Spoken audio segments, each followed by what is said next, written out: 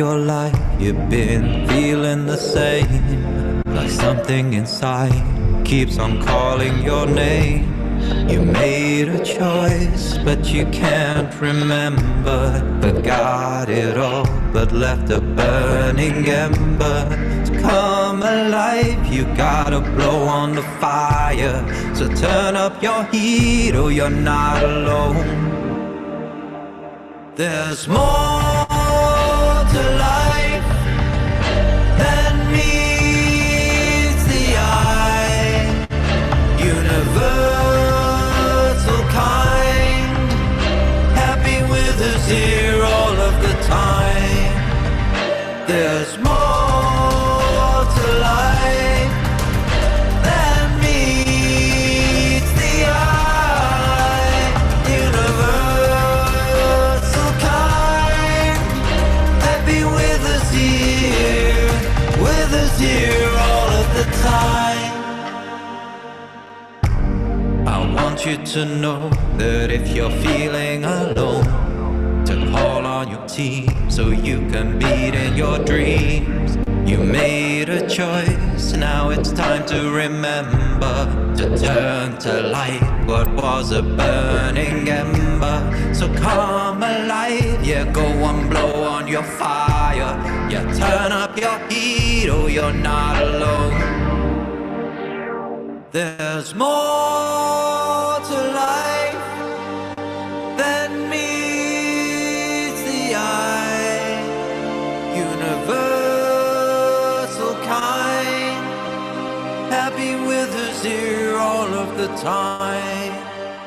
There's more to life than meets the eye. Universal kind, happy with us here all of the time.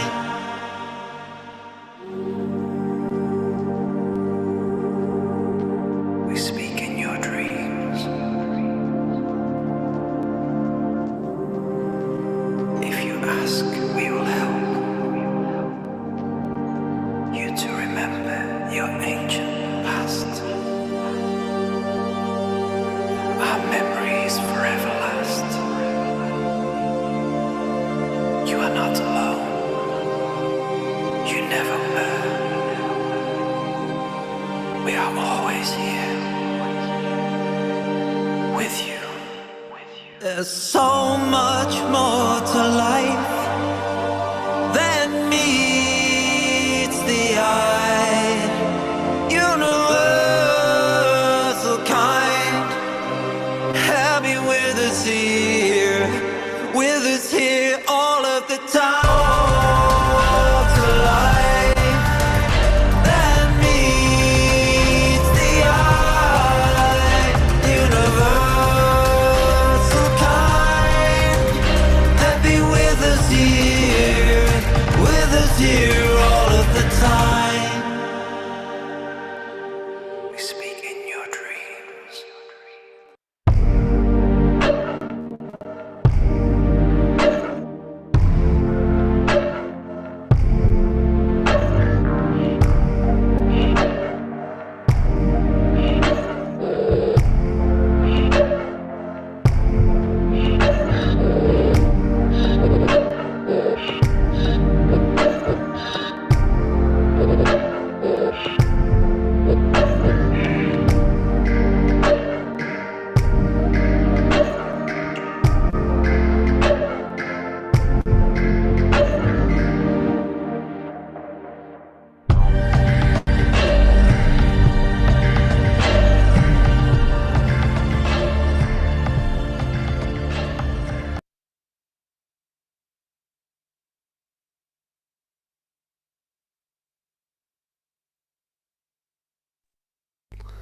Hello and welcome to Multi-Dimensional Transformation Symposium.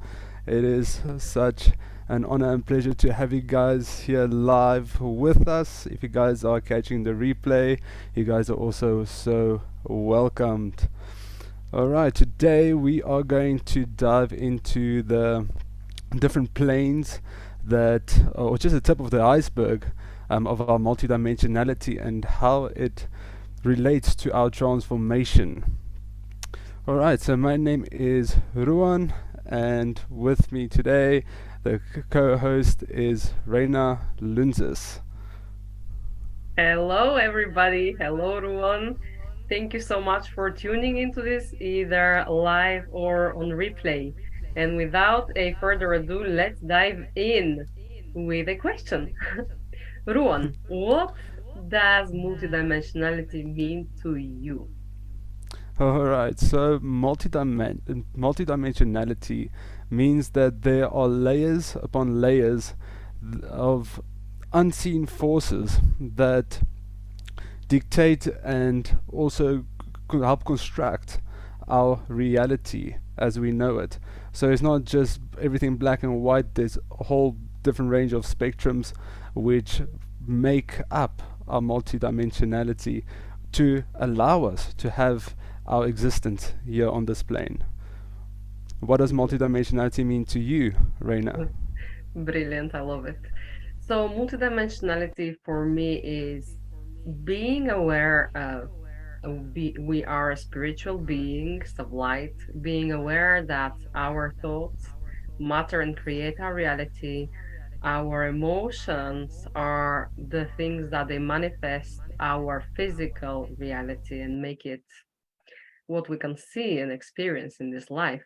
So, multidimensionality is this amazing aspect of experience that we are so blessed with being able to tune into. So, with this being said, let's go through just scratching the surfaces. This is what we're going to be doing today, right? My question for you is, Ruan, and I'm going to improvise now. I will start from spiritual plane. What does spiritual plane is? What is spiritual plane for you? Alright, so spiritual plane is basically like the ocean, right? It consists throughout the whole of creation, every corner. It's nowhere where the spiritual plane is not, right? So it is the foundation which allows all the other planes to really manifest. For us to have a physical experience, for anything to have a physical experience, it must have a spiritual component to it. Okay, amazing. I love your answer. For me, spiritual plane is this that cannot be seen or heard, but you know deep in your soul that this is where everything resides. This is the quantum field. This is the whole field of creation. It's all in there. So we have an access when we quiet our monkey mind down to go and explore what is available there, and we can feel or sense it or see it if we're more visual. And however you experience it, this is absolutely fine. So let's move down to emotional plane then. What is emotional plane? Alright, so the emotional plane is amazing because emotion actually means energy in motion. So the emotional plane is the playing field for all energies, all forms, right? As we know, energy cannot be created or destroyed, it can only be transformed, right? And it's continuous. So whatever we are feeling at the moment, we can transform it and into anything that we want. So the emotional plane is basically the plane which energy moves and how your energy is able to affect everybody around you, whether it be next to you or on the other side of the world. Depends on how far and how deep you want to go. And for you, Rayna, what does the emotional plane mean to you? So the emotional planes mean a step further down to manifesting your reality the way you want it. So some people say it's emotional first and then mental plane. So we can have like a debate over this. But as they are, these planes, they are multidimensional as well. So you can take it and perceive it as a whole, if you understand what I mean. So emotion is your choice of where you emotionally live within you, no matter what is happening around you, inside of you, you have that choice to feel gratitude, to feel love, to feel bliss, to feel abundance, even if you don't see it in front of your eyes yet, even if your thoughts can be, scattered sometimes because of what you see, because in our daily um, way of being, we are very much driven from our mind and from our thoughts, aren't we? But this is where you tune within yourself and you check within yourself. Hold on a minute. Where do I emotionally live? What do I want to experience within me, the universe within me? A very, very powerful place to be and to know that we have a choice. So this is like you're dressing in the morning your physical clothes. This is like you're dressing your soul. This is how you choose what clothes to wear today, dress your soul, and choose where emotionally to live.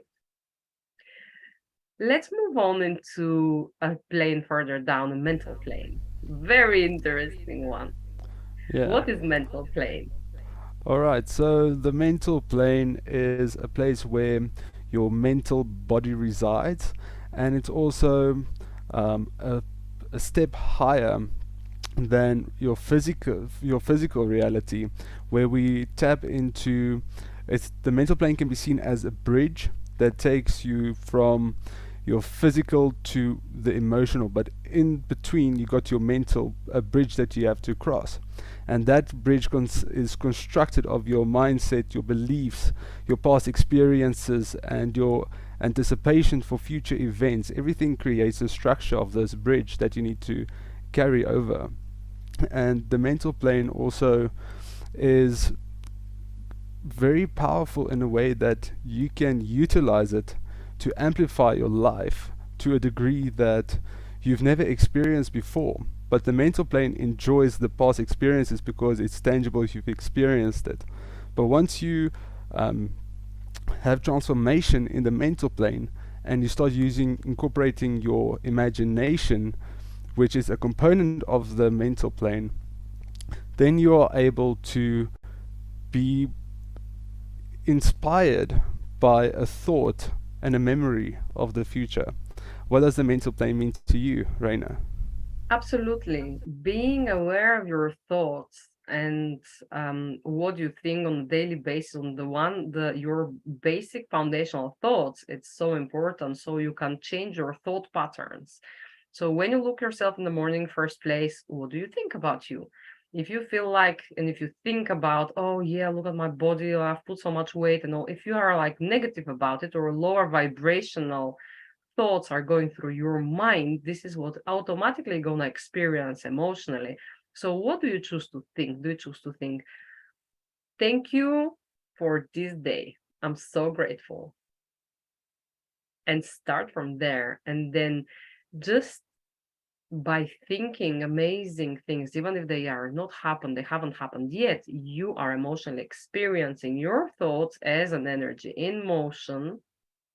And then, if you are consistent with this, you'll see that that is going to manifest in your physical reality as an opportunities, as people. It's absolutely magical experience. So the thoughts, we must be aware of it, as this is what is creating our own self-image. And for me, as I have mentioned before, self-image is the ultimate foundation of our reality as we are experiencing on physical plane. So what is physical plane for you, Rowan?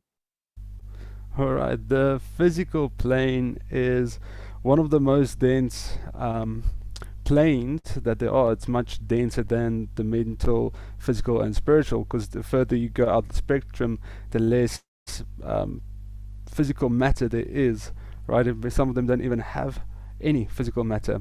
So the physical plane is everything that we can perceive with our five senses, right? Whether you can see it, like the pen. This is physical because I can touch it, I can smell it, I can bite on it, I can feel it, right? But if you're going to zoom in onto the finest particle within this pen, you'll see that they're not even connected. So it's technically floating, but it appears to be a physical object. So the physical plane is not as physical as we always think it is, because everything is in a state of vibration. Coming back to the spiritual plane, where everything is spiritual, right? Everything has a spiritual component to it, the vibration of every single atom constructing the object. So the physical plane is a plane which basically hosts a physical reality where we are able to perceive things as real and tangible and solid, rather than it being translucent and fluid. What does the physical plane mean to you, Rayna? So the physical plane is the reality in which we live. Is, yes, what we see, what we hear, what we taste, what we sense, all these physical senses that we have been gifted by. And then we have an automatic, or almost instantaneous, probably is the word that I'm looking for, access to changing any of those physical experiences in life that we have, as our action are causing the reaction. So without any further talk from myself, I'll let Rouxhan introduce our first guest. We are so grateful to have him here today with us. Rouxhan. All right, we have Vaughan Lee joining us next. He is a mixed martial artist. He has been doing this for well over 27 years, and he's traveled all around the world, taking his students with him, and he also does seminars to share his knowledge. All right, Lee, thank you so much for joining us. The stage is yours.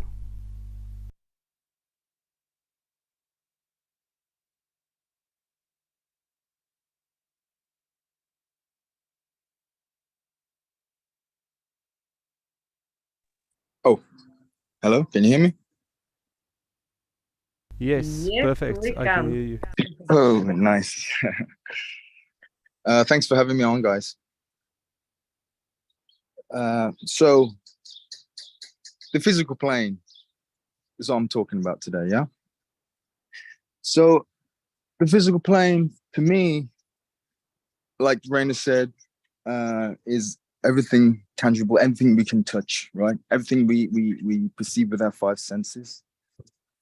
But also, to master this physical plane, it's all about mentality, yeah, mind over matter.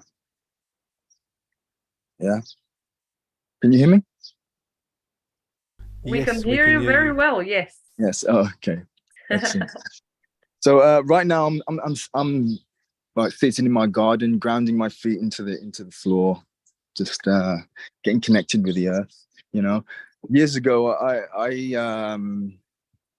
I had experience with magic mushrooms, and it gave me an overwhelming feeling of connection with the earth, you know, and a feeling like we are from the earth, and we've kind of lost that connection, you know, with all the social media and with everything that's going on today that distracts us from nature, you know. And this is what we need to get back to, is nature, you know. Oh, do you have any questions for me, by the way? Yes, Yeah, we we can got. ask you some questions. If you want to just talk about yourself a little bit, your experience with the physical, your story, Vaughan, and then we can ask some questions from there then. Shall we do that? Okay. I grew up in the UK, mixed parents. My mum is Jamaican and my dad was Irish. So I grew up kind of in between, um, like nationalities, like not really fitting in anywhere, but felt like I was, I don't know, I grew up in a Jamaican household where I was always told I was a black person. I'm black. I'm black. I'm black. Even though I'm very light, you know. So this confused me a little bit growing up. But I always had a connection or a deep connection to the Asian culture. So as a kid, I would always watch martial arts movies, and it kind of got me into martial arts and Bruce Lee and philosophy and duality, yin and yang, you know, this kind of stuff. And I was just on a path to like being aware of myself, knowledge, ancient knowledge, wisdom, all this stuff. I always wanted to be one of those old wise guys that you see in the not a wise guy, but you know, those old martial artists that you see in the movies with all the martial arts knowledge, you know, the undefeated guys. And I'm just rambling here, but yeah, as I got older, I decided to study martial arts, different types of martial arts, you know, like because Bruce Lee was my idol, so I would follow his teachings and learn every martial art that I thought was beneficial to me, or that resonated with me, you know. Yeah, just growing up, becoming really good at martial arts as well, you know, having the discipline to stick to one art and master it, and then do another art and keep going, you know. Amazing. Would you mind me asking you some couple of questions? Yeah, of course. All right. So since we are multidimensional beings, with your martial arts and all the arts that you've learned over the years, what correlation have you seen with multidimensionality and the different styles of body movement that martial arts allows you to perform? The correlation. Well, Yes.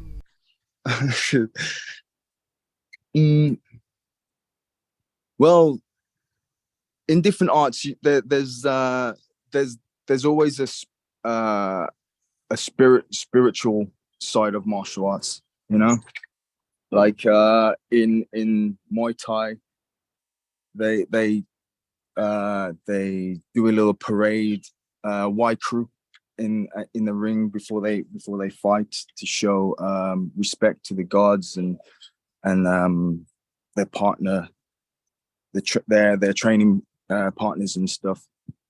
And in different arts like Kali and stuff like this, they do traditional movements with the sticks and stuff to like a dance to show the beauty in the movement, even though it's a destructive art, you know. And what it comes down to is your mentality, your discipline. Do you know what I mean?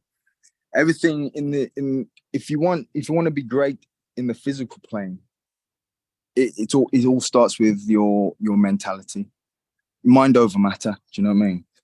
Like it takes discipline to sit and meditate, to be quiet. Do you know what I mean?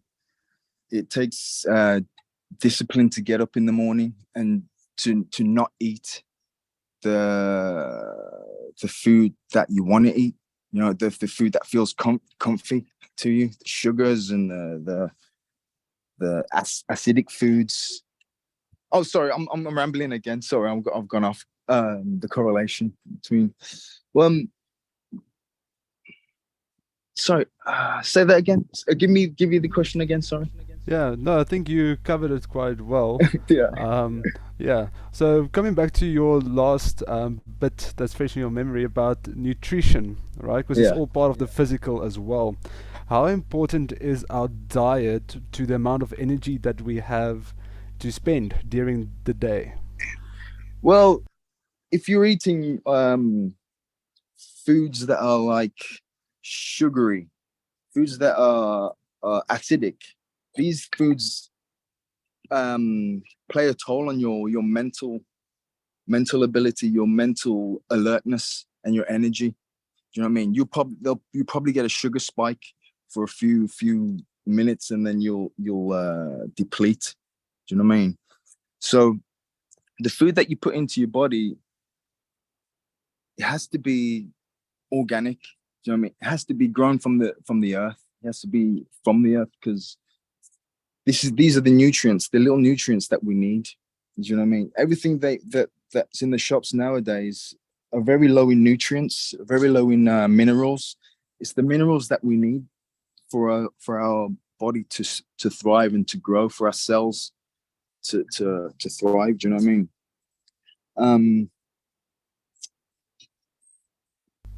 Yeah, I mean, amazing. I've stayed in temples with in Korea. You know what I mean? With the monks, and they feed you a vegetarian diet. The food on the plate doesn't touch. You eat everything separately. You know, and it's just and in a certain order as well, a certain way. So when the food digests, it digests properly for your body to what's the word? Consume it in the proper way. Nowadays, we just eat everything together and mush it all up, and have no regard for how it's affecting the body. Do you know what I mean? How the body's using it as energy and breaking it down. So That's amazing. So the food that we eat, it plays a vital part in our energy system. We need fruit, we need veg, you know. The earth gives us everything we need. Do you know what I mean? I mean, like, Yeah. I try not to eat meat. I mean, it's for those who eat meat, I don't mind. You can eat meat. Do you know what I mean? But for me, it's dead energy. Do you know what I mean? It's a dense energy as well. It kind of is sluggish. It brings you down to a level where you're heavy. You become your spirit becomes heavy. You know what I mean? To be ascended, you want a light body. You know what I mean? You want to eat from the earth. You want to eat fruit and veg that makes your body a lighter. Do you know what I mean? It makes you a lighter being. Your clarity becomes more clarified, for lack of a better word. But you know what I Lovely. mean? Thank you so much. This is really great. We have a couple of questions from our participants. I'll start with Sam. She asks you, Vaughan, what are your tips for mastering physical mental discipline? Oh, baby steps, man. You need baby steps. Do you know what I mean? You need to start off slow, start off small. Every day is a new day, is a new challenge. Do you know what I mean? So, like, you wake up today, you think, I want sugar in my tea. Forget it. I'll have a peppermint tea instead. Do you know what I mean? You got two choices: whether you want to fall back into that same old routine, or break the routine with small little increments. Do you know what I mean? Like doing something different. Like, okay, I'm going to go for a walk today, or a little jog down the road, and then maybe tomorrow I'll jog a little further. Or if you're going to lift weights, I'll lift weights today at home, just maybe 10 kgs, 3 reps. Maybe tomorrow I'll do 5. Do you know what I mean? It's just little baby steps it takes. Because if you try to like, I don't know, be disciplined with what am I trying to say here? If you try too hard too soon, you will fail. Do you know what I mean? You won't keep. It's hard to keep it up. You will fall back into your routine. you need to break it slowly and with small increments, and then build on that every single day, every moment, like we talked about the other day, Rayna. You need to slowly bring it into your routine, to change your routine. Absolutely, I totally agree with you. It's these small baby steps on a daily basis that they count, and they make the difference over time. Should we be patient enough to keep And them that's what going? it is patience. Patience, that's what it is. Patience. But most people want the gratification now, but it's always delayed gratification. Do you know what I mean? Absolutely. Ruan, would you like to ask the next question? Yes. All right. The next question is from Nigel. He says, with regards to the physical plane, what have you learned most that helps you in daily life to interact with the physical plane effectively? Well, now I see myself as a spirit inside this avatar body. Do you know what I mean? So I am not this body. I don't see myself as this body. I see myself as a spirit within this body, that this is my home. This body, wherever I take it, is my home. Do you know what I mean? And I kind of sit back and look outside of this body, and you experience everything from within. Do you know what I mean? So when I'm touching this chair, I'm touching it, I can feel it because of the senses in my hand. Do you know what I mean? Everything's happening within me. So everything I touch is within me. This tree, yeah. This floor, yeah. I try to see myself as a being within this avatar, this body. Yeah, amazing. So on that note, we are spiritual beings having a human experience, right? So how would we say that we recognize the spirit within, and how can we allow the experience to unfold in our physical reality, if that makes sense?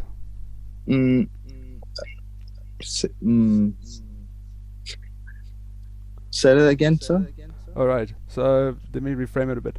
So, how can we perceive more of spirit in the physical reality? Like you mentioned in the beginning, grounding is so important because it's that connection. Because spirituality, at the end of the day, it's all about connection as well. Yeah. So to experience more connectiveness in the physical, how would you go about that?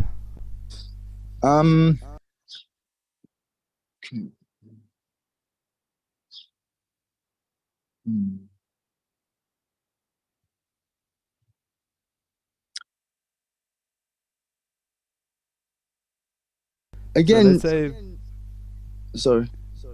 yeah. So let's say before you, let's say practically, before you have to go into, like when you were back then, when you were just starting out with MMA and stuff like that, with martial arts, before you had to step into the ring, right? Because it's a very serious situation that you're about to get in, right? So your spirit starts to move within you, like something's about to go down.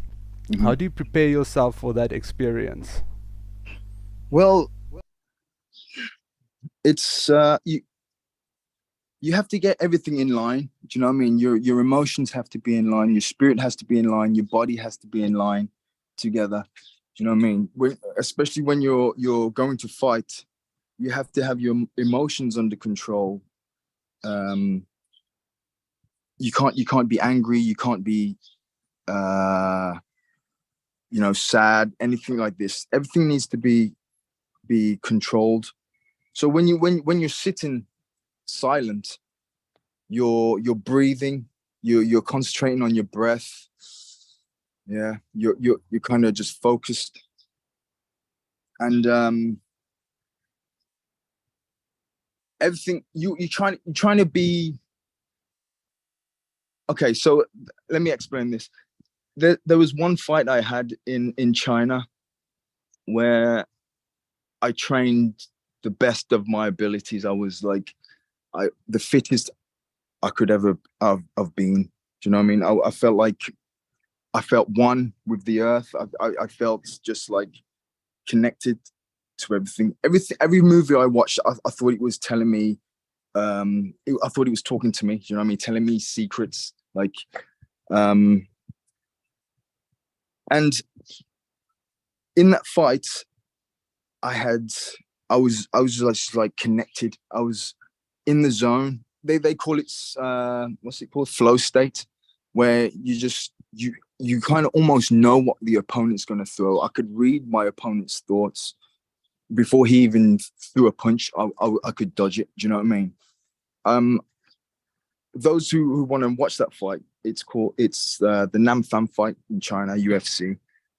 Vaughan versus Nam Pham. Check that fight out, and it just shows I was on a different level. Do you know what I mean? I was so connected. Like time had slowed down. It felt surreal. And after that fight, I was like, whoa, this is. I've never felt anything like that until that moment, and I knew there was something else, higher than me doing this. Do you know what I mean? Because it felt like I was just in the ring, just watching a movie unfold. When I was like, wow, this is amazing. Do you know what I mean? It's the first time I've been in flow state. Wow, that's such an amazing experience, Vaughan. Thank you so much for sharing. So we just had a question which is kind of related to what you have been talking about as well, about competition. When you train the people who are called to you, your fighters, or anybody who works with you, what is your approach, when it comes to competition, for example? So they become their ultimate selves when they're on that ring. Would you talk about that? Yeah, I mean, these guys that I train, they're super disciplined. Do you know what I mean? They turn up to the gym every day, in the morning and in the afternoon, and that's all they do. They train. Do you know what I mean? And what they're training for is they're fighting for a better life than they have now. Do you know what I mean? The guys, the professional fighters, that most of them anyway, they come from a low income background, poor background. Do you know what I mean? So they're trying to fight their way to a better life. Do you know what I mean? And martial arts is a way for them to do that. I know it's kind of destructive also, because sorry, I just dropped my phone. Because the energy is a destructive energy that we cultivate when we're fighting. It's but there's no animosity. Do you know what I mean? There's no animosity most of the time between fighters. We know that we're going in there to demonstrate our skills, and at least that was my mentality when I was fighting. I was going to show that I had a better skill set. Do you know what I mean? That's a good one. That reminds me of Tony Robbins has this quote. I don't know if it's his originally, but I'll just quote it because I've heard it from him. You get rewarded in public for what you have trained in private, right? Yes. Yeah, that's true. So yeah. That's a really great one. That's what is done in the dark will come to light, or something like that. Yeah. that's from the Bible, maybe. No. Yeah, it's discipline. These guys are super disciplined. Do you know what I mean? They have this vision, and again, it's energy in motion. It's that they're training every day at high levels. Do you know what I mean? With one thing on their mind is to get better. Master this technique, do this. So they don't have to think about it. It's just there. Do you know what I mean? It's reactive. It's just responsive. Soon as they need it, it's there. So when you're fighting, you haven't got time to think. Do you know what I mean? You have to just react. You have to do what you've done 10,000 times, and it just comes out when the moment's right. Do you know what I mean? You can't go in there thinking, okay, I'm going to go in there and I'm going to do this. If he does this, then this. You have to just be in the moment, because the fight is chaos. And it's in that chaos where you've got to learn to be calm and collected. You have to control your emotions, control your mind. Do you know what I mean? And have super physical discipline. Not only to inflict pain, but to endure it also, and that comes with control of the mind over the body. You know. Brilliant. Rouxhan, do you have any final questions for Vaughan? Yes, thank you so much, Vaughan, for sharing. It was been amazing. I just got one a question here. Is how rewarding is it to invest energy into physical, powerful activity? It's very rewarding, you know. I mean, like, if you look after your body, you look after yourself, you respect yourself, you feel better within yourself. Do you know what I mean? You can wake up in the morning, you feel good. You know, if your body's strong, if your mind's strong, your body's strong. Do you know what I mean? It all starts in the mind first. You have to have a strong mind so your body can be strong also. You know, like there's a quote in this film called Enter the Dragon that the bad guy says, but it's a true quote. He says, "We forge our bodies in the fire of our will." So the stronger the mind is, the stronger the body is, if you know what I mean. So yeah, you just, even if it's like stretching, yoga, you feel more flexible. You become more like a child. Do you know what I mean? And if you feel good, you smile more. You know, everything's good. You know? Amazing. I can see you looking up. The sun is looking like it's coming out. I can see from my window. Yeah. Oh, brilliant. Vaughan, can you good. just tell us the fight that you mentioned so I can put it on our YouTube for everybody who wants to check that fight in China? What's the name of it? I forgot the name. UFC China, Vaughan versus Nam Pham. Is that NAMPHAM? AN at the end. AN. Nam, yeah, Pham, yeah. Okay, right. Okay. Thank you so much. That's just you just see a demonstration of me in flow state, and I've never been able to achieve that since, but I've been trying to guide my fighters and train my fighters so they can, if they ever enter flow state, they can use techniques that will help them in flow state. Do you know what I mean? Brilliant. Like counters and perfect and timing, stuff that you can't think about. You have to just react and do, you know, in the moment. Brilliant. It has been absolutely amazing to have you here, Vaughan. Thank you so much for your contribution and for your amazing wisdom today on this symposium. It's been absolutely incredible. Thank you so much for joining us. No, thank you, and I love what you guys are doing. You know, your community. You're getting people together, like-minded people. You know, and I wish I was a better speaker. This is something I'm going to work on. You know, I'm more of a doer than a talker, but yeah, it's been a good experience. Like you said, this is something I need to practice. So this is why I did this. You know.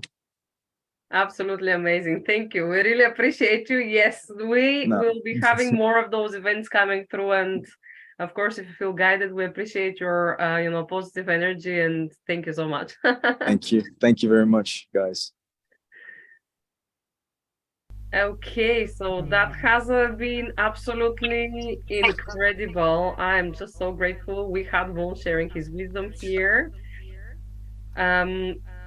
So moving on then, I will let you know now what we have coming.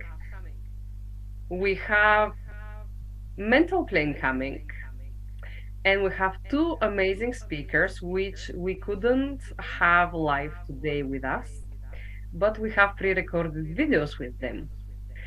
So I'm just gonna introduce our first speaker on mental plane, and this is Costas Lambropoulos. Costas is a Wim Hof method instructor, and he is also trained in hypnotherapy and breathwork. And I had an interview with Costas last week. He's at the moment in Greece on another retreat, which is related to Wim Hof method, somewhere in the Greek islands. And yeah, so we're gonna play that for you guys. So you can tune into that talk on mental plane and how that is impacting us, how we can be better. And at the end of his interview, I've asked him for a small gift for us, which is a breathwork exercise.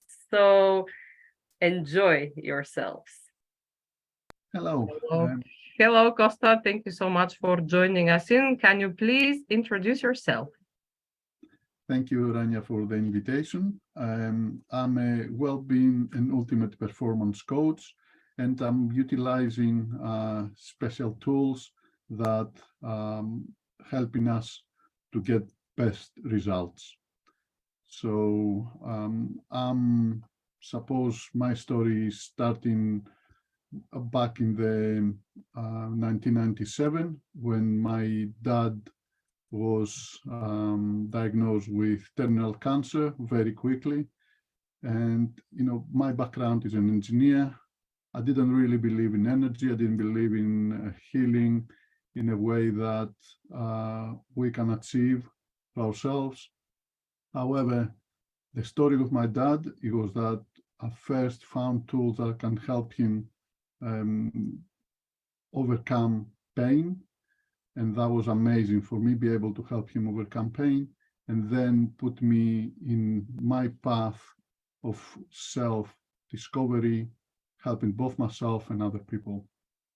So the transformation that I have witnessed between hypnotherapy and breathwork, I think is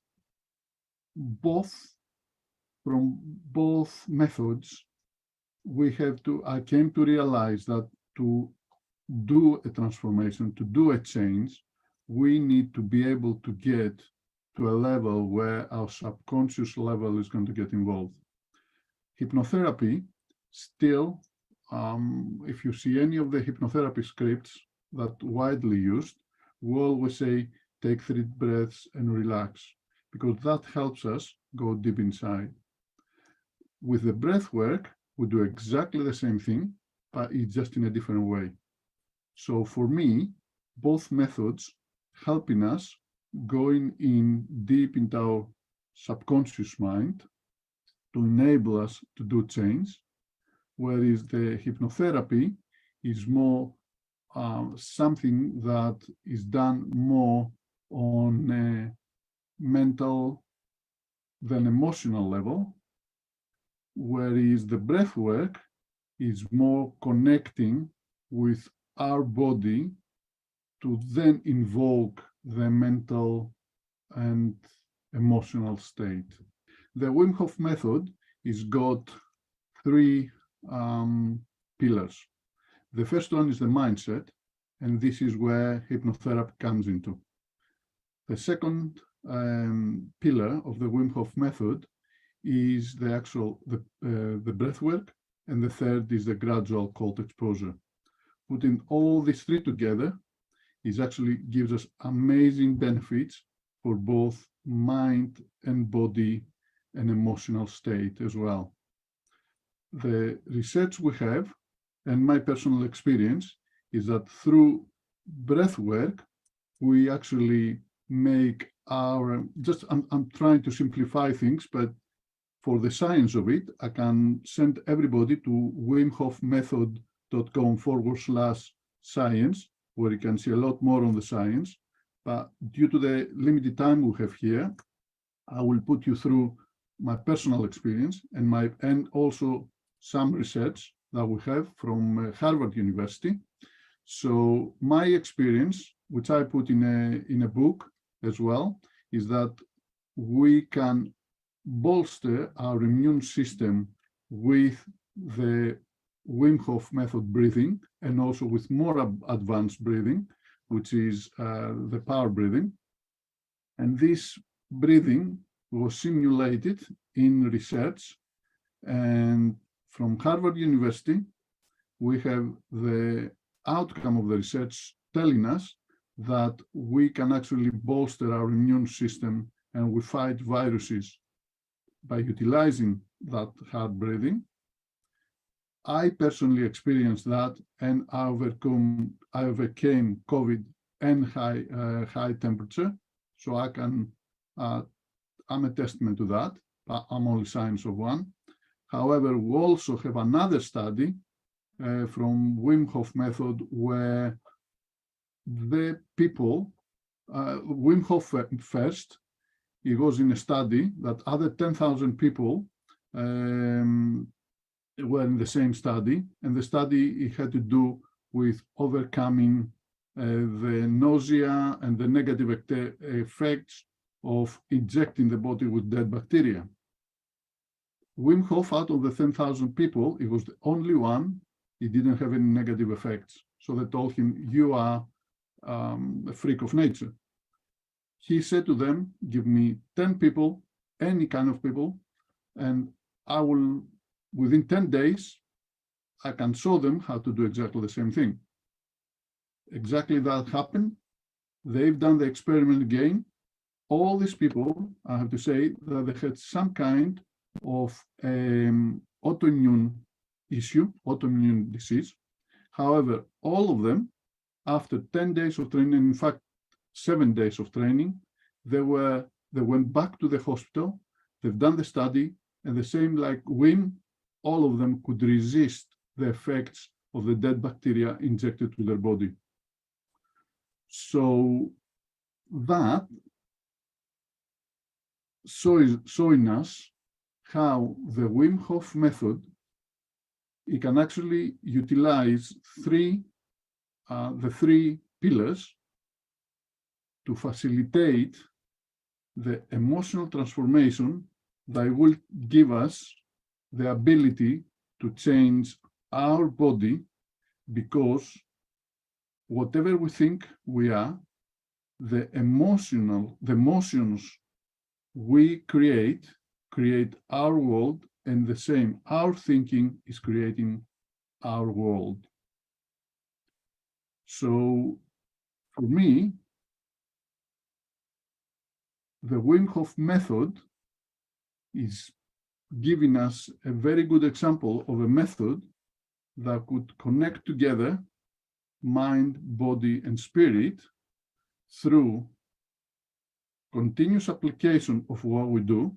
This is the kind of the mindset, through the breath work and through the cold exposure. The ice bath, we can actually connect it to the biggest blockage you have in your life, or you can actually think about it as the biggest obstacle you want to overcome in your life. So if you come to the mental state where you get into the ice bath and you come on the other side, meaning you pass that pain barrier, you go into the other side where you overcome it and you're smiling, okay?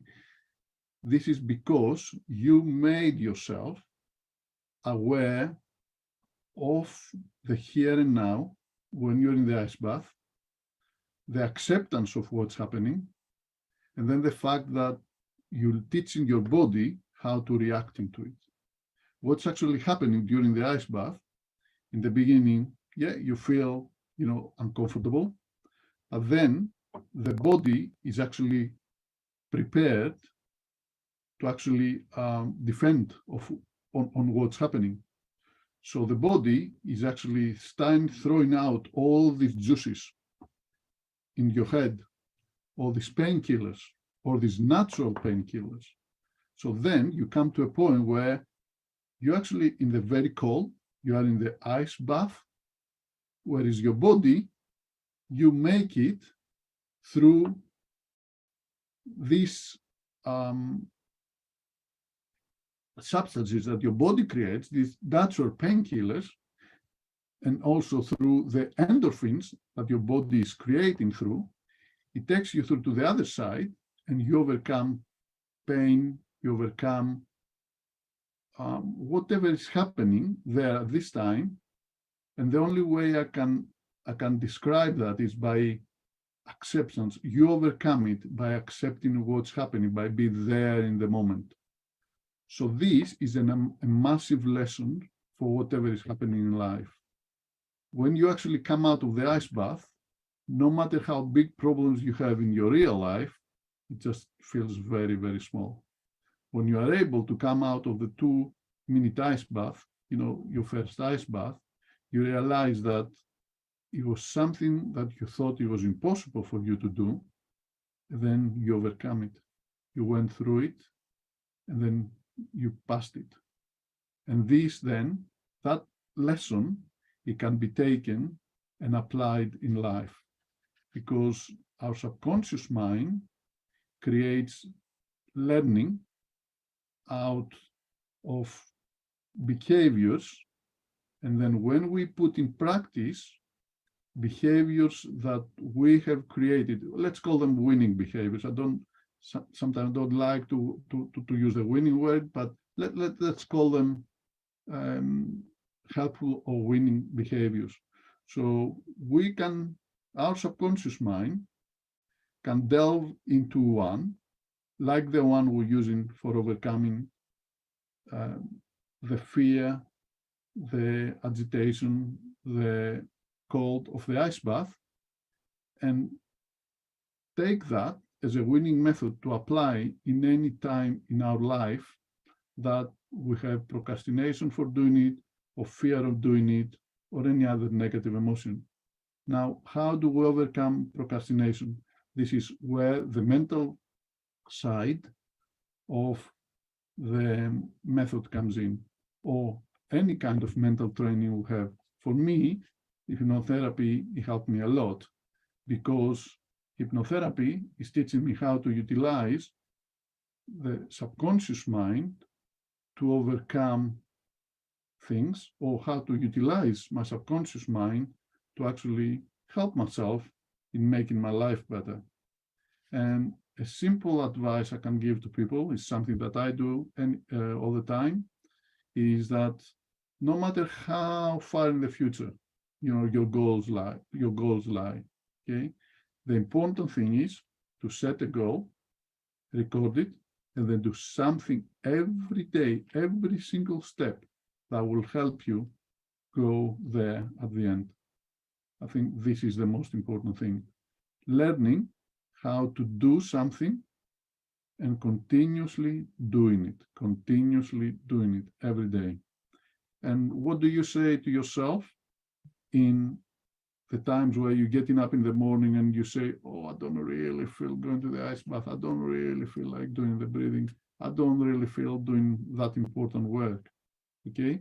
You put yourself in, you bring yourself the picture of yourself successfully having completed the task, and bringing inside you that feeling of completeness, the feeling of satisfaction you have when you completed the task. So the most important skill, I believe, we can take out of it is that the most important thing is to learn how to change our state. I believe out of all the years I work with human behavior, this is the most important skill that when we come to master, we really become masters of our destiny. First of all, let's see how what we do through the Wim Hof method and the breathwork benefits our state of mind and overall motivation.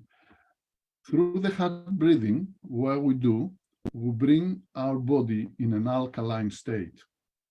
Through the alkaline state, okay, our body is getting ready for the oxygen to get stuck into our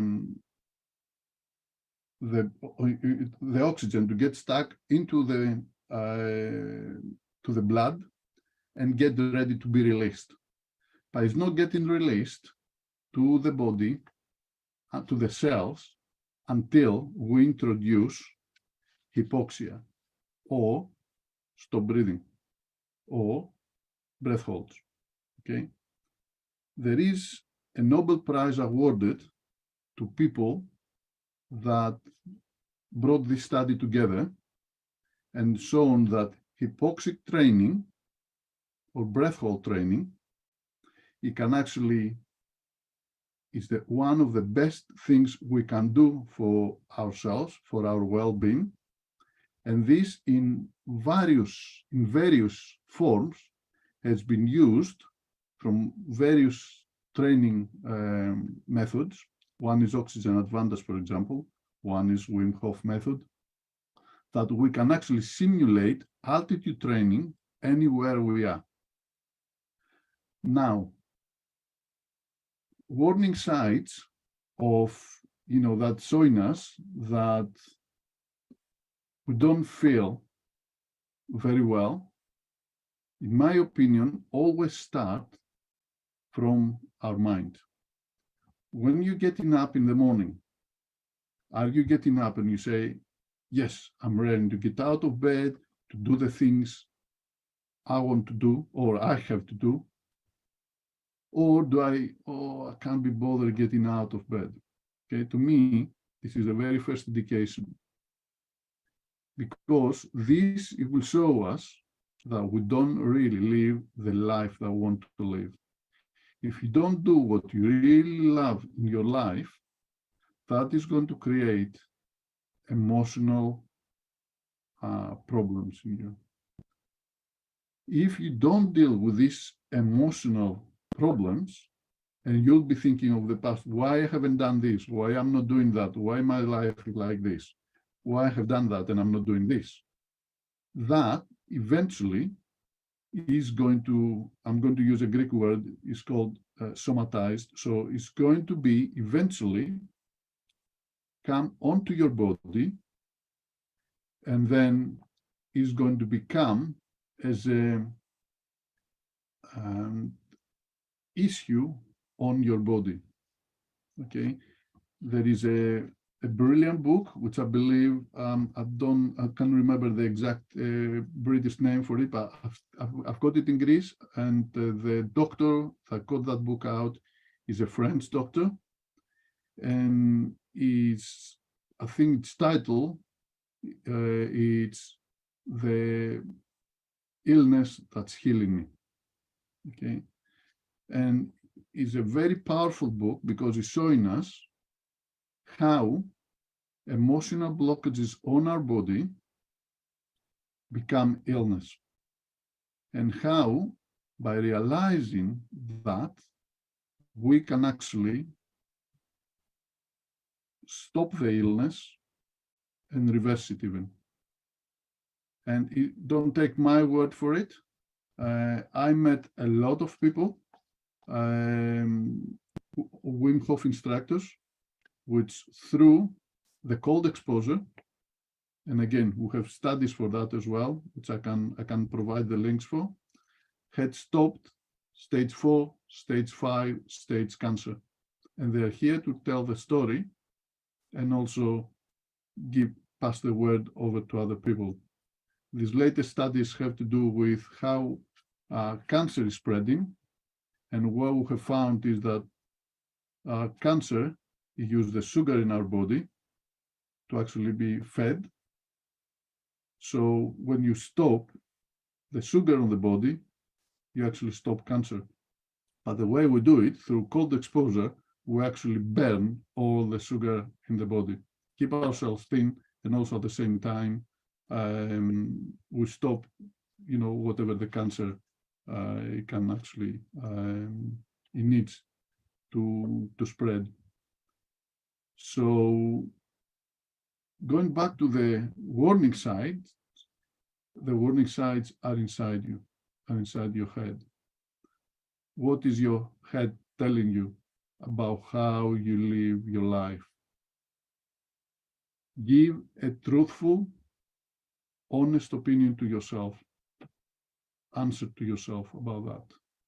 Is your life, you lead the life that you want to live, or is it the life that somebody else is actually asking you to lead for? Is it the wishes of your parents? Is it the wishes of your partner or friends or the people around you? To me, this is the most fundamental question. Do you live the life you want to live? If you don't, that is going to result in this becoming an issue for you. This is the most fundamental sign for me that it will show you if you want to come out of bed early in the morning or not. So the Wim Hof method is actually a breathing method that consists of the following. First of all, you start with you doing 30 deep breaths, and the way you do it is you start first from diaphragm down the bottom, then you bring the breath up. It's like a cyclic motion. So I'm starting from the diaphragm, then bring it up, and then let it go. I don't exhale hard, I inhale hard, but just exhale, just let it go. Now, another very important thing is breathing through the nose. This is another completely different chapter, but it's a very, very important one. What I want to say is that if you snore, or if your partner snores, or anybody you know snores, please ask them to start breathing through their nose. I used to snore. I don't snore anymore. I run marathons. I breathe through the nose when I run. It's the most important. Again, we have science. Why is so much better. One thing I'm also going to say is please teach your kids to start breathing through the nose. And again, we have research on that. Why? Because when you breathe through the nose, the tongue is sitting flat on the upper side of the mouth, and that lets the rest of the bottom jaw develop properly. So when you see people that they have very pointy jaws, that indicates that they breathe through the mouth. And why is that bad for the kids? Because the teeth, they don't develop properly, and that's why we have to wear, as kids, that's why the teeth, they don't grow properly. That's why they need to have help in actually on the teeth to be developing properly, and that's why you usually have orthodontic operations. So please, please, please learn about breathing through the nose. So let's go through the technique. So the technique consists of 30 breaths, starting from the stomach or from the diaphragm, coming up, and then we'll just exhale. So we'll repeat that for 30 times. On the last breath, we take a deep breath in, deep breath out, and just let it go. We don't push, we don't force, we just let it go, and we hold. This is the breath hold. And then we repeat this 3 times and even more. The more we repeat that, the deeper we'll go inside. And the deeper we go into the subconscious mind, into our body, into our feelings. And then we let the emotions come out, and it's an amazing catharsis that is taking place. So let me do one round for you, and if you want, you can follow me. So deep breath in, let go. Deep breath in, let go.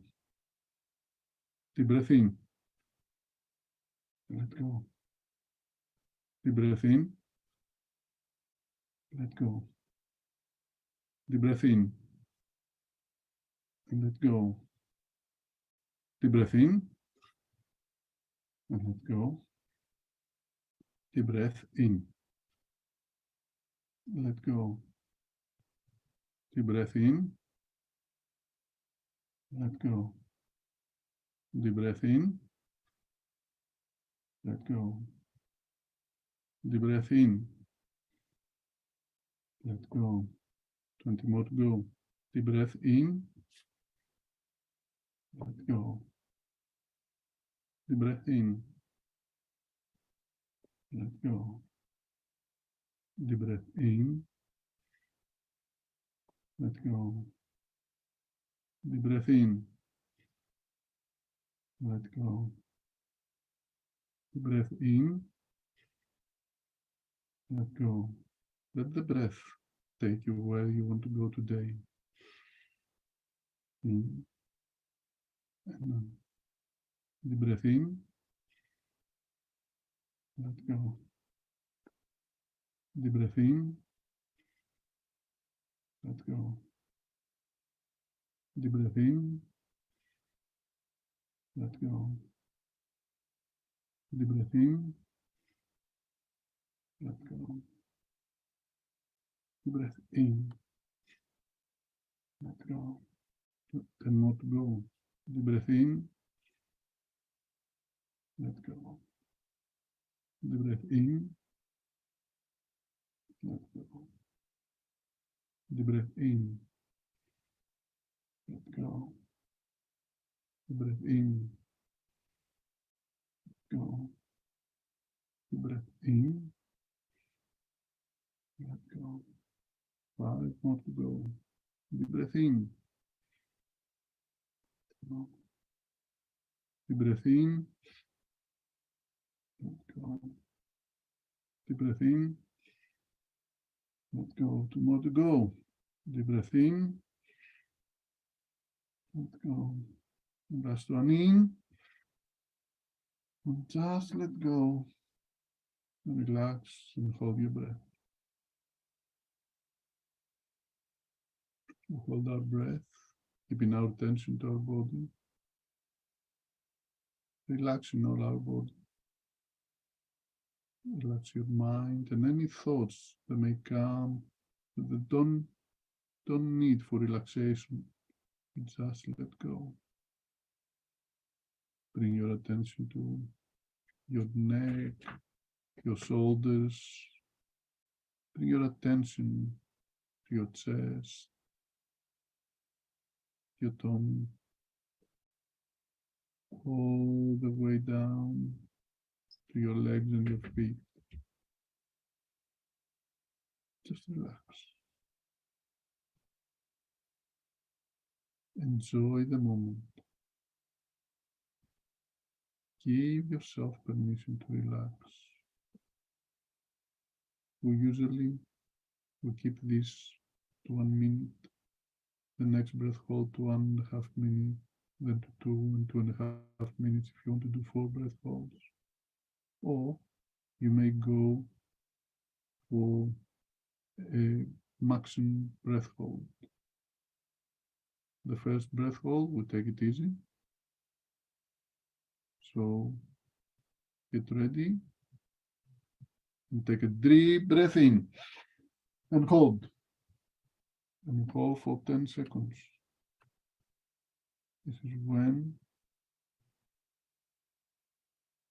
the blood from the red cells are reduced to the cells of the body. And then let go. And relax.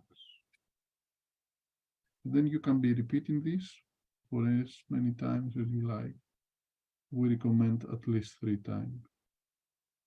Thank you very much and have a fantastic day.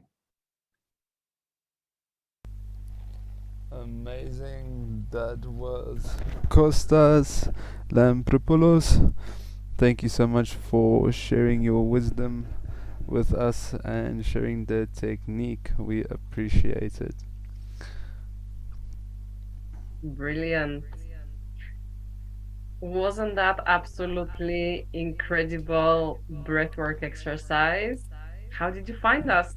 How did you find it? Shall I say? Chat to us in the comments on YouTube or on Zoom. I must say I absolutely love breath work and the effects that it have on our body and our subconscious, and it's also the breath is actually the driving force for our multidimensionality and tapping into spirit. So yeah, this is a very powerful method, and yeah, it's a very good habit to have as well. Absolutely. And same with the ice bath or ice showers, shall I say. I have returned to ice showers at the moment, 20 seconds. But it's still a start. It's good. I mean, what Costa said about 2 minute ice bath, I'm gonna challenge myself to do that. I know, Rowan, this is something that you mentioned in one of our lives previously, that it's something non-negotiable for you, an ice shower in the Yeah. morning. Yes, it is the best way to wake your body up and give it that shock. It's also this actually the as Costas mentioned, it's the mental plane, because if you overcome that obstacle first, right, then you are ready to face anything for the day because you've conquered the biggest challenge that your mind would have faced that day already. And if you do it early in the morning, doesn't matter what pops up, you are ready to handle it. Absolutely. That's all so amazing. Do you guys have any questions for me and Ruan that is related to this pre-recorded session? If we can answer them for you, please ask these questions and answer time. Yeah, I found it very, very enjoyable, both Vaughan and Costas, and I'm super excited for the rest of the speakers that are in line for all of us. Absolutely, yes. Okay, so Sam has a question. What a good way to start breathwork? It's something I want to incorporate daily. I'll let you answer this question, Ron, as you are more Yeah. advanced on breathwork. All right. So a good way to start breath work is first by dropping down and discovering your limits. How deep do you want to go during that session, right? So breathing is an automatic function within our body because we can forget that we are breathing most of the time. But once we sit down and say, okay, I'm going to use this time, let's say 20 minutes, to just focus on breathing, you are then setting your intentions to consciously breathe.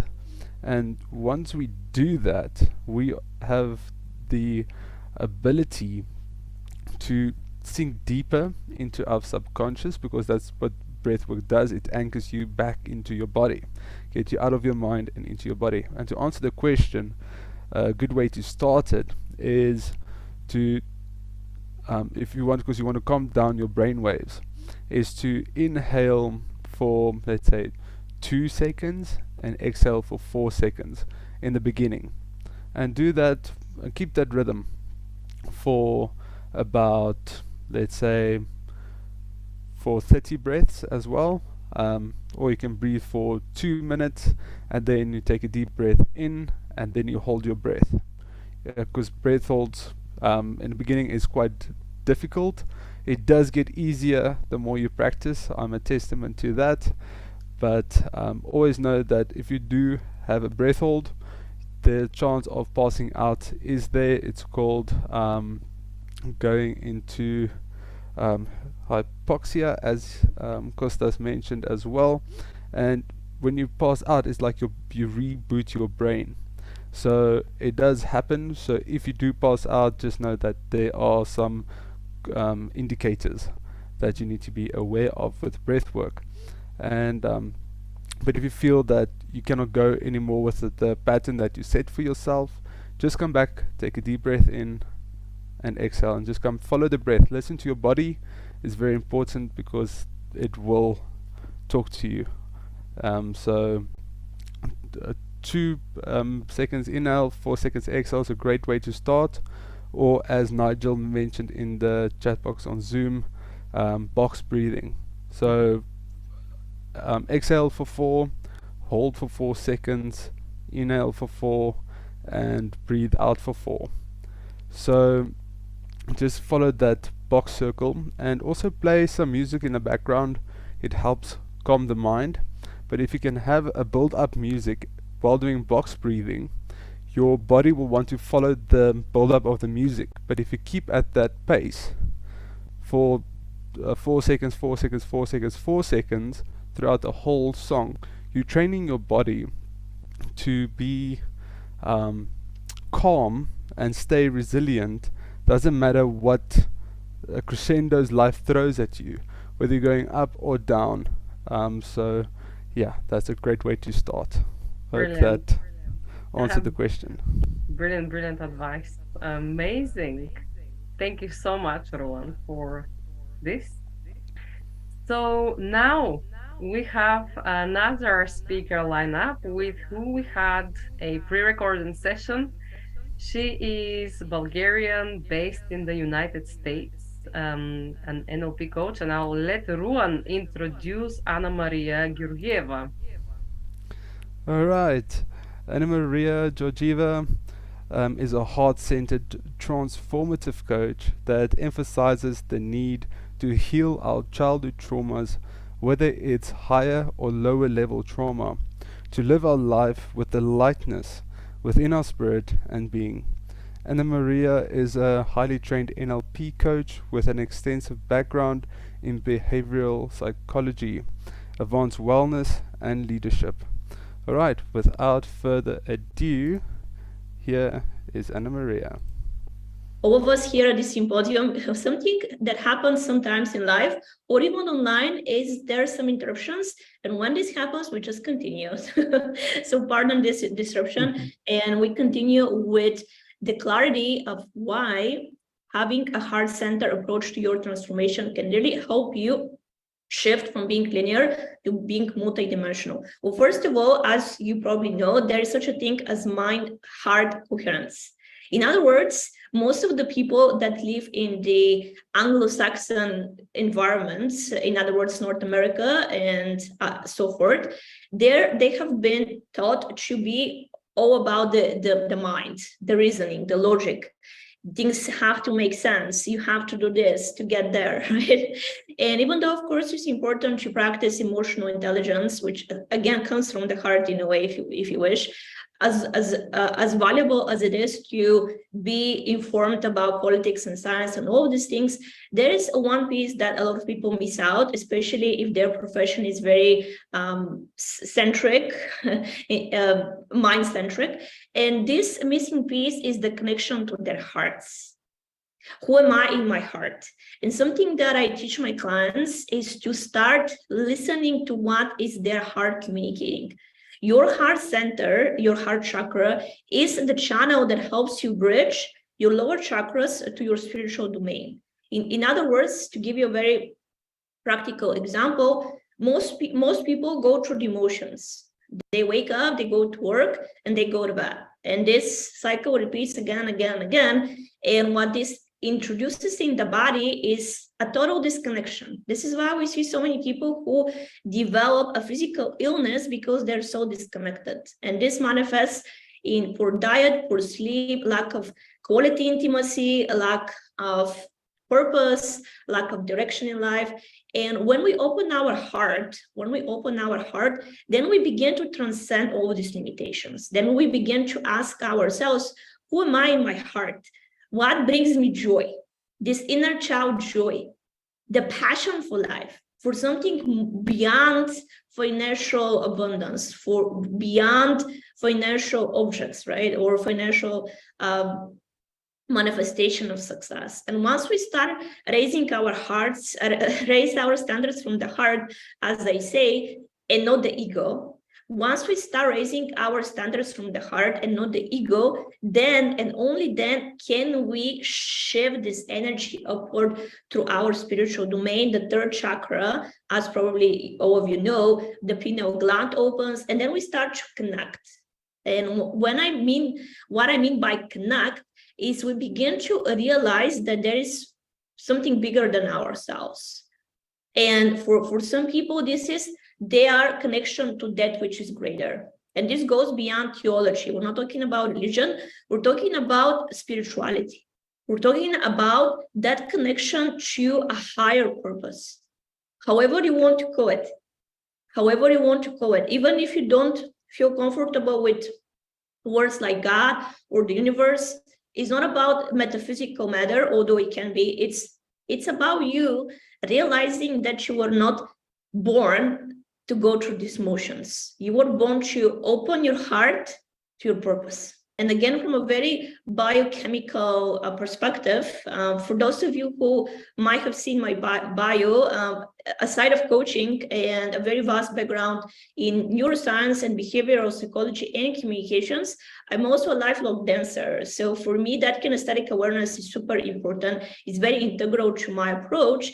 And essentially what this means is to realize that your energy that you have in your body has to move, has to shift. This is why we say that emotions are energy in motion. And whether you move this energy through a yoga practice, through sitting in meditation, through walking, to running after your kids, it doesn't even have to involve physical exercise. As long as you're moving, as long as you are shifting this energy. And again, your heart is recycling your emotions every single day. And one more thing before we continue, again, if most of your emotions on a daily basis are apathy, disdain, blame, judgment, for me, self-blame or victimization, anger is a very dominant emotion that I see in people who haven't overcome whatever happened in the past.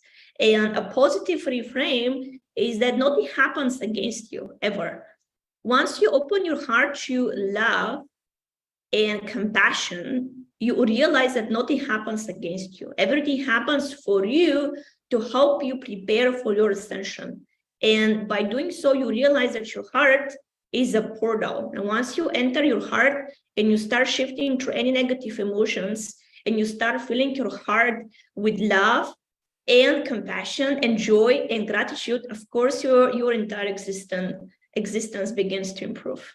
Once you feel light in your heart, you feel light in your body and in your life, right? So this is why there is one thing that our audience learns from this interview is to focus, just to give you one action step that is super practical. Just begin to notice these things. If you wish, you can start by journaling. Every single day you can start journaling and ask yourself, you can use the 80-20 principle that I use in almost every area of my coaching. The 80-20 principle, at the end of each day, ask yourself this very simple question.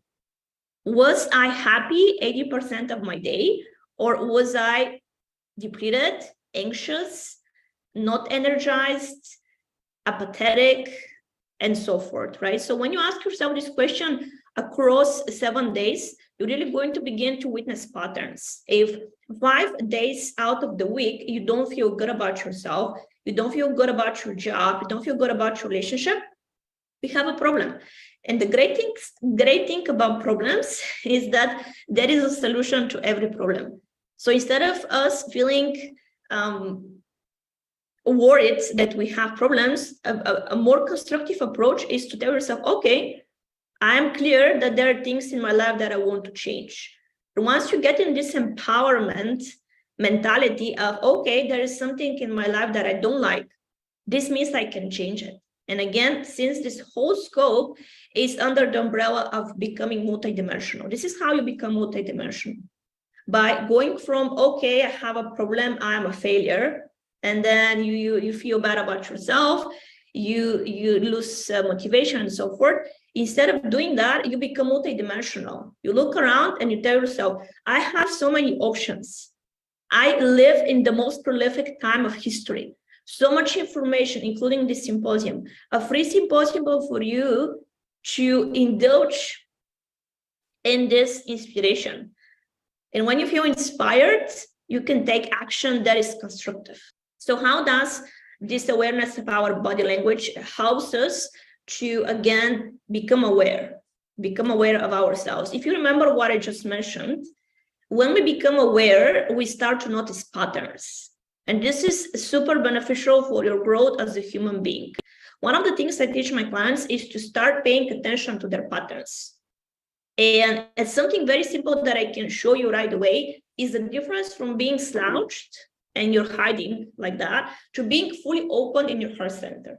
You can tell so much about a person by the way they hold space, by the way they show up, whether this is in a virtual setting, in real life. and so forth. Even in written communication, you can still feel someone's energy. So in other words, this is something that you can start observing every single day. To be aware of yourself. And a very practical exercise that I'm sure some of you might have heard already is the I am enough mirror practice. When you go in front of a mirror and you look at yourself in the eyes and you tell yourself, I am enough. I love myself. I fully accept and approve of myself. And then observe what happens. It's one thing to say it, another thing to believe it. And FYI, as a disclaimer, it took me a lot of healing to believe that I'm enough. So I hold a lot of compassion to you if you're still going through this journey of overcoming self-criticism. It's very important to be gentle on ourselves. It is a journey. It is a journey of becoming the best version of yourself. So going back to this exercise, when you talk about your dreams, when you talk about your purpose, when you talk about the things that inspire you, that set your soul on fire, observe your body language. Is your body language relaxed? Do you feel good about yourself? Do you have that inner child type curiosity, joyfulness? By changing your body language, just by standing tall and having that posture of a confident person, you start to shift your internal energy. And by shifting your internal energy, you shift the way you communicate. And as we know, words have power. And the more confident your language is, the more confident your body language is, the more confident your manifestation becomes. What is the common hurdle we humans have to overcome to make decisions that can transform our lives? Oh, I love this question again, because ultimately, as I tell my clients all the time, it is the things that we don't know that hold us back, right? Virtually everybody knows that to change your life, you have to change your beliefs, you have to change your actions. Of course, you have to change the way you go through life. Ultimately, if you go online and search for information that helps you to transcend, you're going to find endless, infinite information streams, right? And we all know that information alone does not create change. It is the application of this information that creates change. And for us to apply these breakthroughs, first we have to get aware of these breakthroughs. So to answer your question, what is the most common hurdle we have to overcome? It all goes back to childhood. I have specifically studied for many years inner child work because my clients and myself, we had an inner child that had to heal. And ultimately, even if you had a happy childhood, even if you had loving parents, there is still a lot of benefit of going back to your earliest childhood memories and figuring out if there is anything that happened to you that blocked your creativity as an adult. Because ultimately, if you were drawn to this symposium, that means that you're here for a reason. Nothing happens by accident. You came here because you wanted to find answers that help you up level, to find your purpose, to find a way to follow your calling or to improve your relationship or to improve yourself. Whatever your reason to be here is, you're here for a reason. And I want you to now pause and close your eyes if possible and ask yourself, why did I come here? Why am I listening to this interview? What was my intention? And is there anything that I feel intuitively that is holding me back?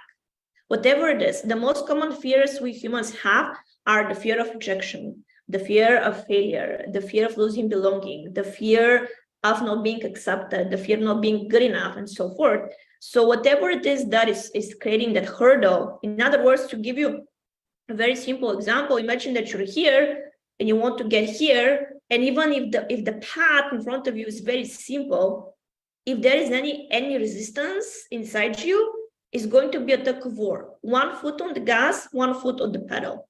So for you to overcome this hurdle and to get yourself accelerating on the way to success, again, go to a childhood memory and begin to trace anything that might have happened to create this block.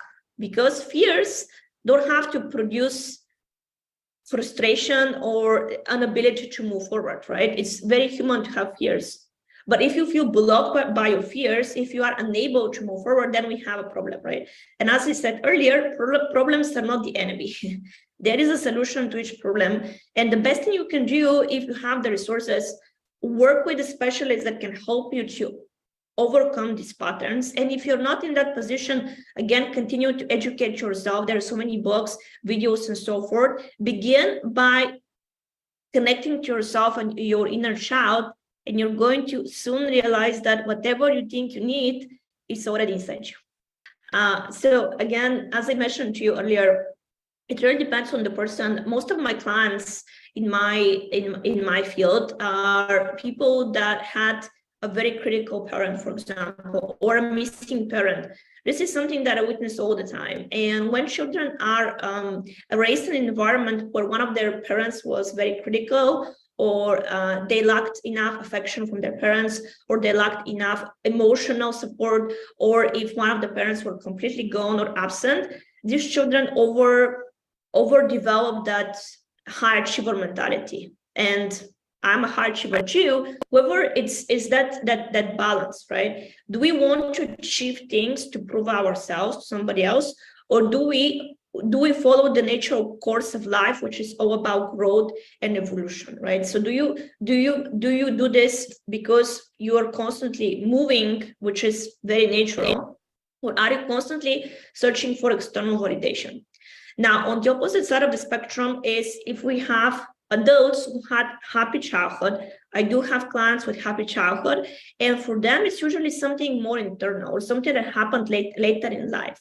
And again, it is tied to their inner child awareness, right? Because sometimes it's a lowercase trauma that happened at school. Maybe you were bullied, or maybe your teacher did not encourage your talents, whatever that happened. Most of us go through life with lowercase trauma.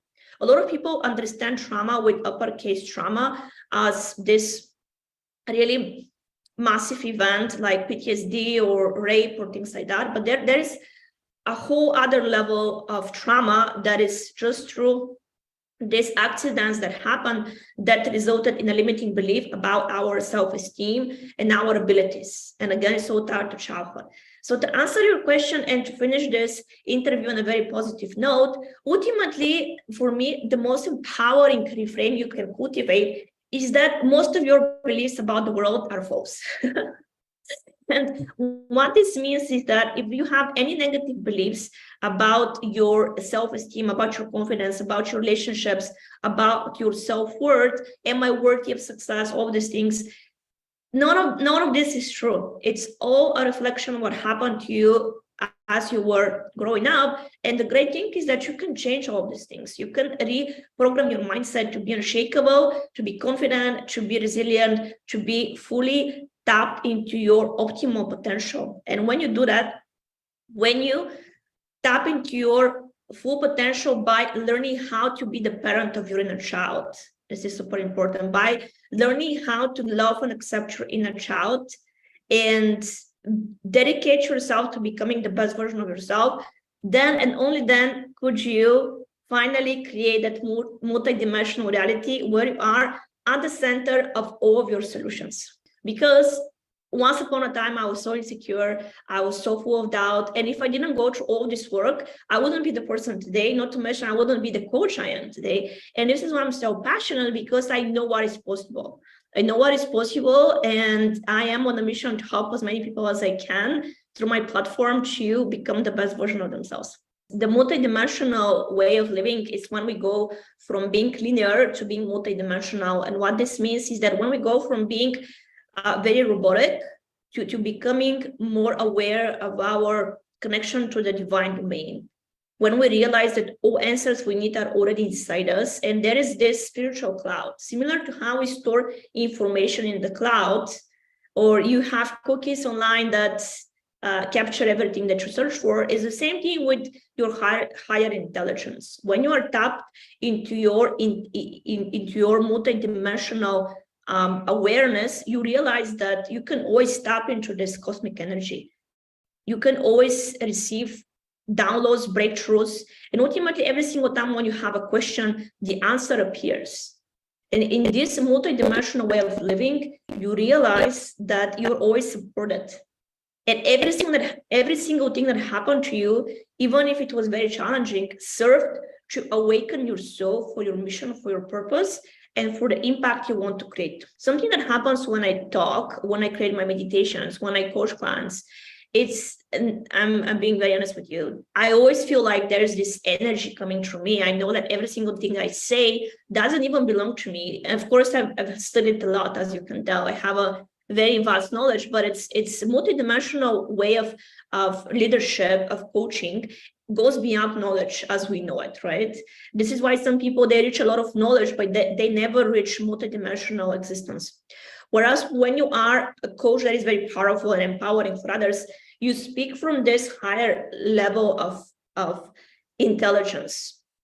And when this happens, we become transformational just by being in the room with people. And I know this sounds very confident for me to say, but it's the truth. It's the truth. When we are fully tapped into our purpose, people feel inspired just by being in the energy of someone who is so aligned to themselves. This is my appeal to you, to believe in yourself, because you have gifts and talents.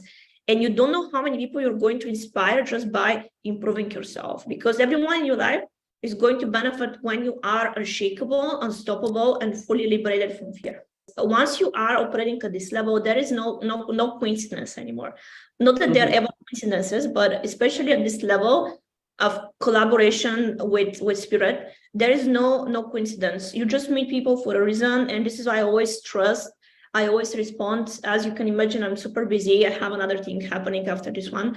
And nevertheless, I said yes, because when we are multidimensional, we also say yes when we know that whatever we're doing is meant to happen. So I knew that I was meant to be here, and I'm here.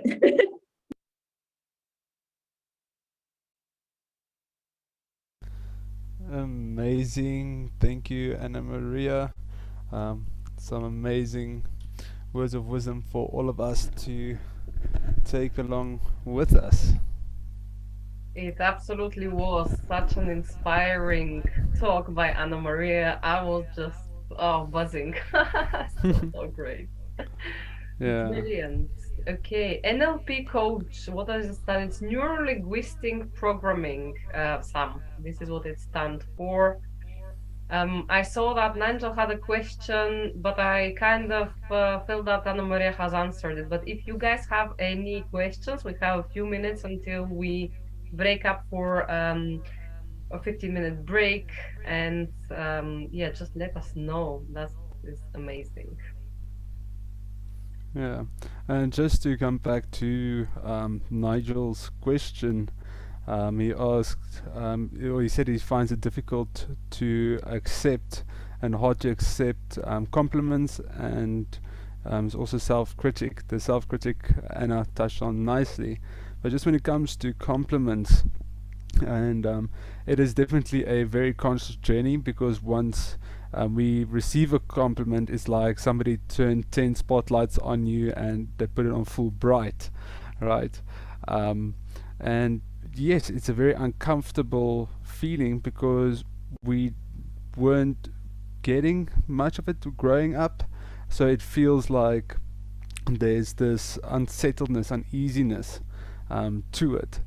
But the best way to start and becoming the first step is becoming aware that when somebody gives you a compliment, that you feel unsettled because of that.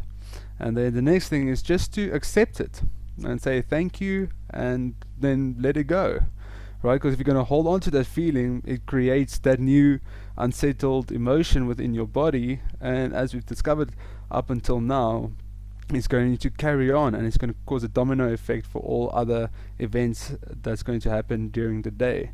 So the best is just to accept it, thank the person, and then just let it go. That's a great advice. It is definitely a conscious journey of being aware of, are you open to receive that, kind words from somebody? So it definitely as well affects the manifestation in your life. Or are you blocking yourself from receiving, So becoming aware and conscious of that, it's a really the very first step on that aspect as well. And it all brings, you know, the mental state, it brings you the thoughts, and then again, just being aware. It's like sitting outside of the car, not getting into the car, but just seeing the thoughts passing by and like choosing, you know, which thoughts to think. Yeah, Yeah. amazing. So if you guys have any questions, the chat box is there to be utilized. But Rayna, I got a question for you. Right, so out of the two planes that we've discussed, the physical and the emotional, what The physical and the mental. oh sorry, the physical and the mental, right? What similarities did you see that they're actually similar, but one is just a bit more dense than the other?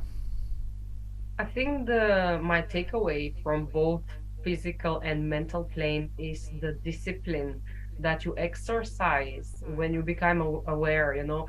As Vaughan mentioned earlier, it's the discipline of having that choice of putting sugar in your coffee or having a herbal tea instead, right? And then the discipline of looking at yourself in the mirror and saying, I'm enough. I love myself, and choosing to think that and choosing to train your state in that mental state, or choosing to go and to have that 20-second, 30-second, 2 minutes ice bath, or doing the breathing exercise to calm yourself. It's that self-regulation and self-discipline that I find that it's very much applicable between the two planes. What about you? Well, for me, that stands out is the growth aspect of it, right? Because we want to grow physically, we want to be more healthy, we're striving for growth, we want to eat better, we want to exercise more.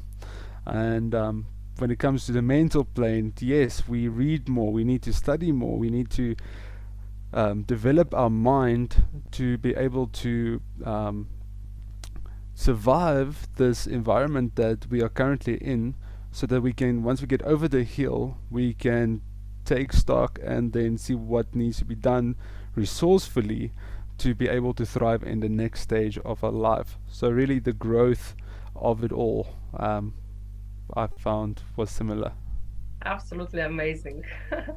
Sam has put us a comment in our Zoom. Ruan and Rayna, you both look very radiant today. Sam, thank you so much. A Thank you, lot Sam. of work has been going on for this symposium, and both me and Ruan, we were like so excited, you know, to run it. We spent a lot of time yesterday troubleshooting things that needed to troubleshoot. I had a lot of clearance in my dream last night, going through all the things that can go wrong and then choosing then to go back to sleep and say, okay, let's now go through all the scenarios of what can go right. So here we are. It's like I feel like I'm floating, you know. I feel like this is just absolutely incredible. I mean, to hold space for everyone who is feeling guided to come on. We have people watching on YouTube and you guys on Zoom as well. Have those inspirational speakers. It's just been such a privilege, and I'm just so grateful, grateful, grateful for being able to do that. You know, we're living in those amazing times. Yeah, and also on the light of the symposium, I just want to commend and thank everybody who's joined up until now, and yeah, hope you guys are learning something. And there's always those little key nuggets. The symposium will be available on replay on YouTube. It will be on there at any time if you want to come and revisit this. And because this is also multi-dimensionality, right? I'll touch a bit of this later on, but if we get knowledge now, if we get a golden nugget now, if we come back to it later and revisit it, that golden nugget has grown, and you're like, okay, how did I miss this last time? So that's multi-dimensionality, is layers upon layers upon layers, and it's part of you, it's a part of me. So yes, we are going to take a quick 15-minute break. Alright, if it's the time to go to the bathroom, get something to eat, and then after that we got 2 more planes and something special coming up after the break. Alright, see you guys in 15 minutes. See you in a bit.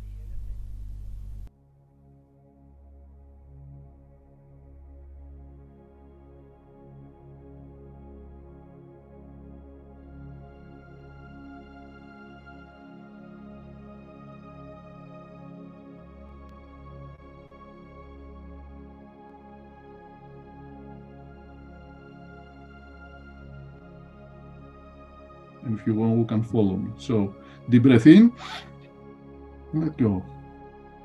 Deep breath in, let go. Deep breath in, let go. Deep breath in, let go. Deep breath in, and let go. Deep breath in, and let go. Deep breath in, let go. Deep breath in, let go. Deep breath in, let go. Deep breath in, let go. 20 more to go. Deep breath in, let go. Deep breath in, let go. Deep breath in, let go. Deep breath in, let go. Breath in, let go. Let the breath take you where you want to go today.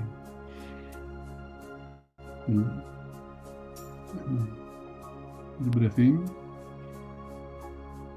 let go. The breath in,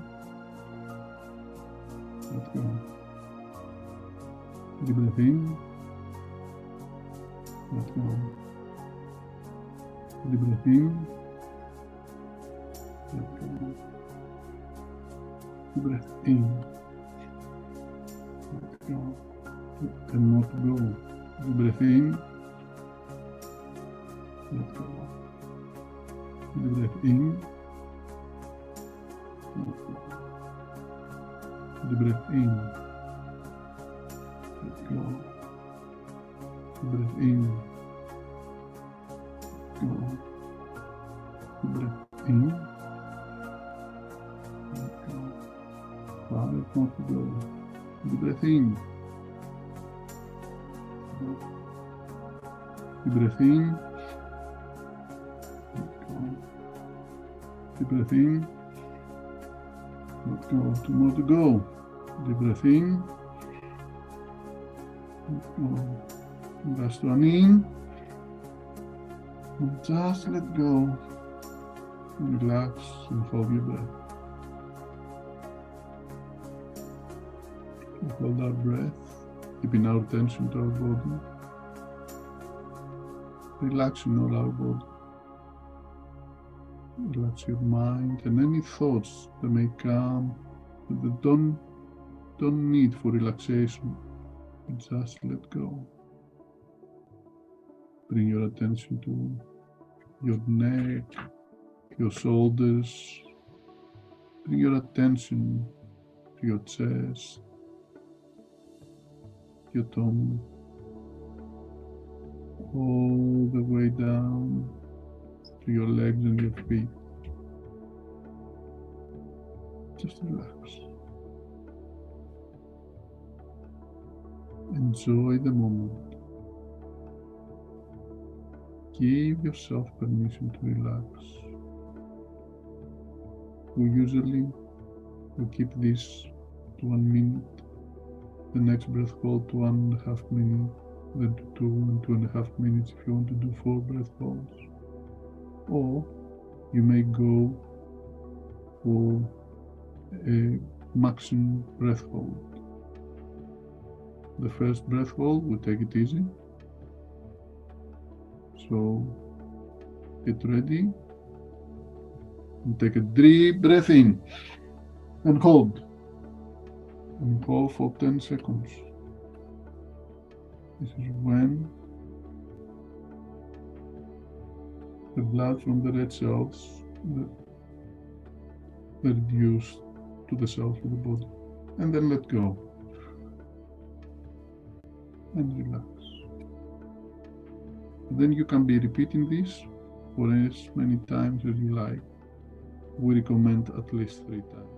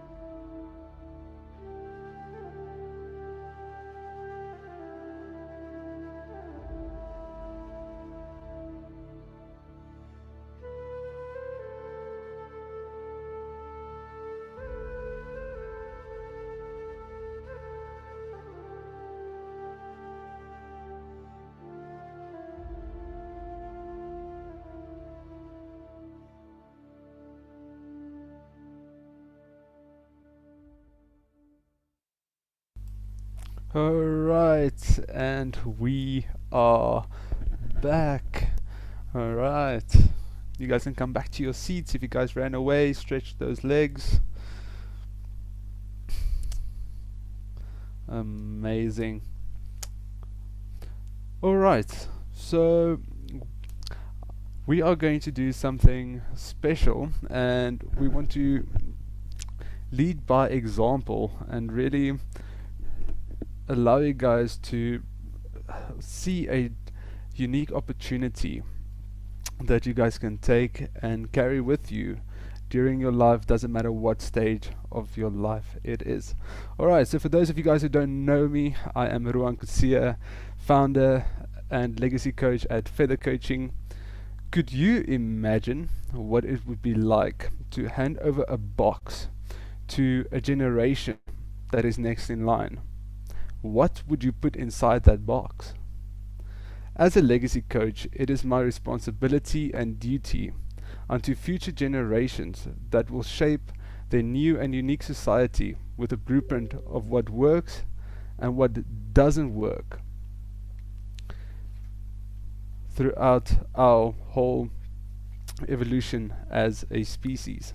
We have a chance in this lifetime to add to the foundations of the future through being of service and to provide our own unique puzzle piece to the whole. Would you agree that if we do not step up to the plate to be a role model in our own unique way, that our personal mission on this planet remains incomplete?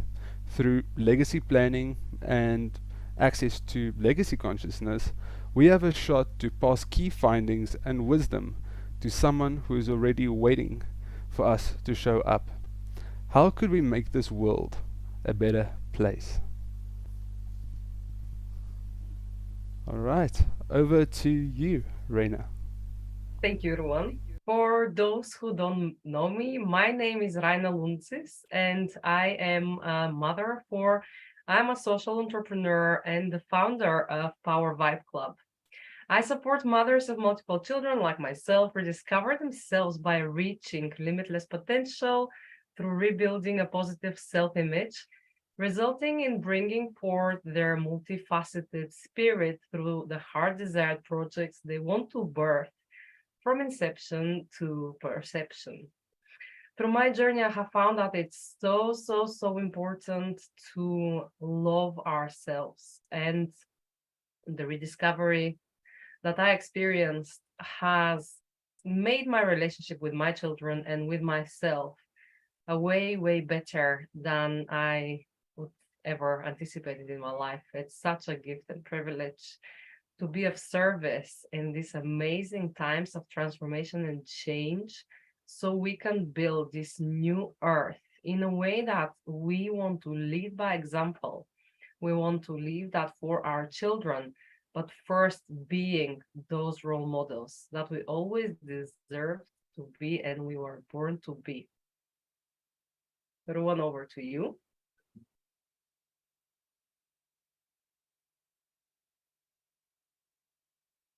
Oh, I can. Alright, sorry.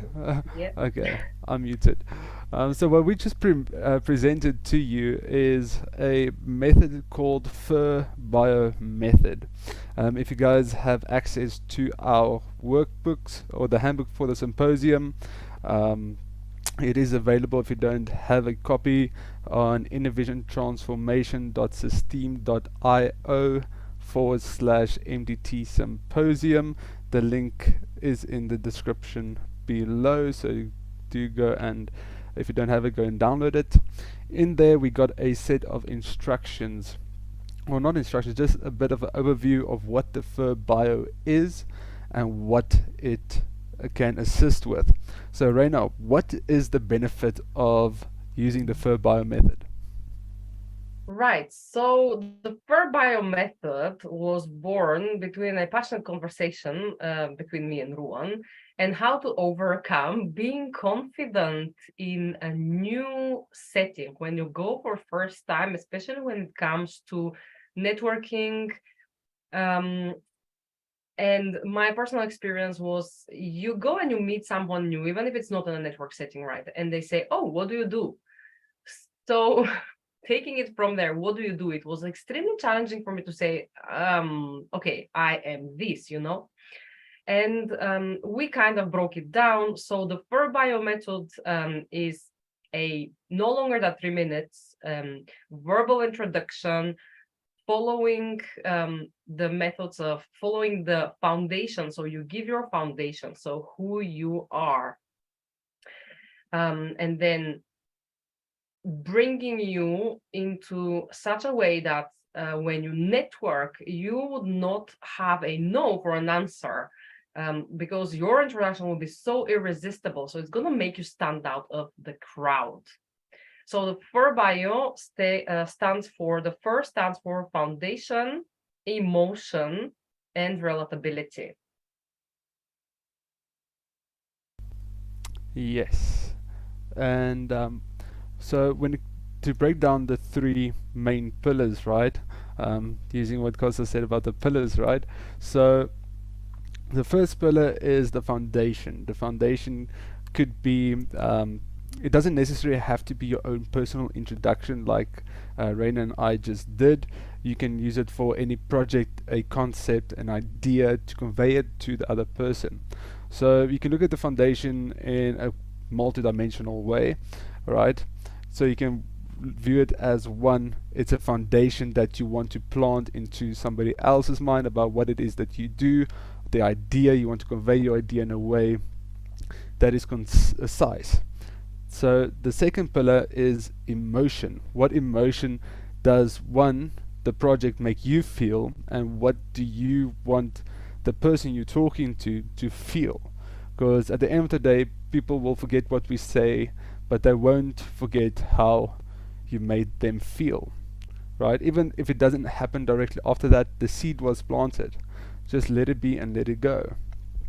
And then another thing that we as human beings really love is relatability. We want other people to relate to our experience so that we don't feel alone. So if we can convey our message in such a way that it's relatable, right? Shared vision, and if it can just tap in and make the bigger picture a little bit more clearer and a bit more in focus, people are able to relate to it as well. So in the handbook we got a series of questions for each, the foundation and the emotions, so that you can just get a bit more of an understanding from your own perspective what it is that your foundations are and what emotions you want to carry over to the next. Absolutely.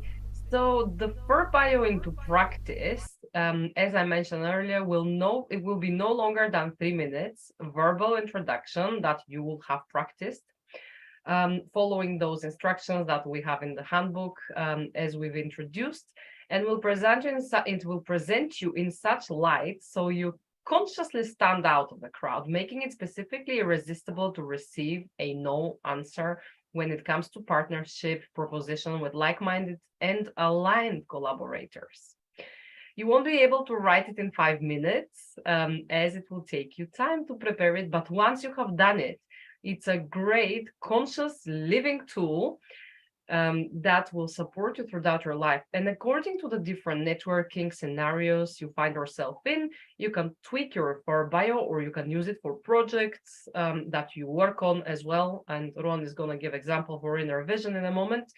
So you keep shining your light bright and with humility, contributing to this life on earth, living a fulfilled and impactful life.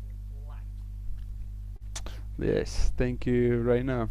Yeah, so the whole method behind the FER-Bio, as Rayna said, is to have it under 3 minutes. Otherwise, we can just ramble on for days on end and not really articulate over what it is that we do, right? And by having your foundations, and even if it's just for a project or collaboration. So this is just a quick FER-Bio that came to me about this inner vision transformational journey, which is a collaboration between me and Rayna. So it's such a privilege to be part of Innovation Transformation Journey. When we open ourselves up for opportunity, it usually requires another heart to turn an idea into reality. Innovation Transformation Journey is a product and example of what is possible. Today is possible because of the energy of collaboration. Transformation is a personal and sacred journey. Something special and empowering happens when a support network facilitates a constructive and encouraging environment to maximize our potential within each stage of transformation. What we do with our seed determines the germination stage, and what we do during that stage will affect the next stage, and so forth. All of us are faced with change, whether it's the way we do business or the way that we make an impact. Collaboration is part of the new earth. The only question left to ask is, what do you want to co-create? There's amazing people out there that could use your perspective in ways that you could never have imagined. And all that we need to do is be willing to step up to the plate and dive in and learn to swim. Amazing. Thank you. I just love it. From my experience on collaboration and outreach, as I absolutely love it, people are open to work with you. Shall you allow yourself to push yourself out of your comfort zone and work on that project that you're passionate about, especially when it is fulfilled with passion? And if you go and you talk to people, you approach them, you say, and they can see your passion, they can feel your passion, they can feel your energy before you even open your mouth in the room, right? People are open, and they want to collaborate, because the secret to living is giving. And how can we make a mutual project that we are both passionate about a reality, so we can serve more people? And when you see sales and selling that project, or even selling yourself, because the FER-Bio method is a way of, even if you want, selling yourself, but you putting yourself on the spotlight in such a way so you are there of service. So you are seeing sales as service. So can you see how transformational this is for a project or for yourself? So you can get out of your own way using your passion for anything that you want to do, and you can go forward with confidence. Yes, amazing. And also another thing is, when it comes to the new earth that we are all co-creating together, right? There's brand new energies available to all of us, and the time is ripe. As Rayna said, the people want to collaborate, they want a different perspective, and if people come together, as I say, many hands make light work.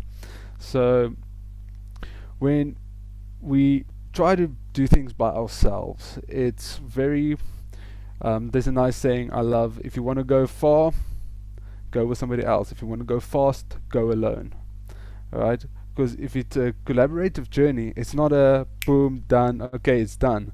No, that person got their life to live, this person still got their lives to live, and in between they make whatever it is work.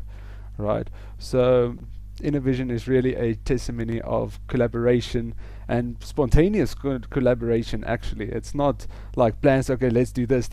Like, no, okay, let's have this idea and let's birth it into life.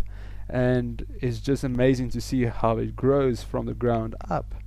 And if for anyone who feels stuck and don't know what to do next, consider a collaboration journey. Yes, it's not always the easiest path, but if you want to go far, go with somebody. Absolutely. And I'm so passionate about this. Ron, thank you so much. I'm just going to say here, I'm really, really grateful for you, and I really appreciate you. You guys have no idea how much hard work has gone behind this, and we are mostly, I would say, we are driven by passion to make this happen, to deliver this. So, for example, this event, there has been a lot of groundwork going behind the scenes that we haven't even really updated anywhere, on the social media, what has been going on. As you know, I have 4 children. I need to work in those hours where the children are in school. Sometimes Ruan doesn't have power supply where he is, but bless him, he still carries on. And honestly, kudos. I don't know if I was in your place, Ruan, oh God, carry on. You know, it's absolutely amazing what I am learning from this process of this collaborative work, and I do collaborate on other projects as well. It's if you want to do something, if you are driven from passion and from this mission that you have to deliver this, and if you are a mother of multiple children, and I am saying multiple children because I have 4, so I feel like this is especially relevant for mothers of multiple children in that line of aspect, because when you have children you kind of lose yourself, not because you want to lose yourself, because you have to be there for them because they're dependent on you as they're young, so you need to provide for them, right? But we kind of fall into the habit of, you know, being there for them even if they don't no longer need us, and trying to do everything for them. Okay, so this is from a very like compassionate point of view, not like, yeah, leave your children, whatever, not like this, right? This is from a place where if your cup is empty, you cannot fill anybody else's, you cannot drench anybody else's thirst. So mothers out there, please, please, please look after yourself with so much compassion, and fathers for this matter, right? Let's not forget the dads, okay? Parents in general. And I think this is kind of my message to the world today, and whoever is drawn to this symposium and is watching us. Anything is possible in a collaborative aspect. Anything is possible when you know that you are on this purpose and on a mission.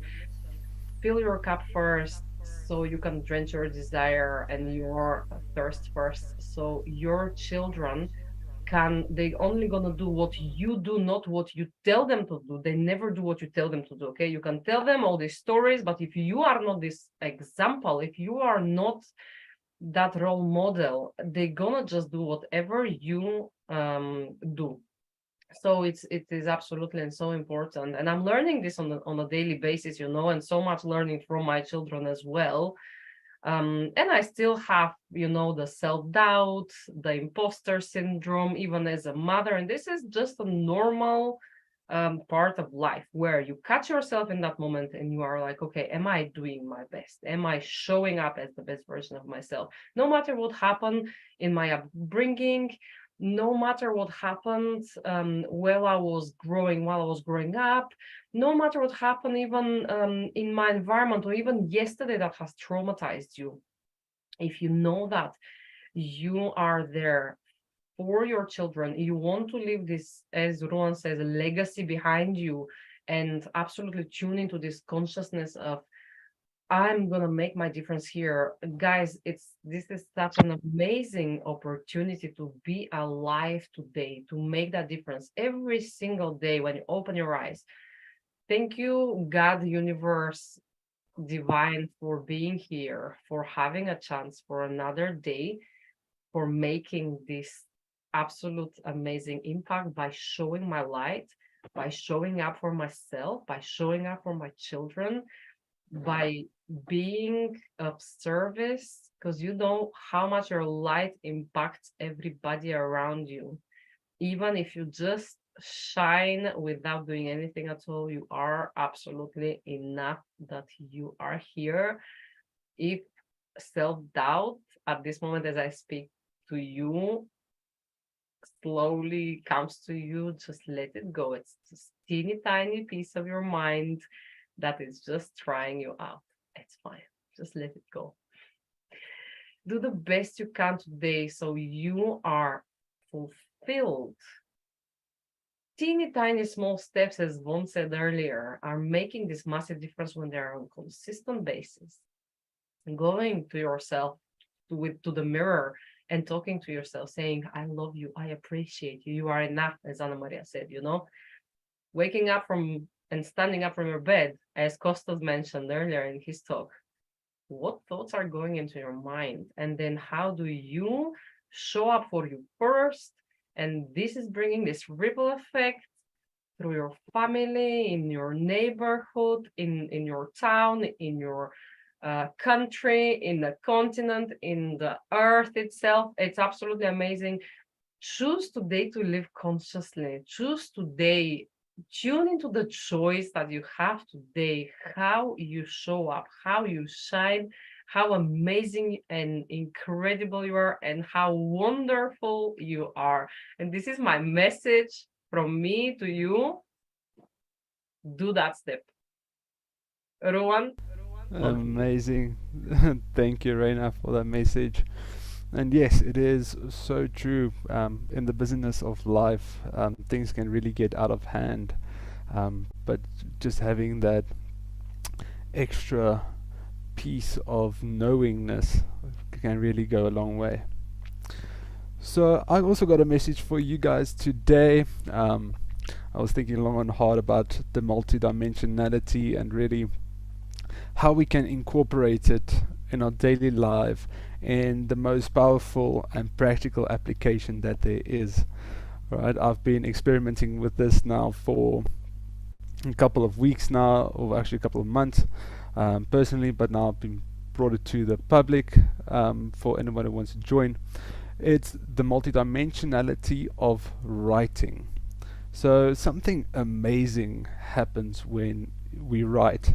It's as if we get all the information that is bottled up within us out onto the physical, so that we can observe it from a different plane.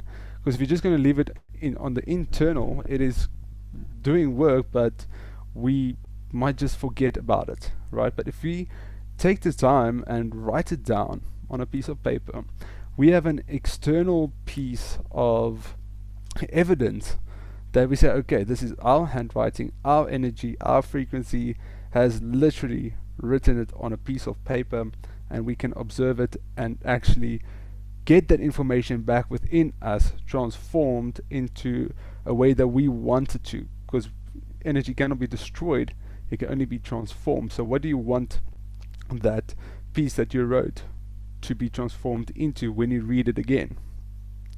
So when it comes to the power of writing, I don't know if you've ever thought about it in this way. When you write, your hand doesn't move very much, but you are writing words, and the movement of your hand is literally guided by impulses in your brain, which is little vibrations and sounds, causing your hand to write certain letters to form a word, to form a sentence, form a paragraph, which forms a page. So it's really just powerful writing.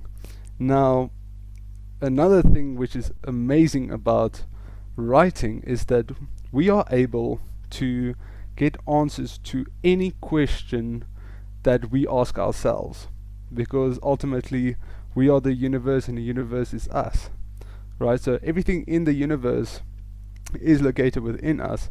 We just need to remember who we are and then channel that energy, and if you ask a question, it will come through, right?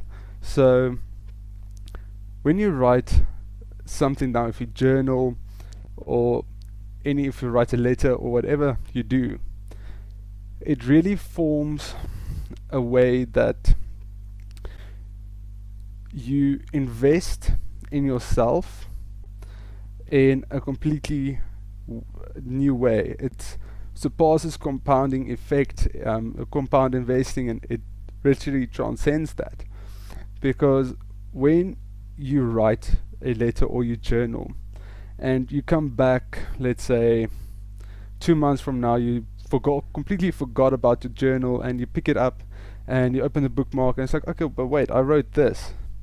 Most of the time it's like, I can't even remember writing this, but it's your handwriting. So when you read it again, you're like, dots will start to connect. You'll start noticing patterns, and you'll also notice that this is more relevant for you now than what it was back then when you wrote it. Now, fast forward 2 years down the line, you've completely forgot about your journal again. You pick it up and you go back to it and you read it. That's like, but whoa, last time you read this, it meant a lot, but now it means actually even more. So it means that what the seeds that you plant grow. Then it starts producing fruit, and when you come back to the tree, the original seed that was planted, the tree that's now already in full bloom, right? You get so much more value out of that than when you just planted the seed, because there's time. The gestation period needs to transcend before you can reap the benefits. And then also another point that I really want to get across, which is actually lost. This comes back to generational wealth, right?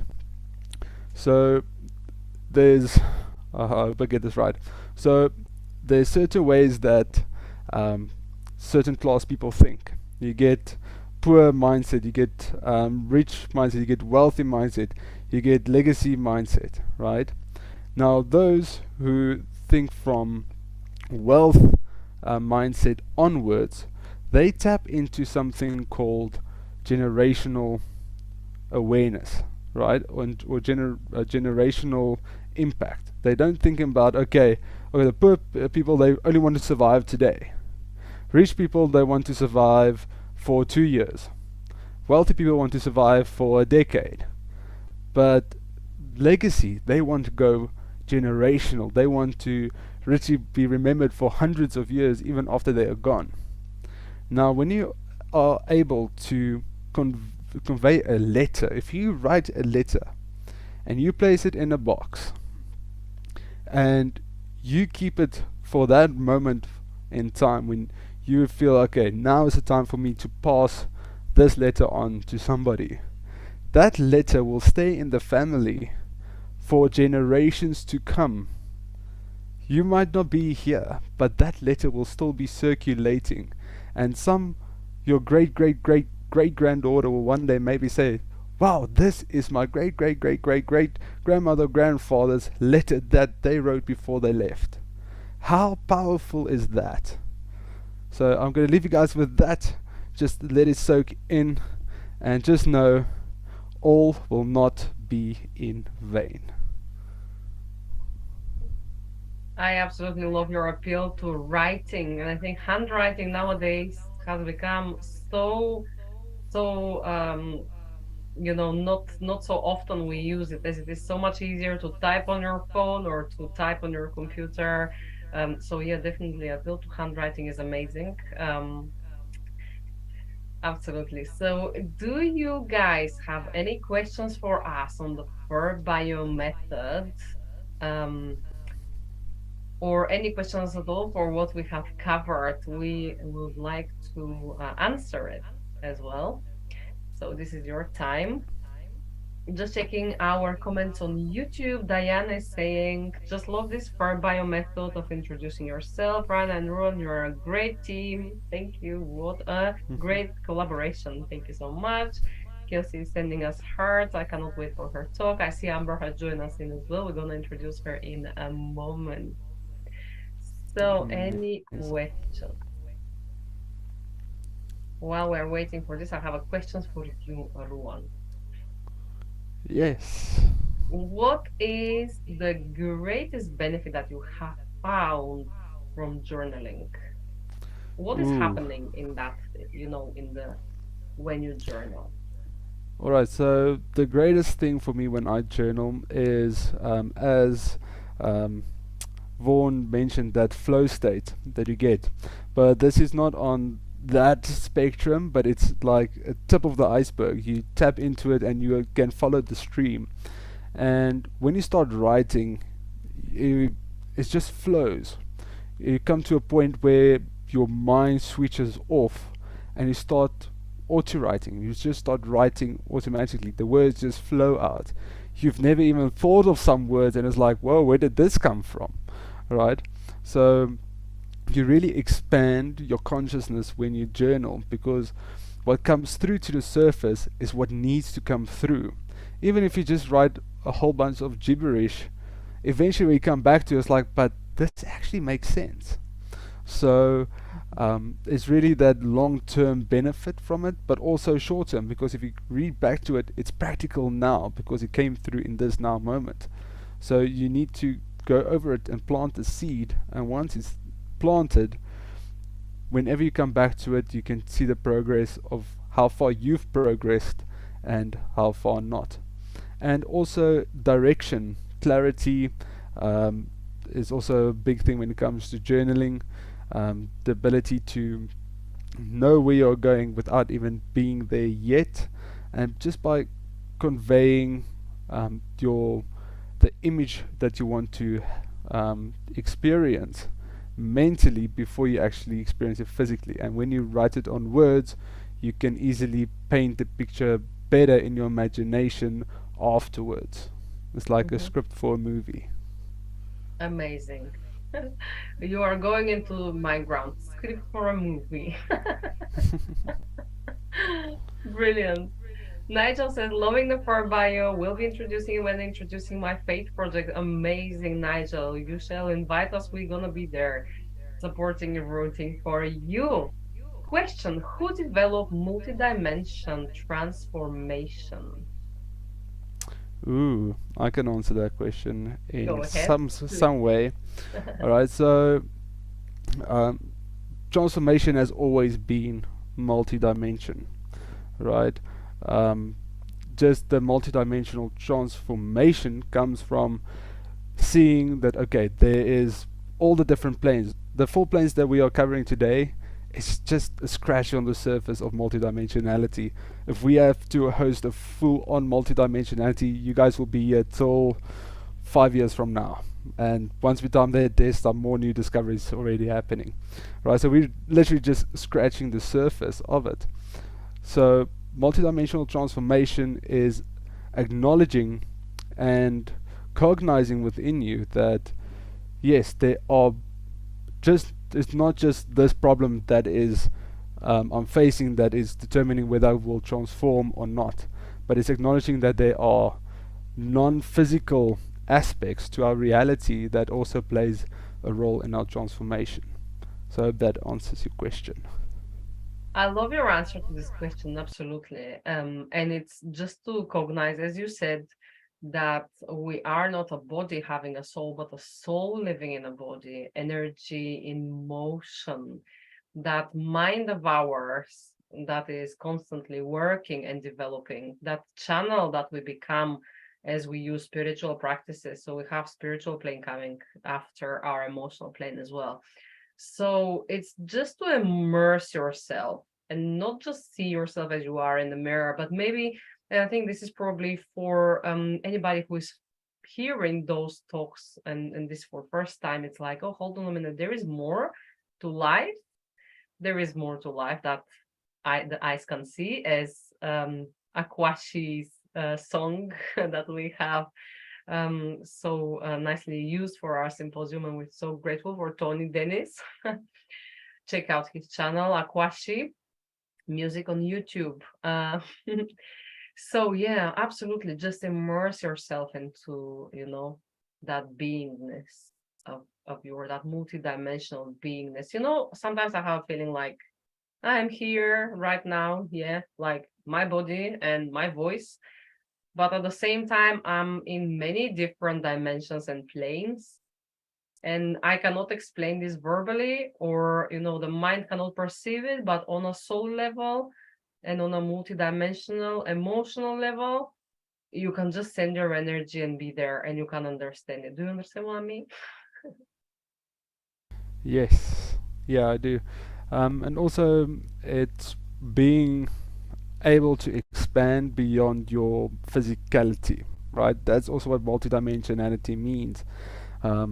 It's realizing that, as I mentioned earlier, you are the universe and the universe is you, right? So just by that alone, if you really have to sit and contemplate that statement, the question is, space-time travel possible? Heck yes, it is. It's just you need to put your mind to it and just know that it won't be a physical journey as per se. If you get advanced, it will be, but it all starts in your imagination and training your body for that. But as I was coming back to, um, if we realize that everything, or realize the law of one, right? Everything is one singularity, right? Everything streams from this one source, right? And once we realize that, and we think about our little tiny life and look at the stars out there, we realize that we are powerful beings. We have been given great power for our little minute existence that we have. Because if you take a look at some of the animals, it's like 10 times our size, and they living the life, and we struggling with like stress and everything like that because we place it onto ourselves. But to transform that is to know that life is happening for us, not to us, right? And life wants us to co-create and transform with it, because the universe is constantly changing, and this galaxy that we are in is the galaxy that's in a state of chaos, right? But yet in that chaos there's a dance that's going on with life, and we need to dance the dance with it. Otherwise we might be standing somebody's way, and events happen that we don't want to happen, and we wonder why is life doing this to us, but it just ends up we failed to change with change and really transform in the way that we do. We don't want to stay worms forever. We want to transform into a magnificent and beautiful butterfly. Amazing.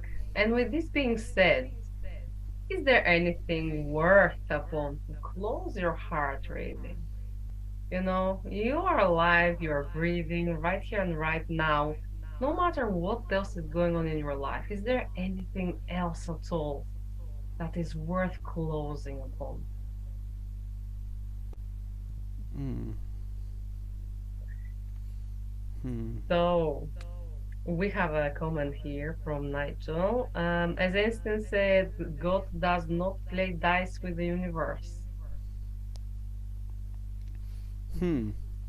Yeah, definitely. There's a structure to it, and part of the structure of the universe is chaos. But if you take a look at the number sequencing as well and the mathematical equations of it, there is a state of chaos, and then it poof, perfect harmony, and then set of challenges come again, and it spreads into chaos, and eventually it always comes back to harmony.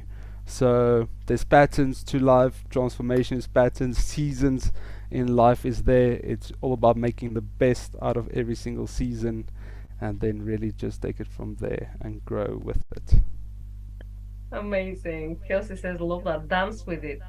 Dance with it, yes. And Nigel says, Tesla numbers 369, yes. That's Yeah. the universe, and if we close our eyes, and this is a completely different stuff than that appears that we experience, isn't it? When we kind of lower the senses, when you don't feed your body the food, and if you're like water fasting, for example, I experience this quite a lot to my water fast, clarity. It's absolutely a different game ball of vibrating higher, and it's all that frequency and vibration that brings you to the manifestation of how you want to live your life. Yeah, definitely. And is there any other questions that you guys might have?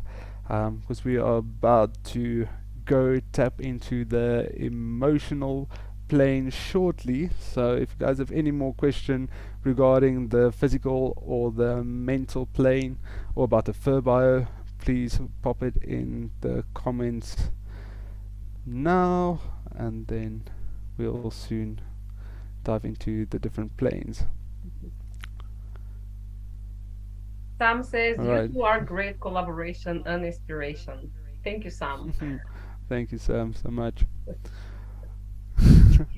So, Rayna, from the point of the FER-Bio, right, what would you say is the most uncomfortable emotion that you feel when you do not know exactly how to articulate what it is that you do? The experience of the imposter syndrome.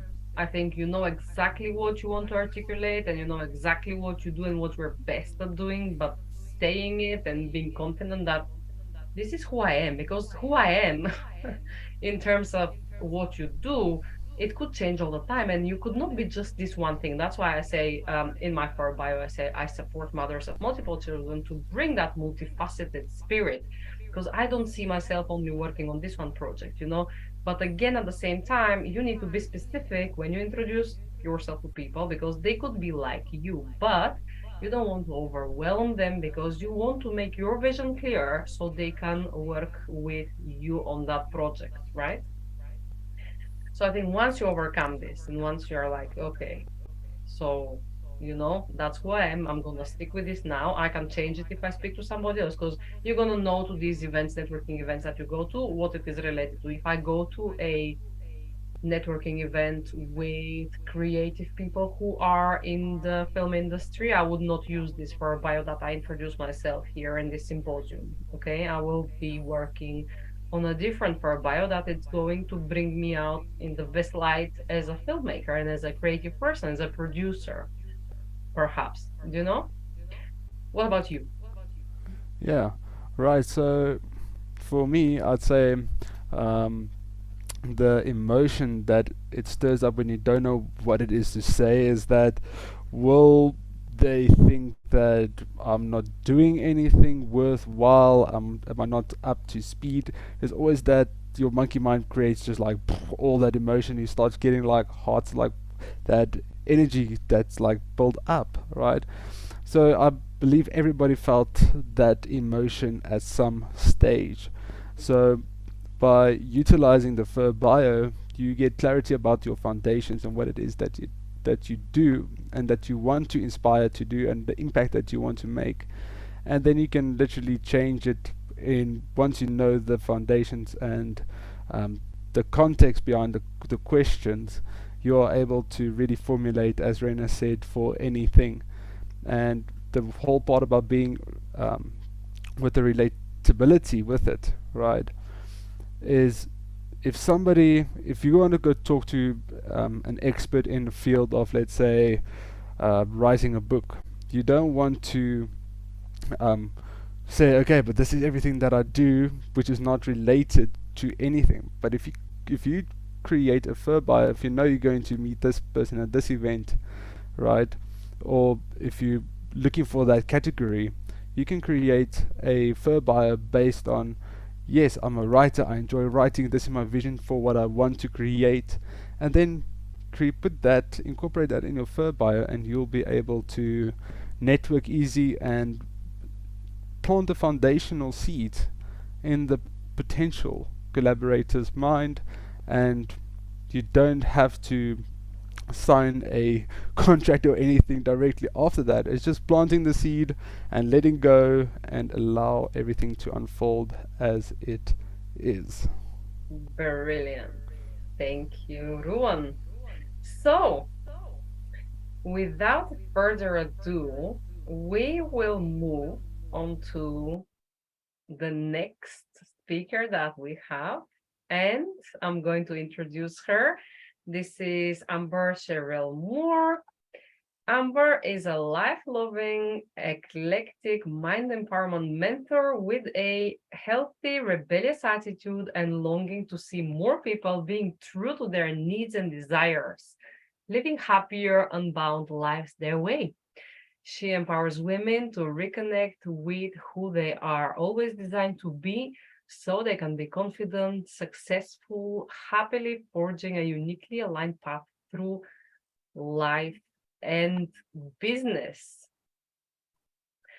Amber, welcome.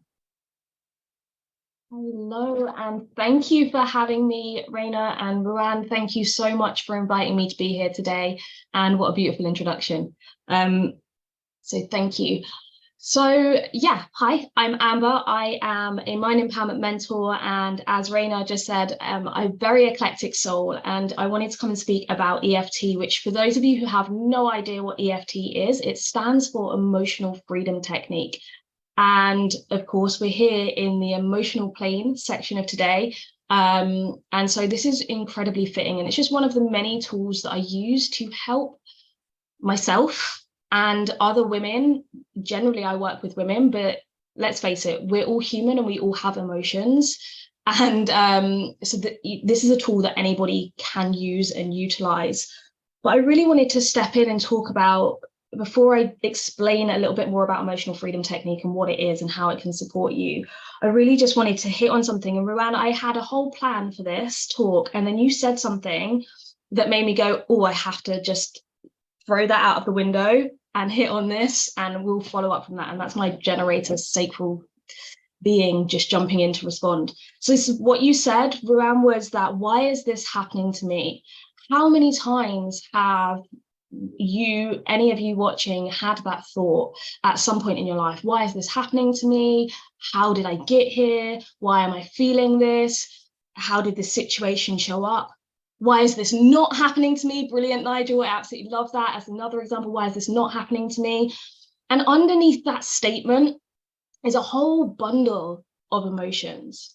And what we don't realize when we're sitting back in this perspective of, why is this event or why is this thing happening to me? We completely strip ourselves of our own power. Suddenly, all of the emotions that we have inside of ourselves, all of the emotional responses, because what's underneath that? Why is this not happening to me? Maybe I'm not feeling good enough. That might come with sadness. It might come with hurt. It might come with some level of guilt or shame. But those emotions that generally don't sit well with us, that we don't like to experience, that we don't like to feel, and we try to move away from as quickly as possible, all of that is now suddenly controlling our actions. It's controlling our thought patterns. It's controlling our very being on this plane.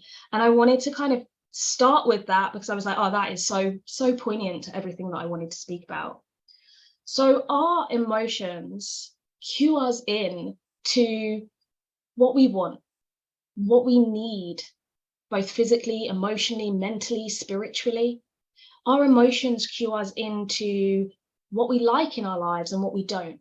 How they are essentially our guidance or our internal recognition of the experiences we're having, and whether we are having experiences that are in alignment with the values that we have, the belief systems that we have, the needs and wants that we have, or whether we are experiencing things that are out of alignment with that. And when we sit in this place of thinking that everything is happening to us, we don't seem to realize that we can change our path or change our direction or change our alignment. And so I talk a lot about the power of recognizing that you are in control of your external reality. And I'm hoping, I don't have time to delve into that in more detail here, so I'm hoping some of that is going to be spoken about, or may have already been spoken about earlier on, or some of that's going to be spoken about in the spiritual plane as well. But the truth is that you are completely capable of changing your external situations or changing the way that you're currently experiencing that external situation. And having an awareness around what you're feeling now, in this moment, will cue you in to being able to take different actions, change your behaviors, set better boundaries, say no or yes to things. And that ultimately is going to change the reality that you have unfolding before you. But what we tend to do as human beings is one of several things, right? So we recognize that, let's just go with sadness for a moment. We recognize that we're feeling sad, and then maybe we don't like that we feel sad. So we try to distract ourselves. We try to shift that emotion as quickly as possible. You'll hear, even within the realms of EFT practitioners, even in the realms of what we're here for today, people saying, release that emotion. You want to release it and then you'll be happier. You want to raise your vibration, get happier by, you'll raise your vibration, you'll attract more, you'll manifest more when you're happier. Well, that's great. But all of this bypassing of our emotions is literally leading to this suppression inside of us, where we just keep distracting ourselves from what's going on and not acknowledging it. And it's that lack of acknowledgement, that lack of awareness, that is then stopping us from actually moving beyond the external situation. So so that might be one of the things we do. we try to shift it on as quickly as possible. The other thing that we might do is hide it. So we might still be experiencing it. We haven't either released it or distracted ourselves from it, but we hide it from other people. So how many times do you see people when they're crying, they, you know, cover their face or run to a different room? Because we don't feel safe to express our emotions. We have perhaps negative connotations around, we definitely have negative connotations around when it's acceptable to be sad. Fear can make us seem weak. It's not great to show our weaknesses. These are all beliefs that we continue to play into around our emotions that stop us from actually taking the lessons that they're trying to show us and moving forward with that or acknowledging that. And so part of what we do with EFT or emotional freedom technique, the very first part is create awareness and create acknowledgement so that we're no longer beating ourselves up for being human. We recognize that there are two ends of the spectrum, right? And I want to say something here about expressing sadness and expressing joy, because a lot of people seem to think that when we're using EFT or any emotional processing tool, that it's just the quote unquote negative emotions. And there are no good or bad emotions. They all serve us. They all have a purpose. Neither of them are good or bad. They simply are messages to us from ourselves. And so people tend to have this thing when we talk about processing emotions or managing emotions, they're focusing solely on, I don't want to feel anger anymore. I don't want to feel hurt anymore.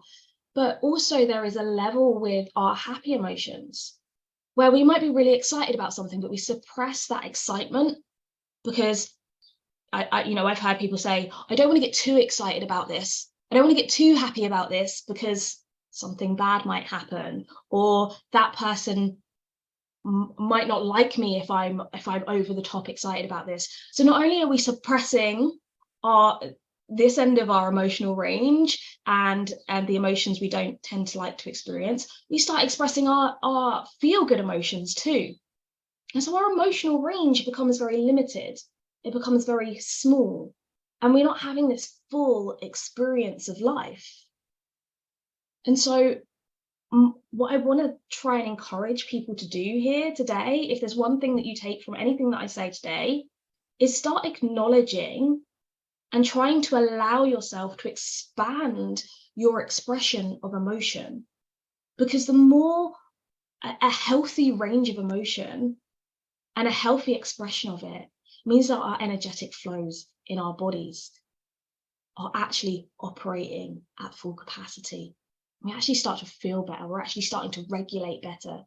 So that brings me into what actually is emotional freedom technique and why am I talking about energy flows? So emotional freedom technique is a holistic energy healing tool. And essentially at the foundation of this is the fact that we have these energy centers that are moving, or energy channels known as the meridians, that flow through our bodies. And when we have or experience something that triggers us into an emotional state, we essentially stop, disrupt, or create blockages in this energy flow. When we have these blockages, we don't feel great, we don't move in the same way, we don't operate in the same way, and it affects us not only through our thought processes, which we've already spoken about, but there are two other parts to our emotional experience as well. So there is the biochemical part, which is the chemicals that are responsible for our happiness, like our dopamine and cortisol and serotonin and all of these other chemicals that come into play with how we feel, and they impact our mood. And so when you have, let's just say you're afraid, you're experiencing fear, and this is where I started with EFT because I was suffering with severe agoraphobia. So fear was my natural state. I was in a fear state constantly. I'm just keeping an eye on time. So Rayna, if I'm getting close to time, please tell me, because I'm not the best at time management. That is one of my flaws. But sorry, so where was I? Just realized that I was checking time. Okay, yes. Coming back to what I was saying. So when we have we're in a fear state, what happens within inside our body is a chemical reaction. It's a chemical exchange. We have something known in our brain as the amygdala, and the amygdala is like an alarm system. Something is not safe for us, we're afraid of something, and it might be a thought that triggers this process, or it might be an actual external event that sends us into this fear state. And so the amygdala sends off this alarm. This then tells our body to start producing cortisol, which is the stress hormone. And cortisol then rushes through our body, okay, and it literally gets picked up by each of our cells, and then our cells start shifting the way they're operating. What actually happens is the mitochondria in our cells, those little energy powerhouses, start storing energy. And I know this is kind of physical plane as well, but it's all connected, right? And so the mitochondria start storing energy. Instead of releasing it for all of our normal bodily functions, they start to store it. Why? So that we can run, that we have energy reserves for when we need to fight or flight. This energy is literally stored in your cells and getting trapped inside your cells. And therefore, the energy that would normally be flowing through our bodies is no longer flowing through our bodies. So that's our biochemical response. And the feedback of that biochemical response is then our physical response. So maybe when it comes to fear, with anger, you might experience something else. With sadness, you might experience other physical symptoms. But with anger, what happens to you? Think about it. When the last time you felt the last time you felt fear, when you last felt fear, where did you feel that in your body? How did that feel? So for me, I tend to get a tightness in my chest. I start to feel like there's kind of like a knot of energy here. I might get a little bit shaky if I'm really afraid. Okay. And all of this is a result of the biochemical processes that are going on in our body. And we start to feel this on a physical level. And then this physical manifestation of that emotion determines how we then react. And that might be a learned response through our subconscious programming. That might be a thought process response. It could be caused by any number of those things. But essentially, because of the physical sensation, we now are not going to respond in the way that we would, perhaps, are we not experiencing that fear, or we're not experiencing that emotion. So what EFT actually does is we do two things. We work on a thought plane, okay? So we work with our thoughts, and we take this emotion and tell ourselves what are we experiencing and why are we experiencing it. That's the first question that we're asking ourselves.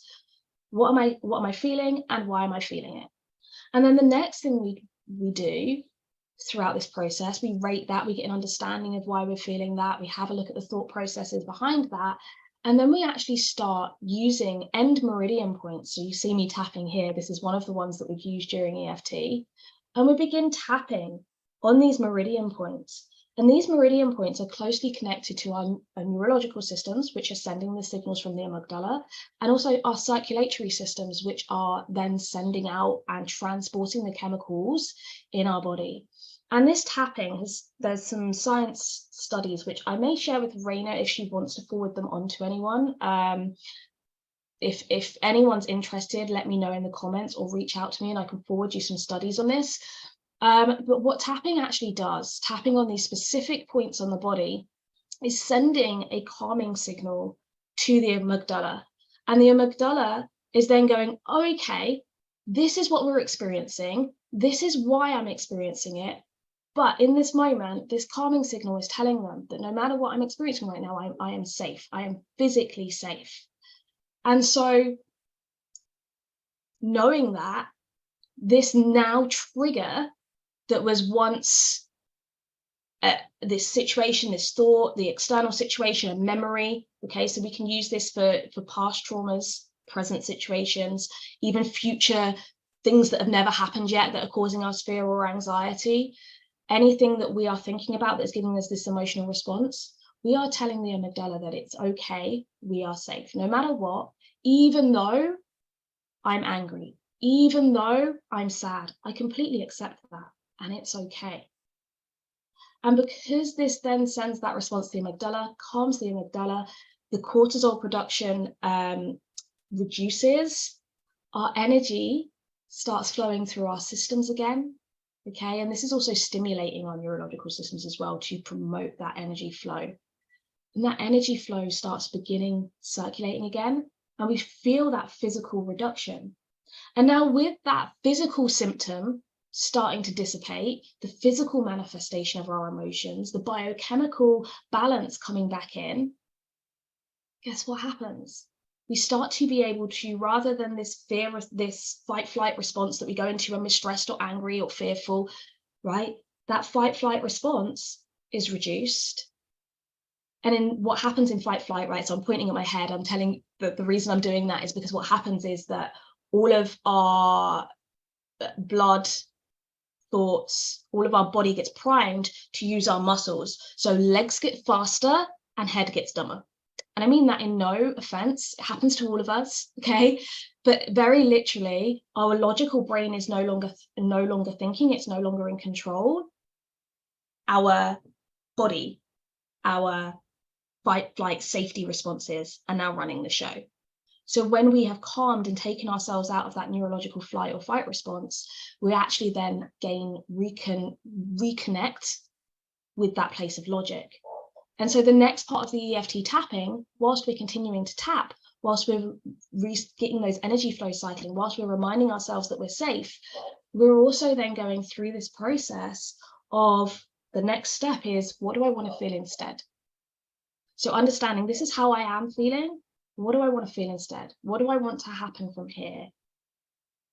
Maybe I want to feel happier, more content.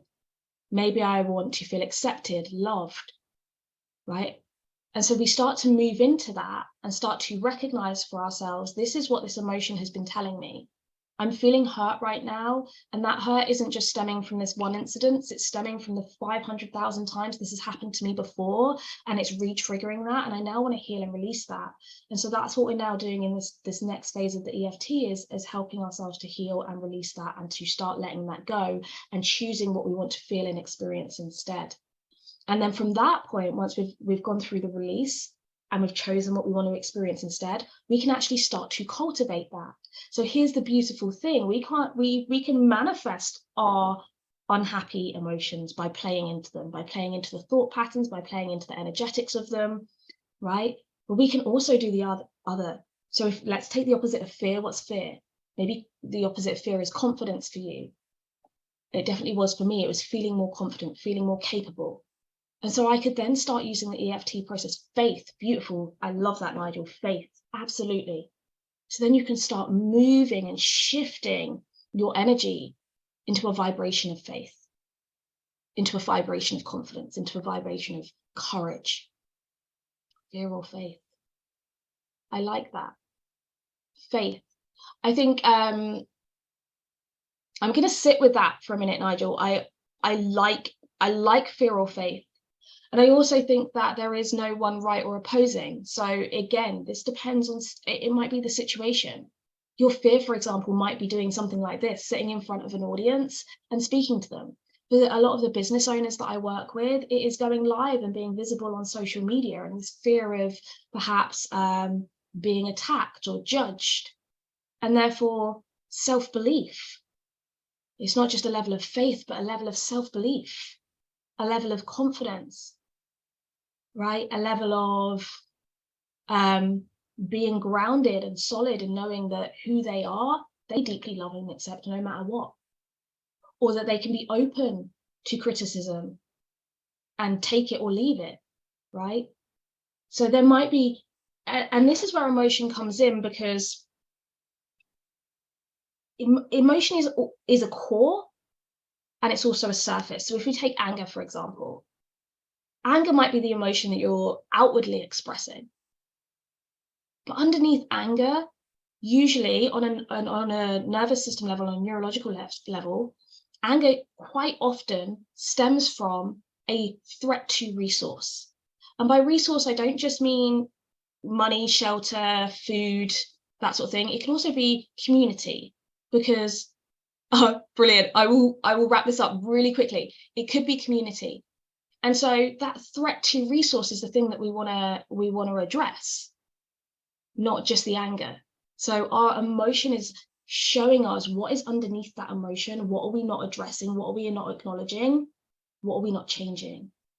And then with that, I'm going to wrap up because Rayna says that we're done. Love you. Thank you for having me. And if there are any questions, please do ask.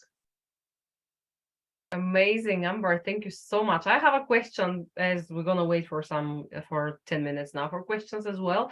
When you do EFT, then is there a certain way that you go with the tapping? You know, you mentioned the meridians. What is the way that you go? Just as simple, if you catch yourself in that moment, you're outside, you cannot just, you know, sit down and spend time to tap, but can you do something in that moment that is like discreet, but it's going to help you if you find yourself in this kind of situation? Okay, so there is an entire sequence to tapping, and it's really quick, and it's easy to learn. Once you know the tapping sequence, you can use it again and again and again. And then we have something on top of the sequence that we call scripting. Now, there is an art to scripting, which I probably can't explain in the next 10 minutes.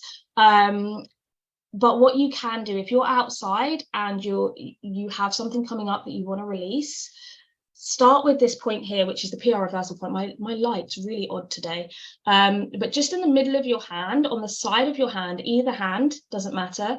But just around about the middle, if you push on the side of your palm, you will find a spot that feels just a little bit more sensitive, or a little bit, there's mine, a little bit more sore. That is the end meridian point, okay? It's this end of a nervous line, a nervous line. I know what I mean. I've lost the word, end of a nerve. And you want to tap that point. And you can simply start with the most simple setup script is, even though I feel, insert the emotion or whatever the experience is. So even though I feel angry, I deeply and completely love and accept myself. Even though I feel fearful, I deeply and completely love and accept myself. And then you can move on to some of the other tapping points. So I'll really quickly go over the tapping sequence, which is eyebrow points. There are other, this is the most simple sequence. There are other sequences and other points that we can use, but this is the most simple one for you to remember. So you've got eyebrow points just on the inside of your eyebrows. The same thing, as I said before, all of these points will feel a little bit more tender. Sometimes they might feel a little bit bruised, but you'll notice if you just push them firmly, you'll find the place where it feels just a little more sensitive than the other areas. So you've got eyebrow, side of the eye, which is on the bony bit. So this is not the temple. This is the bony bit of the eye socket, just at the side of the eye. Under the eye and around about the middle somewhere, you will find it. And we'll tap here, and you can tap with 1 finger, 2 fingers, completely up to you. So eyebrow, side of the eye, under the eye, and then under the nose. Chin point, so just below the bottom lip and above the chin. The collarbone, and there are 2 points you can tap here. So you can tap on the collarbone if you come from where your sternum joins your collarbone and then go about like an inch or so across. You've got your collarbone points there, or there is another point in the dip here, so just below the collarbone in this piece here, and you can also tap here. Under the arm, for the ladies, this would be just about where your bra strap lies, wherever is comfortable. And for under the arm, I tend to use 4 fingers because you will hit the point. And then top of the head. And so you just follow that sequence. And all the while speaking aloud, and you can just take that one statement for now. Even though I feel, I deeply and completely love and accept myself.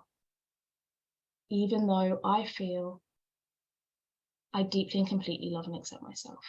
And just go through the whole sequence. And one thing that I would recommend before you ever start tapping is to rate the emotion experience. So in EFT, we tend to, there's 2 scales, but the easiest one is 0 to 10. 0 being, I'm not experiencing this at all, I'm not angry at all, or I'm not experiencing this emotion at all. And 10 being, this is the most intense I have ever been. So this is the most angry I've ever been. And before you begin tapping, just check in with yourself. This is what I'm experiencing, this is what I'm experiencing, and this is the intensity that it's at, and rate it on a scale of 0 to 10. And then when you come back to it after you've done a round of tapping, come back and say, okay, how does that feel inside my body now? And maybe the intensity is dropped from, a 7 to a 5, brilliant, we're moving in the right direction. You can do some more tapping, or you can come back to it at a later point, because the emotion is, the energetic is still stored in your body. And I really want to go into more of that, and I know I can't, so I'm going to kind of stop there. But excellent question, Rayna, thank you. Brilliant, thank you, Amber. Rouxhan, do you have any questions? Kelsey says here, love this practice so much. Thank you, Amber. Sam says, Diane says, Amber, I'm interested in EFT tapping, so interesting. So thank you. Just off to Rouxhan to see whether there is any questions his side. Thank you so much, Amber. It's been an amazing session. I just got one question. How frequently is it beneficial? Because everything in moderation, right? So how frequently should we do EFT tapping? Okay, so in my opinion, you can't tap too much, but obviously I did wonder, you know, how often do you want to walk around doing this outside? I mean, I have done it, walking the street, I have no shame. But no, on a serious note, I highly recommend when you start with tapping that you recognize that we have energy blocks that are stored in our systems that may have been there for years that we've never truly processed and just kept suppressing. And so tapping daily, one, will help you release anything that's happened during that day. So creating like a ritual of tapping in the evening or adding it to your morning ritual, releasing anything that's maybe built up over the day is a great thing to do. Use it when you have any healing, emotional healing in the moment that needs to be done. But it's really not that you can do too much of EFT. You're not going to do any harm by tapping. So just use it. For me, it's a tool when you need it. You don't have to, it's not something that you have to do every day. Otherwise this emotion is going to return, or you're suddenly, right? I use this to, like I say, to overcome severe agoraphobia. I don't use EFT as a practice every single day anymore. There was a period of time where I used it just to get me through the day, until I was able to release a lot of the stuff that I had going on and be able to move past that. But I literally went from being trapped in a house or in my apartment to not going out unless I was accompanied, to being able to take my son to the beach and make new friends and get involved in the community over a period of you know, over the period of like a couple of months using this. And I was using it daily then. So there is no much. The only thing I would say, this is energy healing. And with energy healing, you want to allow yourself time to process. You also want to allow yourself time to rest, because sometimes after a tapping session, you might feel really invigorated and really energized because you've released stuff and it feels really good. And there are other times where you might have cried a lot or released so much energetically that you're exhausted. And so listen to your body, like really just tune in and listen to your body. I'm eating cereal right now. Excellent. Is it good? So random. I was really interesting, but I came across this in, I'm not sure what a QHEH stands for, Samantha, but I'd love to know. Healing session. They left me with some homework of points to tap with affirmations. You've given me more info in this talk, the why behind. Thank you. You are so welcome. And if you ever want, so I just recently hosted an EFT workshop. I really want to host a few more over the next few months. So if anybody's interested in finding out more, I go into all of the science behind EFT, and then I show you how to use it and create your own scripts. Quantum holographic echo healing. I have never heard about this, and so I will, Samantha, if you get in touch and reach out to me, let's have a chat about that as well, because that sounds absolutely fascinating. Would love that. And better than prescribed drugs, absolutely. And it's no longer, you know, I do believe prescribed medications may have their places. I prefer generally not to use them, but I'm not against people using them. But what I do feel that with EFT, this is it's completely natural. It's at your fingertips, and you don't need anything else for it. You've literally got your hands. You don't have to take anything else. You don't even need a pen and paper. You are literally, this is your fingers, and they're on your body all day. And we literally are the power. We are the power to release and heal anything that we have. And EFT can be used for pain relief. EFT can be used for any emotional manifestation. It can be used for addictions. It can be used for so many different, like there are so many different benefits to EFT beyond just emotional processing. I don't know why I keep doing air quotes today. That seems to be a thing. But yeah, it's just an excellent self-help tool, and I love it. Simple as that. Brilliant. Amber, thank you so much for your talk. We really deeply appreciate you. And, thank you for your contribution and your wisdom today. Thank you so much for having me. It's been a pleasure. Thank you so much, Amber. Yeah. Sorry, Ron. All good. All right. So thank you, Amber. It's been a pleasure having you here, and I've learned a lot, and I'm sure everybody else on the call also learned a lot. All right, we are off to our next speaker for this symposium, also on the emotional plane, Kelsey Grace Hall. Kelsey is an expert in perceiving psychological blind spots. She facilitates profound shifts at subconscious and cellular levels, fueled by her own journey of overcoming sexual trauma, alcohol abuse, and self-hatred. Her passion for healing and personal triumphs inspire hope, offering a life of fulfillment with empathy and resilience. Kelsey lights the way for others, helping them discover their own transformation and create the life they love. Thank you so much for joining us, Kelsey.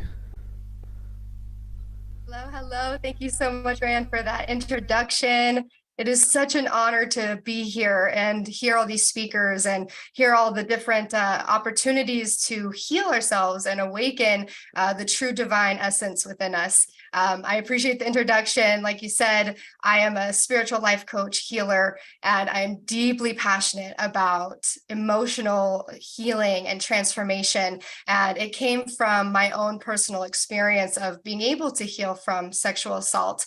And that's actually what initiated me into the spiritual realm, to dive deeper into trauma, into emotions. And I had learned that trauma has been passed down. And as I understood that, it lit a fire in me because it inspired me to look deeper within my own lineage, to see that there was trauma in my own lineage. And I decided that it ends with me.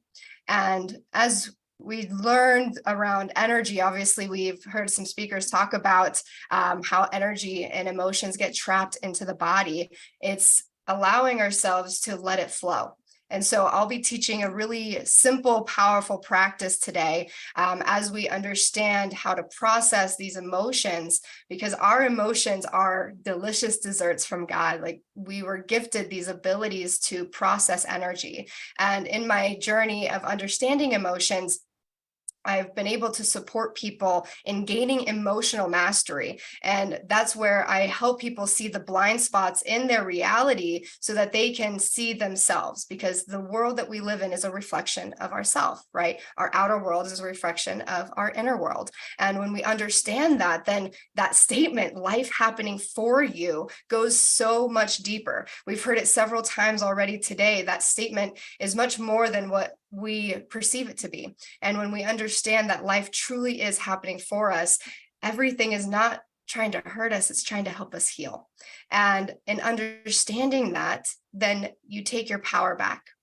Because when I went through the sexual assault, I had trained myself, because I was working with Tony Robbins and doing that work for several years. I had trained my mind and my psychology to see life happening for me. So when that event happened, my mind immediately just said, life is happening for me, not to me. Life is happening for me, not to me. And even in the midst of all the pain that I was going through, I was like, I don't know how this is happening for me, but I have to believe that there's something greater to this pain than what is happening. And it was days after the assault that I awakened to this calling, when I was repeating life happening for me, not to me, that my trauma was about to be my greatest gift. And it might be hard to hear trauma being a gift, but if we learn from it, then we can transform it. And now I've been able to host retreats, host group programs, help people heal physical ailments and diseases in their bodies, to be able to live and create the life of their dreams. I found that there's a direct correlation between healing and creating the life of your dreams. Because when you process energy in this system, you're no longer creating certain situations in your life. And so if we can understand that those events that come into our life, they're trying to support us in healing something from the past. And that's what brings up a trigger. And triggers are reactions, reenactions from the past. So there might be a part of you, say you, like throughout your life, you've been through certain experiences, and we most likely have not been taught how to process our emotions, or like men are told to suppress their emotions, or girls don't cry, right? We've all heard these things, and that actually holds that memory, it holds that emotion in the body, and then that part of the personality splinters off. And that's what we call a splintered personality. So I help people integrate the splintered personality back into oneness with their soul. And when you get back into oneness with your soul, you start to experience something magical. You start to experience this effortless ease, and it's a process in which we take. And so it can take time to get into that effortlessness. But I've had experiences with clients where they've come to me and they've been really sick, and I help them connect, because ailments are a result of unprocessed emotions or traumas in the body. And so I truly believe that emotional healing, spiritual healing is the answer to everything. So that's why I'm so deeply passionate about it. And whatever you have going on in your life, there's something that can support you in moving through it. And so one simple practice that I love to take people through is, and I'm going to take you through a process today. And one thing that I do with my clients, and I go a lot deeper into it, but for today, to give you a simple tool, is called the Ho'oponopono prayer. And this is a really beautiful and powerful prayer. It is so simple to use, and it is a way in which you can connect to the emotion and help you process it. And when, say you get a trigger coming up, triggers are blessings. Triggers are showing us what we need to heal. And instead of projecting and blaming and pointing our fingers at other people for making you feel a certain way, this is where you get to take your power back, right? We live in a world where so many people are projecting out or continuing to feed the hate, right? But we get an opportunity to process our own hate instead of being the ones to continue to spread more hate with hate. And this is where we get to be the beacons of love, because love is all there is. Even underneath the pain, underneath the hate, there's always love. And I love this practice because it requires us to take full responsibility for ourselves.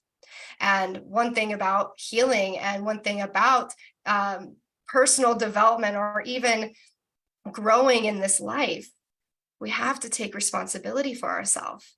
And some people have a hard time doing that, and they stay stuck in the victim consciousness. And so if we transform the victim consciousness, then we take our power, then we rise above the things that are happening to us and start to see them as happening for us. And we start to see the divinity, the perfection in what is happening. And the more that we can take our power back, then we start to gain the lessons from what the experience is trying to teach us. And the emotions are energy in motion. We are a system, right? And your body holds the memory. And so you can tap anywhere in your body, and you'll notice, like Amber was saying, like you can feel where like the anger is. You can feel where the different emotions are in the body. This body is so highly intelligent and is constantly telling you what needs to be shifted in your life, right? And there's different meanings behind different pains, right? So if you have like a cringe in the back of your neck, say on the right side, that's a lack of trust in God, right? So there's different things. So you can connect to these areas in your body. Or lower back, your lower back, if you have lower back pain, that's a sign of either sexual trauma or of lack of security with money. It's typically with money, and typically we put things we don't want to see in the back. And so we want to be able to use our body to heal ourselves. And with the practice of the Ho'oponopono prayer, it is simply just 4 statements. It's saying, I'm sorry, please forgive me, I love you, thank you. And this is an ancient Hawaiian practice where a doctor, his name is Hugh Len, he used this practice for psychiatric patients in Hawaii. He had a book of all of the patients, and he didn't ever see them in person, but he just had a book of their faces. And he went through every single one. And after 6 months of doing this practice for these patients, the psych ward ended up closing down because everyone healed. There was like a 90% healing rate. So it was really powerful. So this is such a great practice that you can do when there's emotions coming up.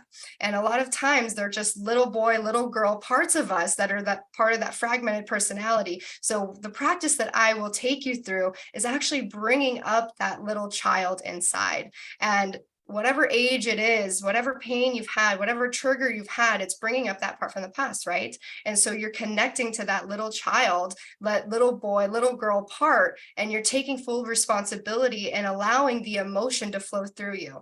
And this, in my practices, I go way deeper in a longer period of time to really go into the emotion, but this is such a great place to start, especially if you're just starting your journey, or if you're experiencing something with a family member. This is a great thing to do. You're imagining that you're looking at their pain and you're saying, I'm so sorry for your pain. Please forgive me. I love you. Thank you. So when you do this, this allows you to, and what Ho'oponopono means, it means to make things right. And it helps to process guilt, shame, resentment, all these various emotions. And so let's get into it. Let's get into the meditation and allow ourselves to have this experience just really quickly so that you can get it into the body and actually practice it. So I'm just going to play a little bit of music just to get us into it, since we have a couple minutes left.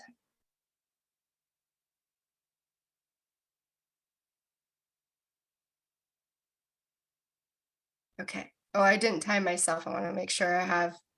Okay, I still have time. For some reason, I thought I had 3 minutes left. All right. You perfect. do, So don't worry.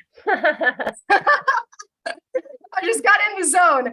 All right, beautiful. So I'm going to take you through this process, and you're going to allow yourself to relax into the emotion.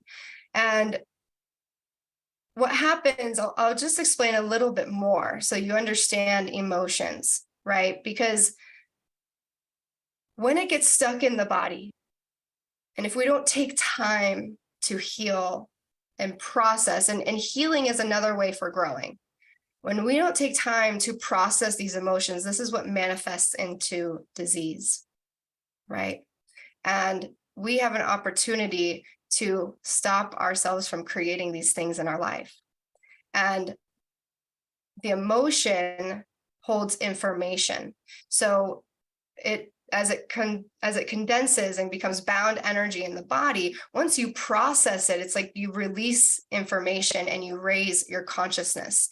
And the more that you raise your consciousness, the more you tap into this infinite being of your soul, and allowing yourself to live a soulful life. And the more that you process that, and you can do this daily, you can do this when you get triggered. And I do this especially when I'm triggered, but I do this if I see someone in pain, or if I do this a lot with my parents. They're my greatest teachers. And I've done healing work with my parents before. And there was one time 2 years ago, my dad had a stroke. And he's not so much into this work. And yet he was very open to allowing me to come into his space to support him in healing his stroke. And I did this practice with him. I got him to connect into the reason why he had a stroke. And it's a psychological pattern of wanting to give up because he just felt so overloaded by life.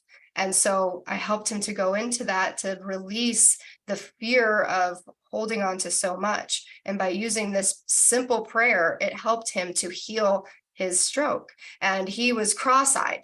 And within 2 sessions with me, he was able to see better. And after 3 weeks, he could see perfectly again. And the doctor was like, this is a really miraculous recovery, because it takes a lot longer for people to come back into being able to see clearly again.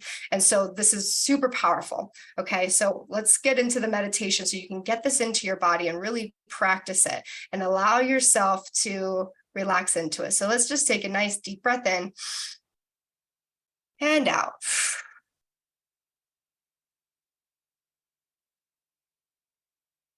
And your body knows how to heal. Your body knows how to process the emotions. Your body knows how to release. And so with me now, I just invite you to calm the mind and close your eyes.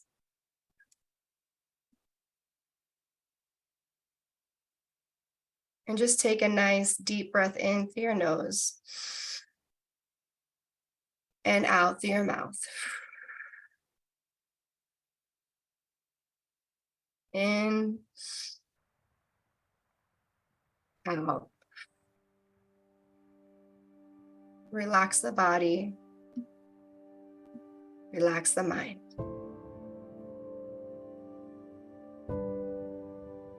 Relax the body. Relax the mind.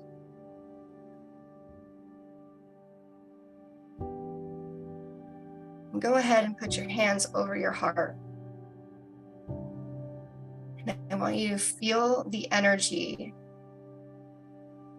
and feel the beats of your heart.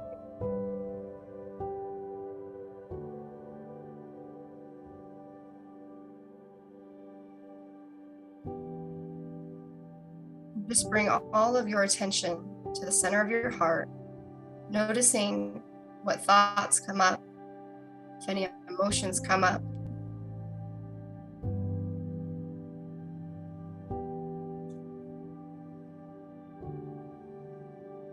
And I want you to visualize your inner child, little boy, the little girl, whatever age.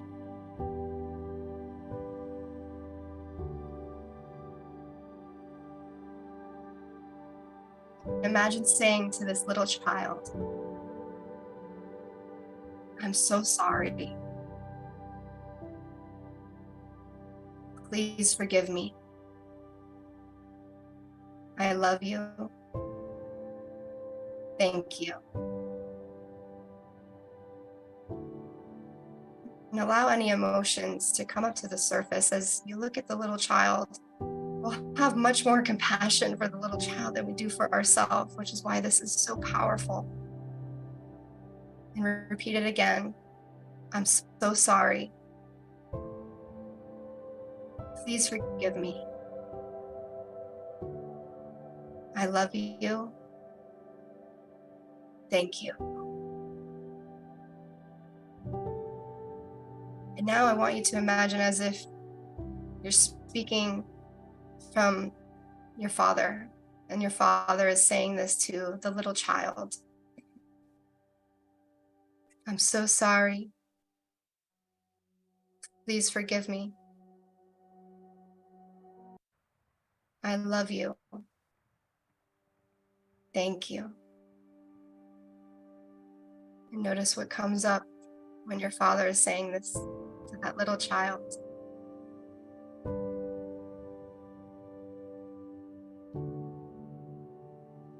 And now imagine as if your mother is saying this to that little child. I'm so sorry. Please forgive me. I love you. Thank you.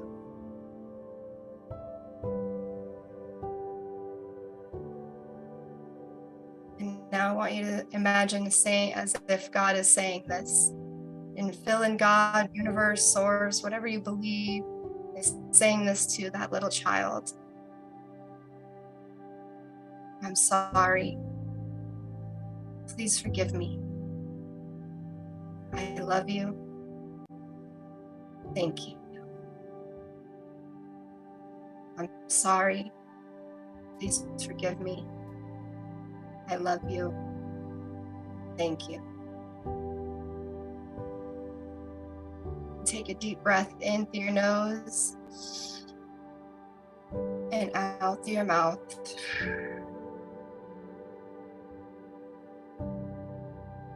In and out. In and out.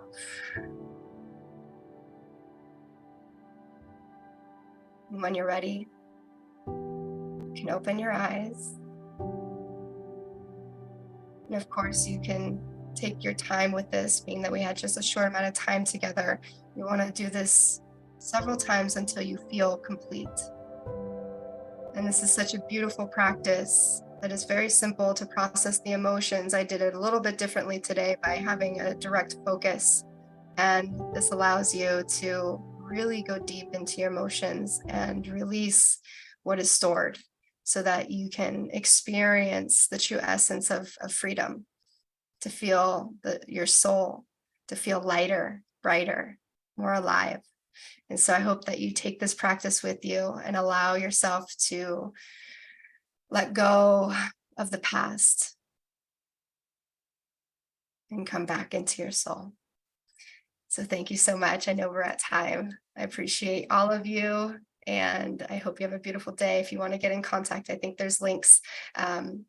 Yeah, thank you so much. I appreciate everybody being here. Thank you, Kelsey.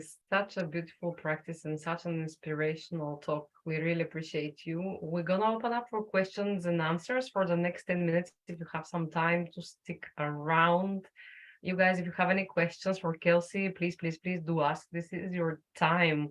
I've been practicing Ho'oponopono, but you kind of gave me a new perspective, and how more powerful it is. So my question is, can I practice it with my kids?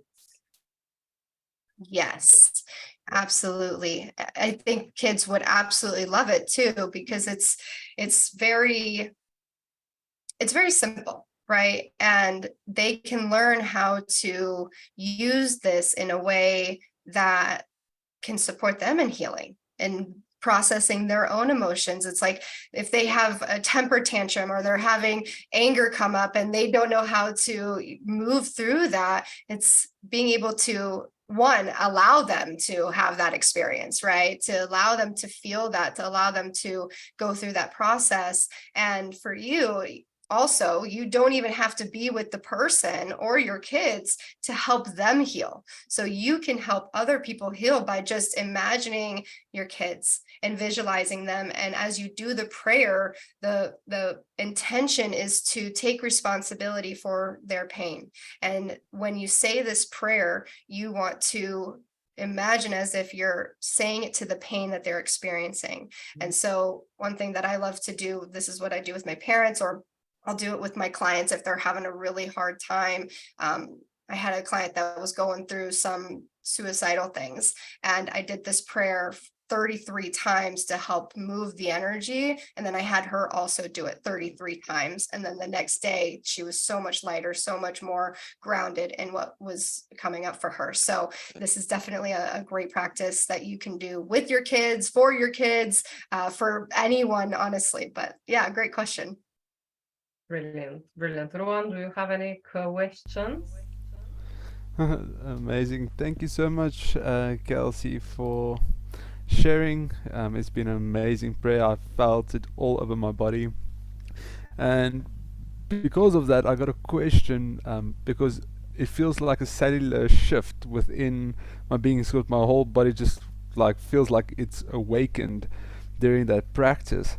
So what is being initiated cellular wise in communication between our bodies and our cells and within our consciousness?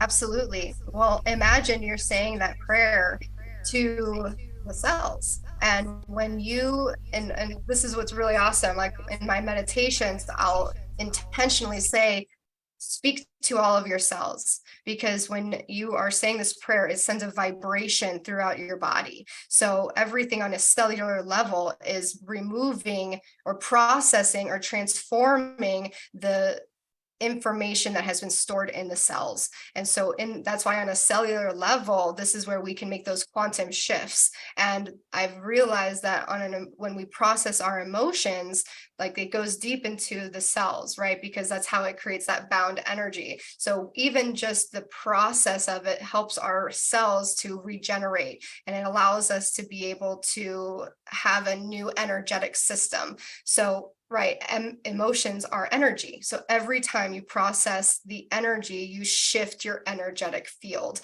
and you're no longer the same person anymore. You're no longer the same energetic system. That's when you stop creating certain experiences in your life and you start to vibrate at a higher level. So that's pretty much what's happening in a nutshell. Did that answer your question? Yes, definitely. Thank you for that. Yeah. Yeah, so on the same topic of cellular like healing, how important is it? Because the quality of life also depends on the quality of our cells, right? And through using this modality, the owner or the prayer, and also obviously through what you eat and the way that you provide for your cells, how important is it to take care of our cells as a whole, a part of the whole, and not just something to keep us alive? It's highly important.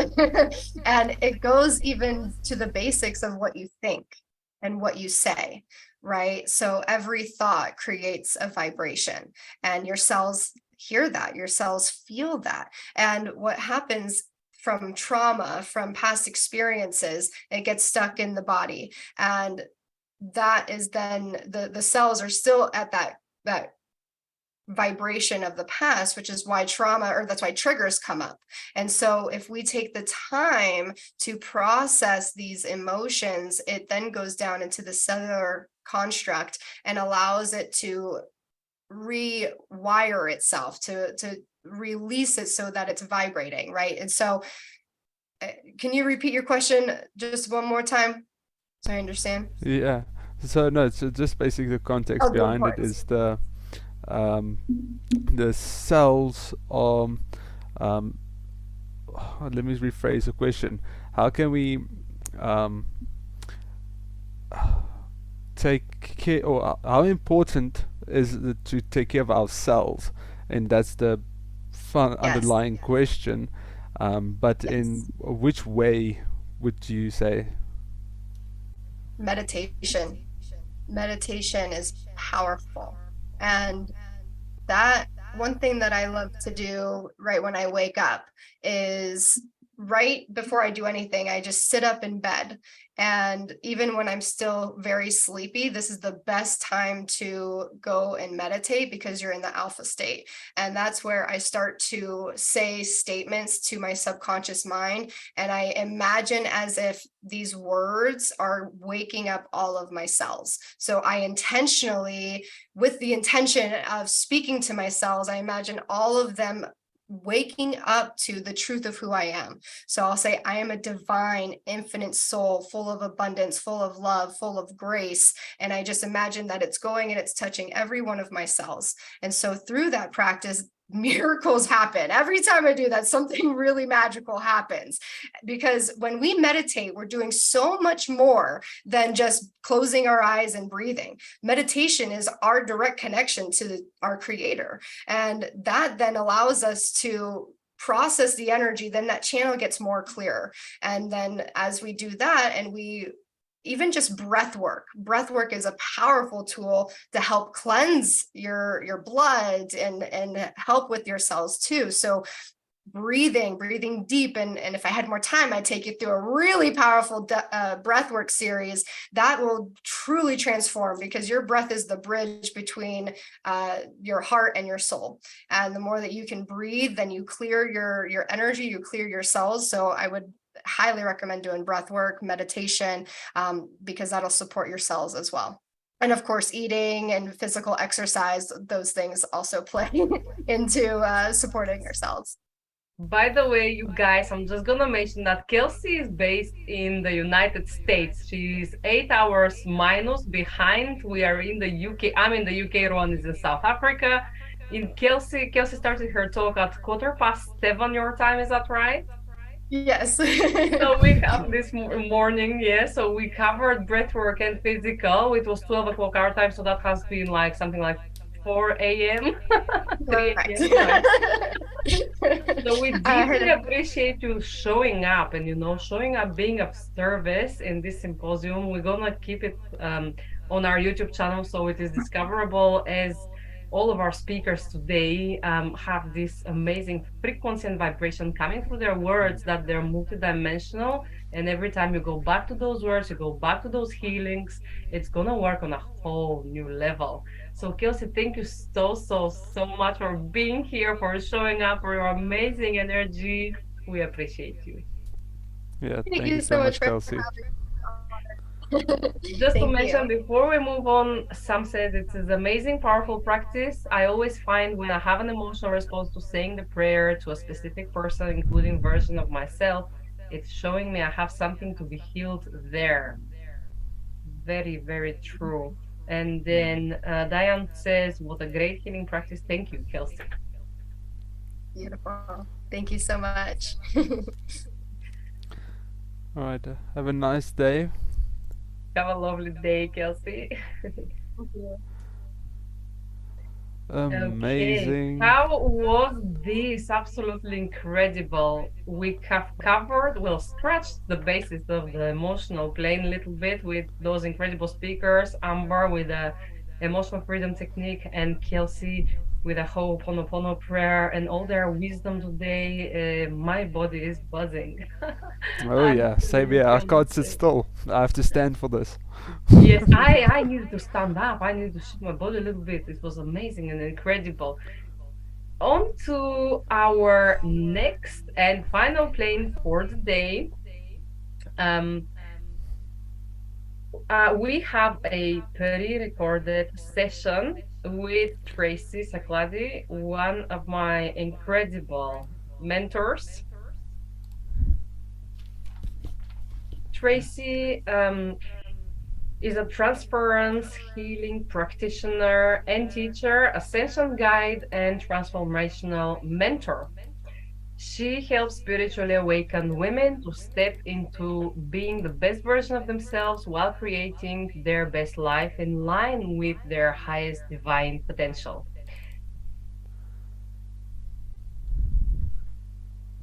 Okay.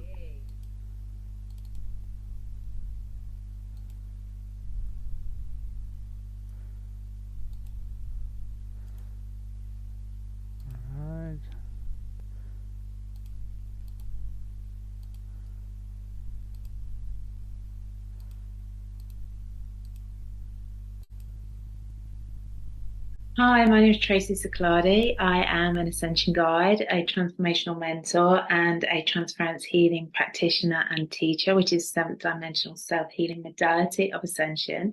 And I'm here today to talk to you guys about everything to do with ascension, awakening, what our body goes through, all 4 planes of consciousness, so physical, mental, emotional, and spiritual. So we just have 20 minutes, and this is a huge topic because we are talking about the expansion of our consciousness, so our soul's expansion in consciousness, which is actually why we choose to come here in a physical body and experience life on Earth. So it's a really great subject that I am so passionate about.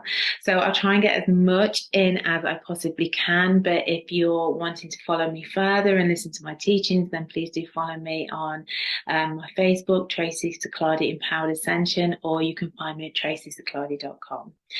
So like I said, I work with my clients, my tribe, whoever wants to come work with me to support their awakening, to support the remembrance of of who they really truly are. So I channel universal light codes, which hold keys to unlock the remembrance of truth. So I always say to my clients, I'm not teaching you anything you don't already know. I'm just supporting your awakening and your remembrance. And one of my unique gifts is because I embody anything I learn or bring through for myself or learn from my guides and my teachers, I really have to embody. I have to embody it. I have to bring it into my being. So not only change my perception and understanding of myself and my reality, I start to be that change. And through those unique gifts, I support those that I work with to anchor in, bring through the spiritual, mental, emotional, and spiritual planes and anchor that change in perception and being into their reality, whereby making a complete transference shift. So let's get started. First of all, I don't know what level you guys are at, but on your perception of what spiritual awakening is. But when we awaken on our spiritual journey, we kind of wake up. It's like a veil's been lifted off the third eye, and we wake up to the possibilities that there's more, that we're not just, a mind in a physical body experiencing one lifetime, that there's more to it. We start to look around us and think, hang on a minute, there's more to this life than meets the eye.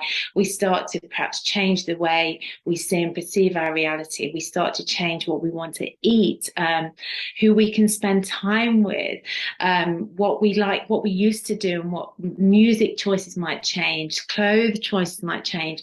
We might not resonate so much with old friends or family, and that's called a spiritual awakening. Quite often it can occur through a dark night of the soul. So something can, a crisis or a big change can really trigger that within. And, it forces us to kind of go down onto our knees and say, okay, I fully surrender, because this is so painful to be in this position that I'm in now, that I surrender and I allow myself to see new truth. It can be really painful when we first wake up. So I've been working in this way now for about 25 years and really bringing through these new truths to support people when they first awaken, to fast track their ascension. So what is ascension? I call my business, my soul aligned business, is empowered ascension. My intent is to empower you to empower yourself. Empowered ascension is where we consciously choose how we're going to navigate our ascension, because the whole planet is ascending. At the moment we are in, we've all chosen to incarnate on Earth at this beautiful, incredible time. If you're here, then I'm certain that you will know that, we've been living in the last at least 12,000 years or so in a third dimensional dense reality, holding lower levels of light, full access to fear and control, manipulation, and all of that. And now the Earth is choosing to ascend to a fifth dimensional frequency. And any of us that have chosen to incarnate onto the planet at this time are choosing to ascend with her. So ascension is happening for all of us, whether we know about it or not. And then we get this spiritual awakening that supports us to start to go, oh, okay, what's going on? So ascension essentially is the releasing of density and the embodying of more light. Now, all density is lower levels of light. If you think of a sphere of energy, or even put it into a line of energy. Down this end, we've got fear and anything, manipulation, control, anything that comes from that. This end of the line, we've got love and joy and peace and bliss and unconditional love and compassion, and everything in between. This lower end of the line is more 3D frequencies that we get to experience. This higher end of the line is fifth dimensional, more 5D frequencies. And what we are doing, because we've been held in these lower 3D frequencies for so many incarnations, we are bringing up our traumas, our wounds, not our inner child pain, not just from this time, but from this lifetime, from past lifetimes, from lifetimes on other planetary worlds and dimensions. They're all coming up within us, delegated by our higher self. So we can bring that to the surface, acknowledge them, love them, own that it's been part of us, but it is not us. We are a pure divine light being, choosing to incarnate in a physical body to experience life in this way so we can expand in consciousness. But when these lower frequencies and lower energies come up within us, we get just this amazing opportunity to see them, to acknowledge them, to love them, to allow them to disperse and to bring in the light. Energy never dies, it transmutes. So we're transmuting lower energy, the lower end of that line, those lower thoughts, feelings, emotions, and beliefs, we're transmuting them into higher light, into love and peace and bliss and compassion. And as we do so, as we clear the density from our body, it's stored deep within our genetic core, within our genetics, within our DNA, all of it stored over lifetimes within our being. As it comes up to clear, we're releasing density from the physical, mental, emotional, spiritual planes of our body. We're releasing it and letting it go, whereby we embody more light and we shift our frequency, because our frequency is everything. Now, all of you all have heard about the law of attraction. You know, it's the law of physics. It's how our universe works. The frequency that we hold in our body through our thoughts, feelings, emotions, beliefs, but also through our makeup, our genetic makeup, what's stored in the unconscious and the subconscious, all holds, all moves together to hold a frequency within our body. And as we do that shadow work to allow the identity to come up and clear it and embody more light, our frequency within our body and being raises. And as that raises, it sends out into the universe, and the universe sends that back. It's like a magnet, a mirror reflection, sends that back, and we literally create our reality through that. So I've been talking a lot recently. My very, very first live that I ever did was Everything is Energy, and the next one was our thoughts create feelings, create emotions and beliefs. That literally creates our reality.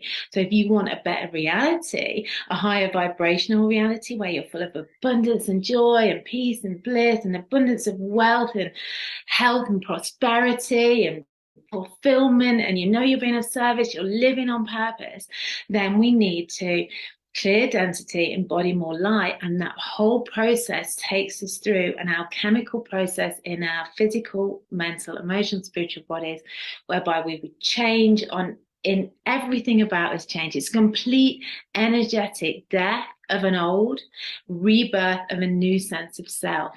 And as we rebirth that new sense of self and anchor it into our reality, we go through a complete transference shift, start being that new higher version of ourselves, and that higher light we hold in our body goes out into the universe, comes back and literally creates ourself a higher vibrational reality within our being around us. So it's really, really exciting. So essentially, ascension is the releasing of density, lower light, through feeling emotions that are caused from traumas, this life, past life, allowing them to come up, seeing that they've been part of us, that they don't make us, they're not our truth, allowing them to be released, whereby we're shedding, like a snake, shedding a skin of untruths about ourselves that just are not truth. It's not our truth, it's conditioning. It's conditioning through lifetimes that we're just shedding all of these untruths about ourselves, stuff that we got told as a child,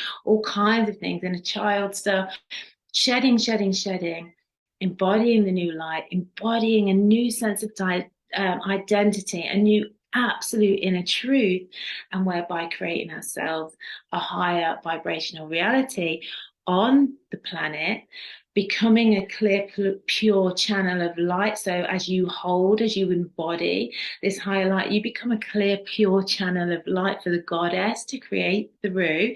So you're anchoring your unique puzzle piece. You're starting to birth your gifts and talents, because as we master the lower I am, the 3 lower chakras, the base, sacral, and solar plexus, as we start to master the lower I am, the ego, the personality self, and we bring that in through the heart, aligning with the heart, with the soul, with the truth of who you are, bringing it all and merging it together, then we start to move in through the heart and birth these unique gifts and talents. And as we choose to share them with the rest of humanity, everything just opens up for us and changes. I've just done a whole webinar about creating, manifesting abundance through your unique gifts and talents. So how does that work within your different planes? So we have to start there, which I think was my third ever live, is about the energy body. We're not just a physical body. Outside of our physical body, we have an emotional plane, a mental plane, and a spiritual plane, which fills the whole of your, sphere of light. You'll have heard it called your auric field.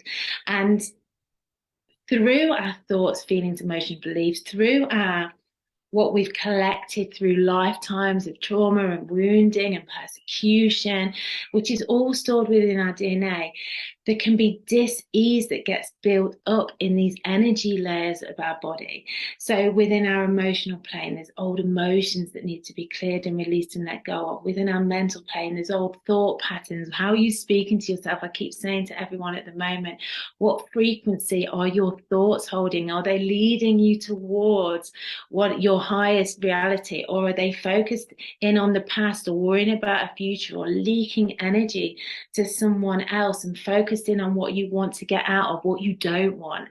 Because whatever frequency your thoughts are holding are going to create more of within your reality. So we really want to allow it to come up, to be cleared, and then bring our thoughts back to those highest vibrations, what you want to create for yourself, what you want to be, who you want to be in the world, how you want to feel. Essentially, it's about how do you want to feel? Do you want to feel full of an abundance of joy and love and peace and bliss? Then focus your thoughts and your beingness on that. So what we want to do as we move through our own self-healing journey, we want to clear and cleanse and release any distortions, any dis-ease that are within these energy bodies. Our spiritual, I've touched on the mental and emotional, but our spiritual energy body has full access to the multi-dimensional aspects of ourselves, the aspects of ourselves that are living on parallel realities, all our soul extensions, all 143 soul extensions of ourselves. So really, as we learn and grow and expand and our psyche opens more, we really connect into the spiritual plane more. But that's why transparent healing is so unique, because we work with light body technology, 7th dimensional light body technology, which really supports the healing of the spiritual plane, so we can keep anchoring in more of our light body and shifting in frequency. So our physical, mental, emotional, and spiritual planes are all one, where it's all of it's part of it. And if we have density in any one of these energy bodies, then over time that manifests as dis-ease, disease within our physical body. So what we really, really want to do, and any energy healer will tell you this, it's about clearing through those energy fields every single day. When we have our shower in the morning, we're taking care of our physical body, but we want to also take care of our energy bodies as well. So it's about having healthy energy practices. Most of us wouldn't go without a shower or without cleansing our body each day. It's about taking care of the energy fields of our body as well, which transparent healing really, really supports you to do. We have so many practices that support you to clear through those planes of your body. So preventing the dis-ease happening within your body, but transference healing also works to heal on the physical plane as well. So what else would you like to hear today? Really, your awakening journey, wherever you are in your awakening journey, is perfect. You are perfect. Each one of us is holding the exact perfect frequency. We're exactly perfect in our own ascension. Our higher self is guiding us.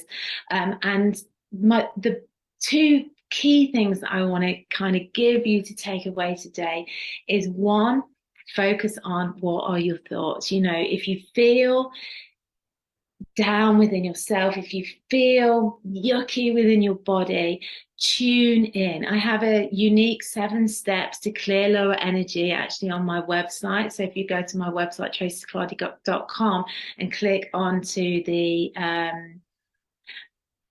it's right there on the front page. Just click on to receive my 7 steps. We'll collect your email and you can be part of my email, and you can learn how to clear those lower emotions from your body.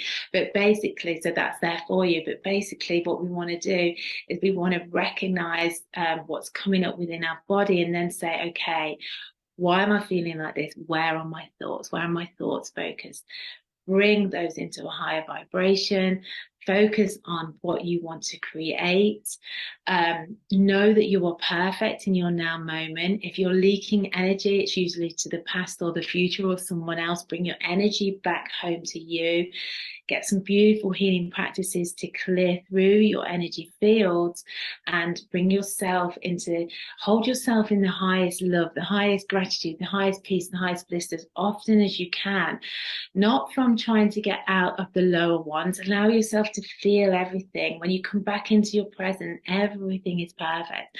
Allow yourself to feel it, whether I'm going through a deep, deep shift and it's so painful, it's perfect. Or whether I've just cleared through that and I'm really shining my highest light on cloud 9, it's perfect. Just know that it's a spiral of ascension, and you are constantly releasing density, embodying more light, shifting in frequency, changing your perception and understanding of yourself and your reality, whereby changing your way of being within your reality, whereby attracting a higher frequency, a higher reality into your life, birthing unique gifts and talents, sharing them with the world.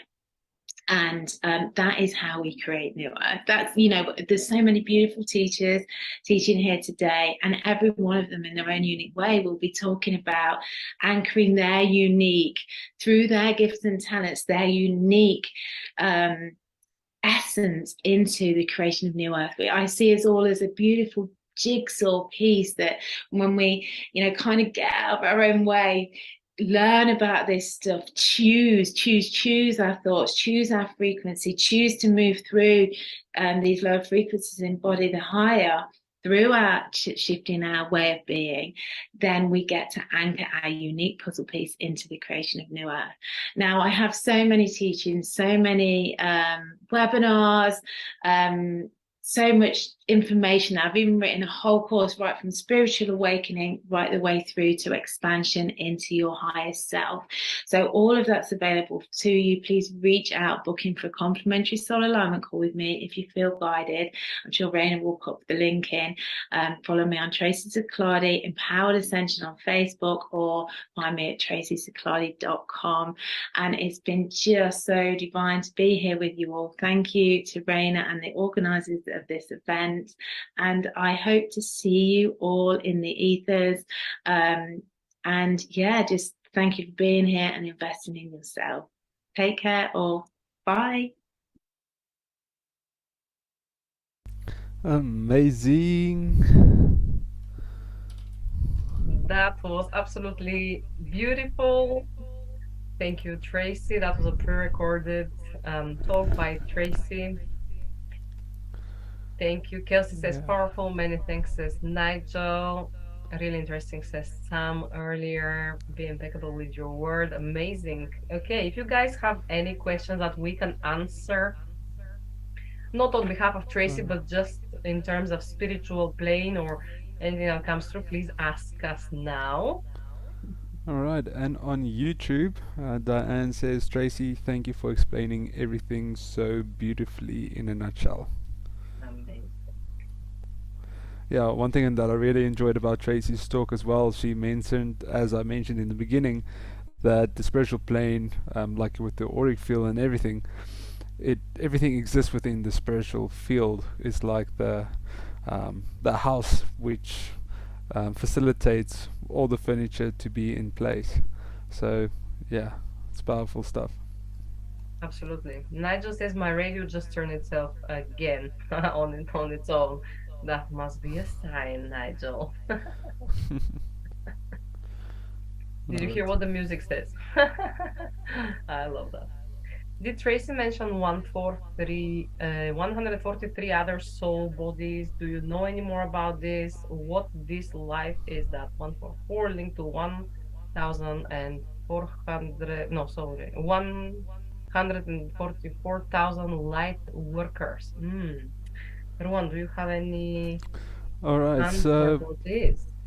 yeah, so an answer that I got for the 144,000 is that it is the minimum required amount of people that needs to join together as a collective to create radical change for every single being on this planet.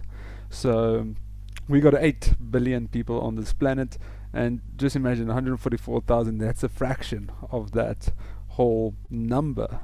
But that small fraction can make a massive impact for every single being on this planet. So we got way more than just 144 soul bodies. As you say, this is just scratching the surface. Once we get to the next stage, we realize, but wait, there's 10 more steps. Once we get to the top, wait, there's 100 more steps. So yeah, we are forever evolving. And for everybody that's new to the ascension, this is basically the starting line. This is not the finish line. From here, it's onwards and upwards. So yeah, we are all here to make a difference, learn the lessons, and make a difference that we can make.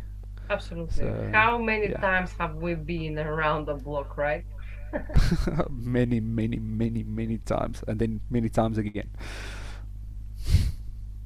Okay, So, yeah. Nigel says 144,000 is the number in the book of Revelation.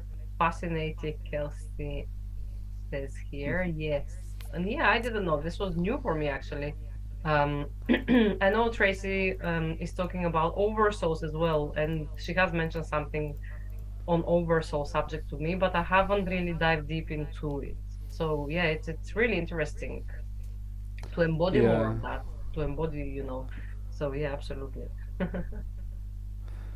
Yeah, no, definitely. And because we get the natural order of things is when it comes to the spirituality side of life, children are supposed to integrate soul level identity by the age of 12, and by the age of 22 to about 30 they should have integrated the oversoul already, and by 30 to 40 they integrate their Christic avatar body or identity, and then beyond that is the Buddhaic identity, and then the Rishi at the end. But by the time you get to Rishi, you're not physical matter anymore. You've transcended that long time ago. Wow. As you've traveled the dimensions. So the further you go out in dimensionality, the less dense it comes, and the less silica is available, and our bodies is made out of silica. So once we go out, we become eventually liquid crystalline beings that has no form, because we're not in a dense place. That's why they can travel faster than the speed of light, because they're not dense. They have nothing holding them back like we do. Yeah. So yeah. Great stuff. It's really, really interesting, to tap into that energy and just explore even further on it. Yeah. Brilliant. Okay. Do you guys have any other questions? Checking YouTube. And thank you for, investing this time in yourself and sticking until the end. We have had the stable, people watching this, so we really appreciate you that you have invested your Friday afternoon in this symposium that we have co-organized with Rowan and all of our absolutely incredible speakers. So grateful, guys. Thank you so much. Yeah, you guys are all superstars.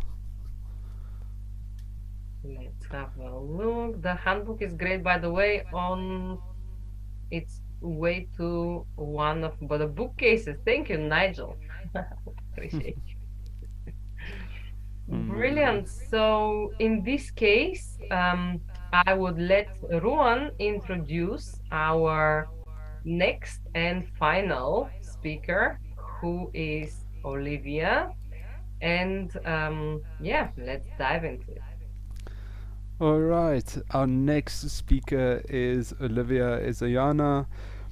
She is from Poland, and Oliwia works from her heart space, assisting everyone to find a path that serves their highest development.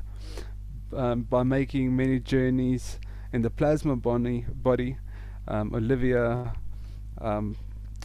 was working directly with her spiritual guardians, and she developed her consciousness on a daily basis and support others in this process.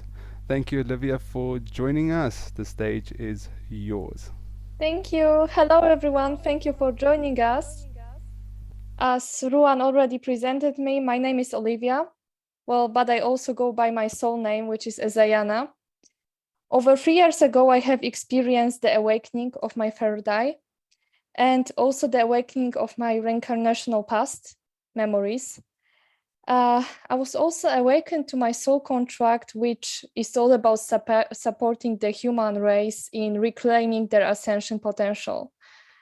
So that's basically what I'm doing by the method which I call the plasma healing, plasma facilitating. I'm supporting others in their spiritual growth.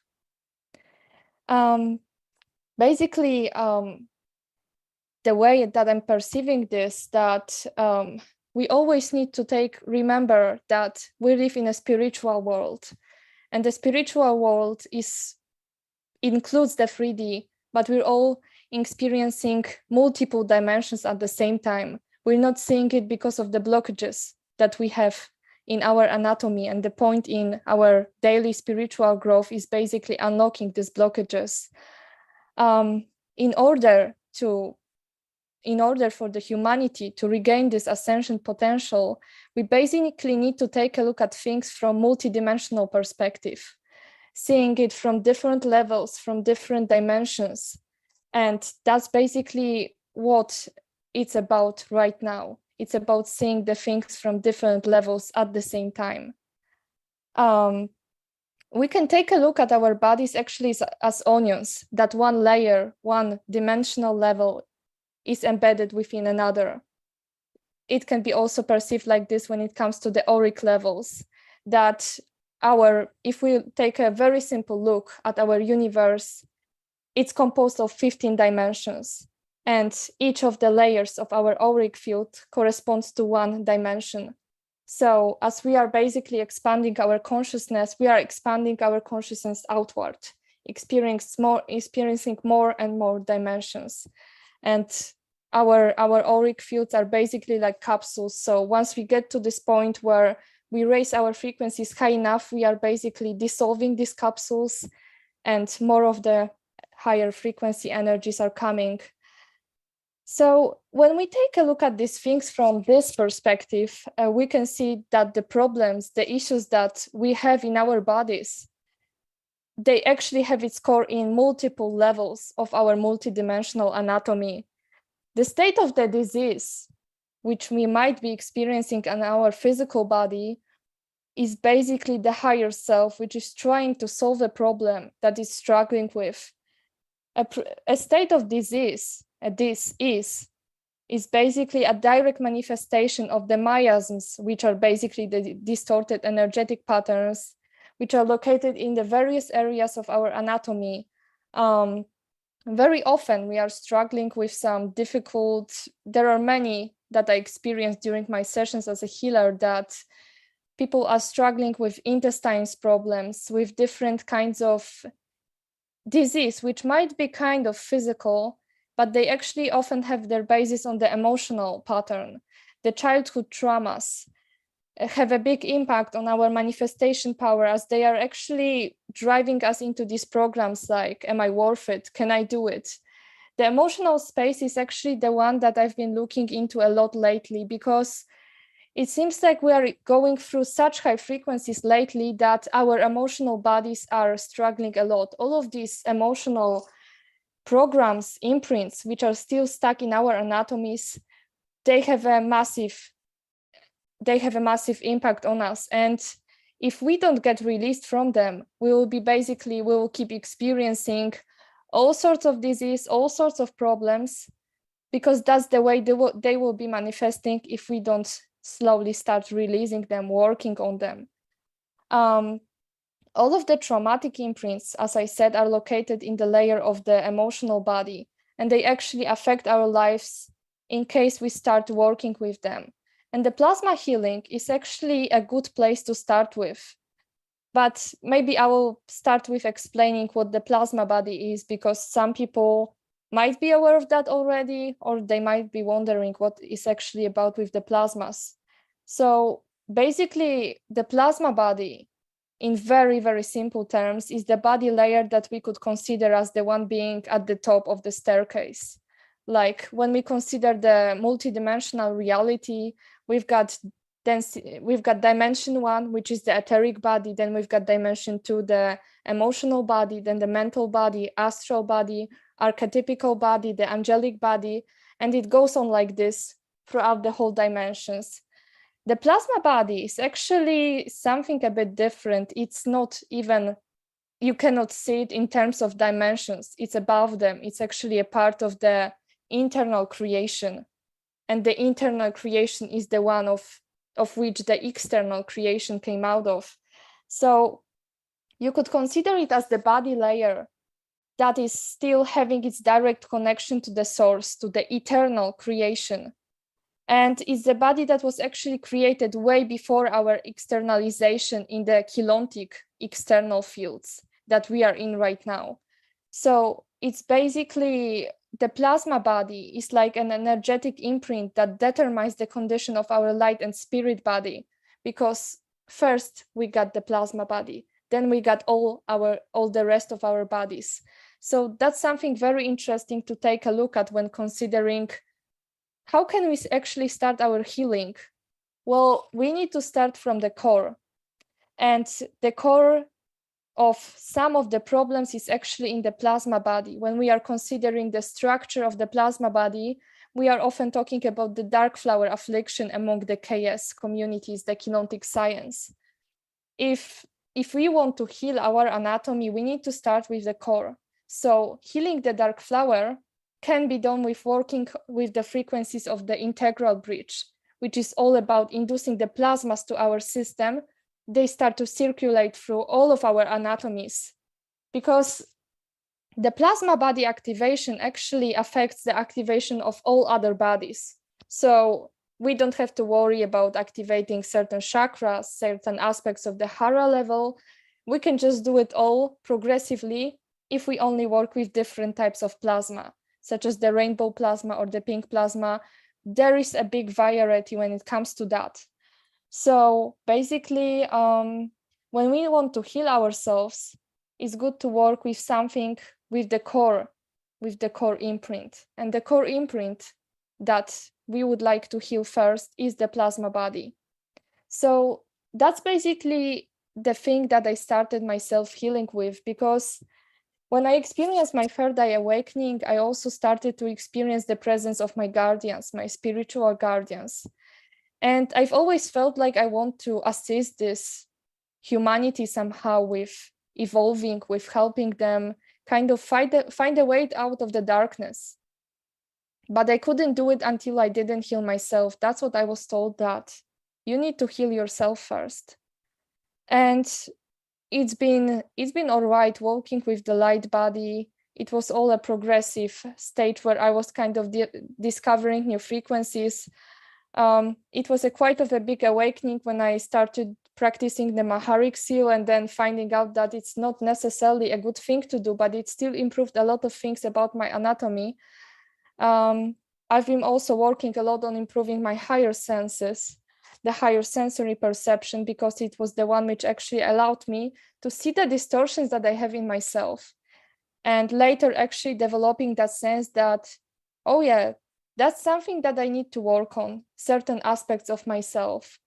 And when I started to get into different aspects of the anatomy, I actually noticed that the light frequencies aren't as effective as they used to be, but unlike the plasmas. The plasmas actually started to, when I was doing my first journeys, one of them was called Journey to the Crystal Seed Atom. And it actually felt like I was just connecting to my cosmic family, to the Alhumbras, which are actually the plasma essences from the 8 core plasma suns. So it felt like it was something that I needed, a place where I could just come back and learn. And so I started my learning process, my self-healing process at the same time. And I actually discovered a method which allowed me to also assist others with their healing process. A healing where I don't activate anything in others, but I work as a frequency activator at the same time, meaning that I induce the certain frequencies to other people's bodies, then they continue the self-work and they start to activate themselves this way. So I started working with the 5 key body layers, which are actually the etheric body, the emotional body, the mental body, the astral body, and the plasma body. So these 5 layers, actually, once we start to work on them and clear them, they allow us to reach the full integrity in our bodies, clearing the implants, the etheric implants, regulating the chakras on the etheric level, gives us this wonderful imprint that we could continue our work from. As well as also removing any sorts of programs from the mental body, from the astral body, and also getting back our parts of the lost consciousness that are kind of stuck in different parts of this universe. And then we kind of start to feel like, I'm unpresent in my own body. And why is that? That's because we don't have the full parts of our consciousness. So that's something very interesting to take a look at when we start to consider, like, why am I feeling unpresent? Why am I feeling kind of stuck in my body? This is all because we're carrying very heavy imprints. And the time has come, with the last trumpet being cleared right now, and all of the frequencies coming in also from the Nomiya Usetra Council, that we need to start kind of clearing ourselves, but clearing for real, because these distortions are coming to light. If we aren't clearing them, they start to manifest as all sorts of physical illness, mental issues. These are the direct manifestations of the miasms that have been stuck in our anatomies for a very long time. And now, due to the really high energies that are coming to our planet, the plasmas actually, they start to come to our conscious mind. And that's when people start to wonder, like, what they should start with. And the answer is the plasmas. Because thanks to activating our plasma bodies and working consciously with inducing these frequencies on a daily basis, we are achieving the earth sync, the synchronization of the personal plasma template with the plasma template of the planet. And this also allows us on a longer term not to only heal ourselves in this life, but it's having like I was having this vision that actually by healing myself from here with the plasmas, I'm actually affecting all of the incarnations in my cosmea level, which is like a very, very high and wide cosmic structure. There is this point in the plasma body activations where you actually start working with your cosmea body, which is called the IA body. And the IA body is actually like you can reach the frequencies and exchange frequencies with all of your bodies located in the cosmea, because we are actually, each one of us, we have not just the bodies in these 15 dimensions, but it's like we're having simultaneous incarnations in the whole cosmos. And by connecting to these simultaneous incarnations, we are actually reaching a very high state of the frequencies where it's like, that's another question that people are asking, like, why I cannot get through a Stargate right now? Why I cannot just get out of this planet? That's because we are in a vector lockdown. So if we connect our anatomies with the anatomies of our other simultaneous incarnations, we are actually reaching them from different time vectors. So connecting ourselves to that, connecting ourselves to these different time vectors is also kind of making us in a state where we can reach through these stargates, which are actually opening right now. We've got opening of all of the stargates. We've got the plasma stargates opening, the light stargates. If you look at this way, we've got the Amenti gates, which are actually the external creation Kilontic stargates, meaning that they are inducing just the light frequencies. But at this time we've got the Alhambra cathedrals, which started opening in 2012, if I remember correctly. So, and these are the ones which are actually inducing the internal creation, the plasmas. So all of these stargates are opening right now, they are merging, and we live in these amazing times where even though it's getting chaotic, even though it's getting difficult sometimes, and we're just asking ourselves, like, I often have this on my session, like people ask me, why did I incarnate here? Even like, why in this body? Why at this time? But that was very well planned. That was planned. That was actually planned by these people. It was all planned by our souls on the highest self level, because we actually all wanted to incarnate in this wonderful time of the stellar activation cycle, where we can actually find the quickest way home. And this is done through the earth sync, because after our body passes away, our consciousness goes out of the body in the plasma body.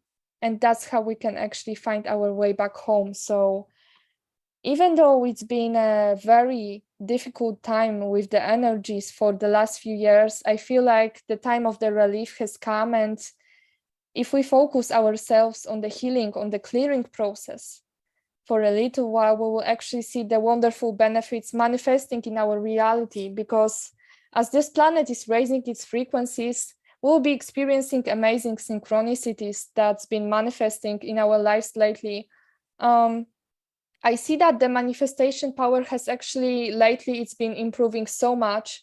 And that's wonderful news, because the planet is vibrating very highly, or more like I would say oscillating, because the vibration is the magnetic, the oscillation is the electric. That means that the planet is oscillating a lot quicker because it's getting more electric, it's raising the frequencies.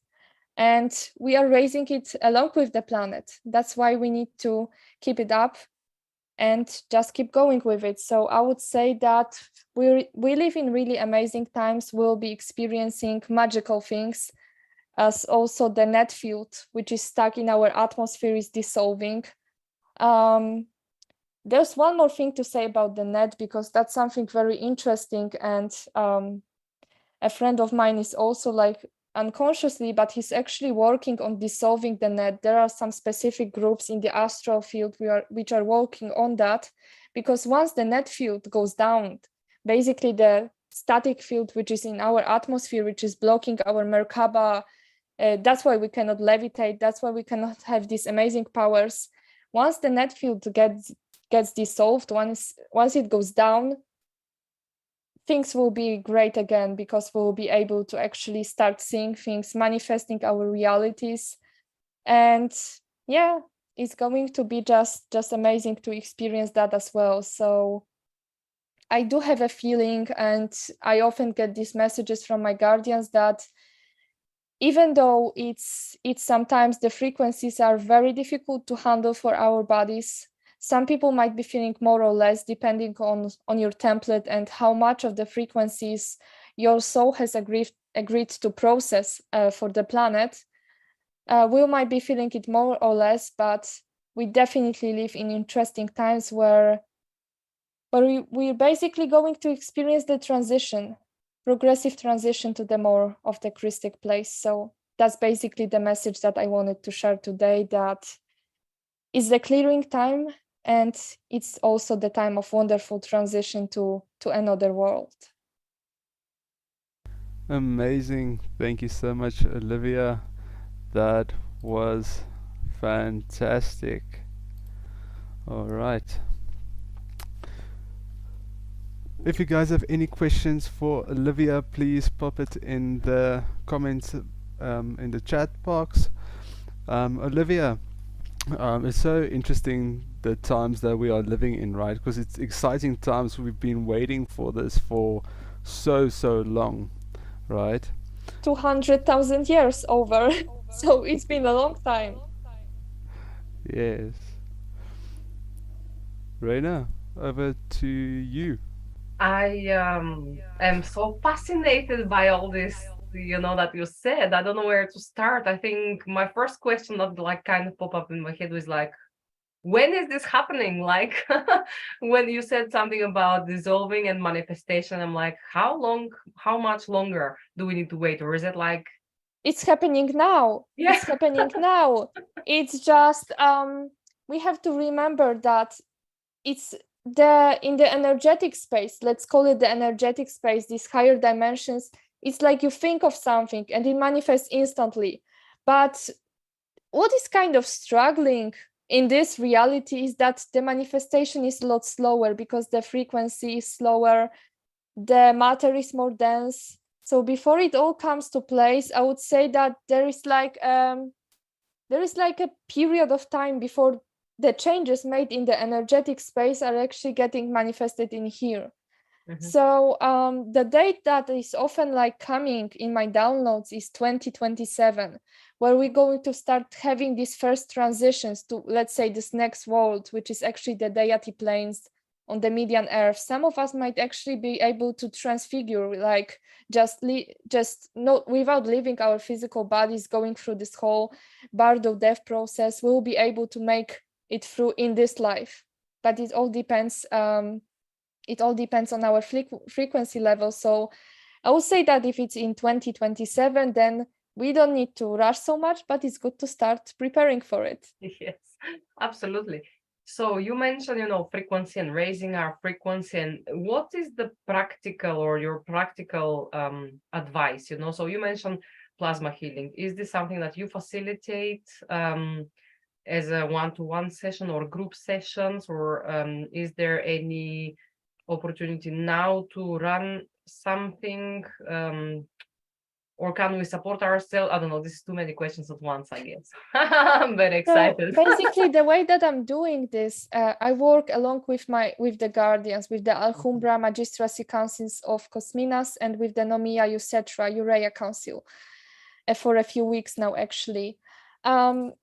The way that I'm doing this, I'm basically assisting on individual sessions, like one-to-one. And what I'm doing is that I only clear.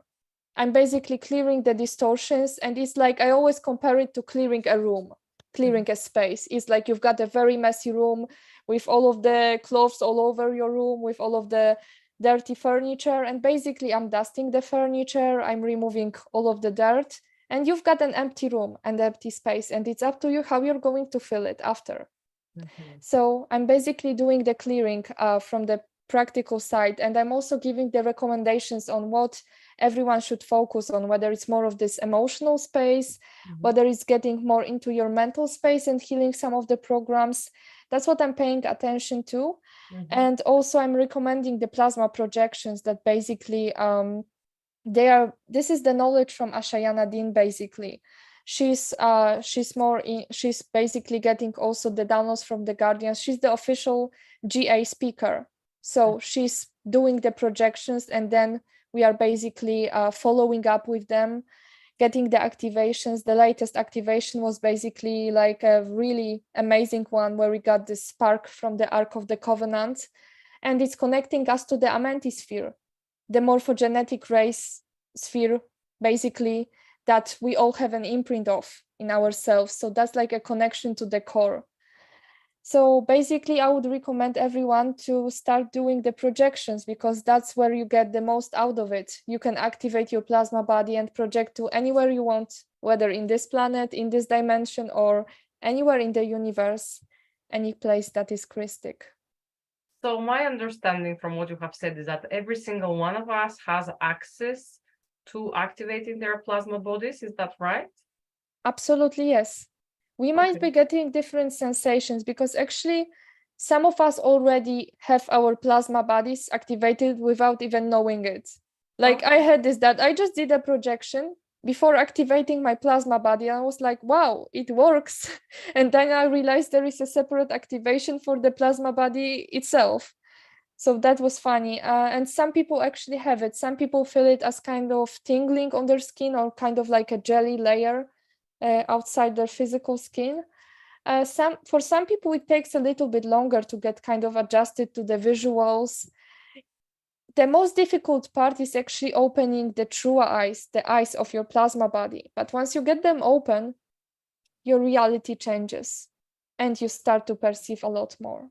Okay, so I'm gonna give the microphone to Ruan in a bit, but I have another question then. What is the first step then? So you say, okay, we have this within us, we can activate it on our own. So what is my first step? So I've heard your talk today, and that's extremely interesting. I find it absolutely fascinating. A lot of very advanced information that I have received, and I'm sure that I don't realize it in like my mind do not understand everything that you have said, but I do believe that it has activated me on a different level, if that makes sense. You understand it on the higher self level. Yeah. Brilliant. What is my first step if I consciously want to then work with my plasma body or activate, or you say projection? How is that working?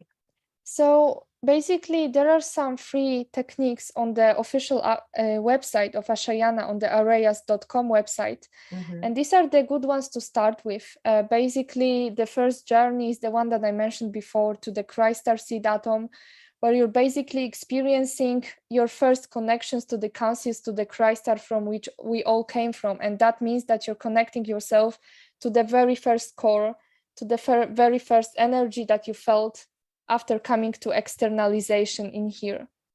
The next journey is, for example, the journey to the Arayas Island. So basically, what is the importance of these projections is that you might not understand everything at first, but you feel it in your body and you pick up the frequencies. And once you pick up the right frequencies from these places, it's much easier to understand the complex material because you already embodied it. You embodied the frequency. And now the only job for you is to actually remind it and get it to your conscious mind. So that's basically how this process is working. Amazing. Thank you so much. Ruan, off to you.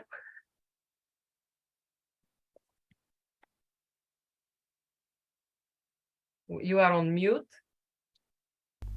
Sorry about that. Yeah, with this kind of topics, we can go on for hours because it really resonates on a whole new level, and it's not on the physical that it resonates, as you mentioned, from like the higher selves and from the higher planes.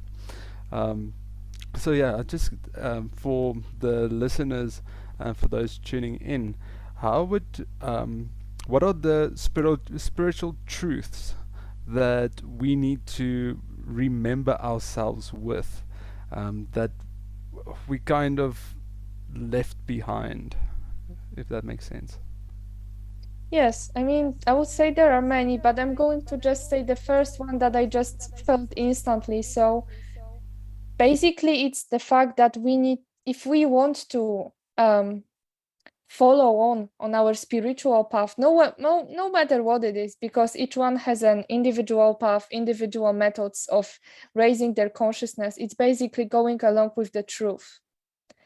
Saying the truth always, no matter what it is, no matter how painful it might be for others, just if you're emanating with the frequency of the truth, you will attract the truthful people, the truthful energies, the truthful environment. Because once we get ourselves into this web of avoiding the truth, going around it in a circle, lying, then it's always kind of turning against us. And it will always manifest in our reality. So going with the truth always. Besides, that's a very interesting thing, because there is this layer of the plasma body called the true body. So it's the true you, the true body.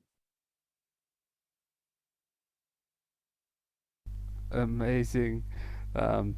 Yeah, thank you for that. Rayna, do you have any more questions? Because I know you are so fascinated by these. Yeah, absolutely.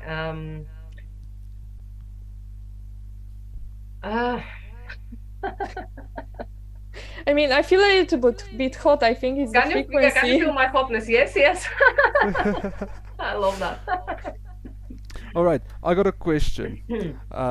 So when it comes to multidimensionality, like with the emotions and everything that carries through, like how can we perceive the emotional plane through the eyes of multidimensionality? I would say it's not about exactly perceiving the emotional plane. I would say it's about feeling it. There are different ways of like, what do we exactly mean by feeling, sensing? Because when we're, for example, talking about telepathy, we can see it more as a clairaudience, clairvoyance. The emotional space is very, very sensitive. It's very difficult. It's actually the subconscious level. So it's actually one of the most difficult ones to detect, at least in my opinion, because you could have a very clear mental body, which is the conscious mind. You could have a very clear astral consciousness, actually, which is like the overconscious mind, but it's in the dream state. So the emotional space is actually more about how you feel your body, like how you're feeling your emotions, because it's the best way to explain it in particular situations, especially like in 3D life situations. For example, when you're talking to someone and you're kind of feeling like there is this stabbing kind of thing in your heart chakra that you kind of feel like just running away from the place because you just don't feel comfortable.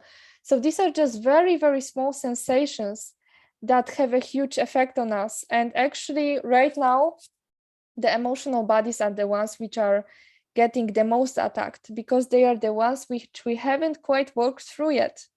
So when we see some kind of shifts in our behaviors, we always need to take a look at it a bit from the higher self level, that, okay, I'm emotional, I'm angry, I'm sad, upset, whatever. But this is a process that I'm going through. It's happening for a reason. So I'm going to figure out this reason, work through it, and just take it easy. It's okay to feel negative emotions. It's about how we're dealing with them, and that we are actually aware of the fact that our higher self is dealing with something. Amazing. I have a question which is related to what you have said, basically. So, you know, when we deal with like projection, and if we are in a certain, on a certain, somewhere in our spiritual journey, let's say, I'm not sure what I'm looking for. And we know that we are divine beings, and we are dealing with a very 3D, very low vibrational, you know, emotions and feelings from somebody who is projecting on us. How can we, you know, see it from a higher perspective as a spiritual being, you know, and follow through on a level where we are not gonna project back, and we are just going to be sovereign in our response? Is that making sense? It's about creating a shield. That's what I've been learning for a very long time. And that's what I'm also trying to teach people on my sessions, because if you want to assist others, especially if you want to be, let's say, a healer, a facilitator, you need to kind of, when people are talking about difficult emotions, which is normal, talking about difficult emotions, you need to kind of have this shield where you hear about someone's problems, you kind of filter them through your body, but you don't let yourself also catch up on this. Like, people cannot project these emotions to you. So it's also a matter of actually putting this energetic sheath every day, an energetic shield around you. And also like visualizing that when someone is just throwing hard feelings on you, they don't get through this shield. They just get stopped by this shield. So it's also nice, like a nice exercise to imagine, to visualize.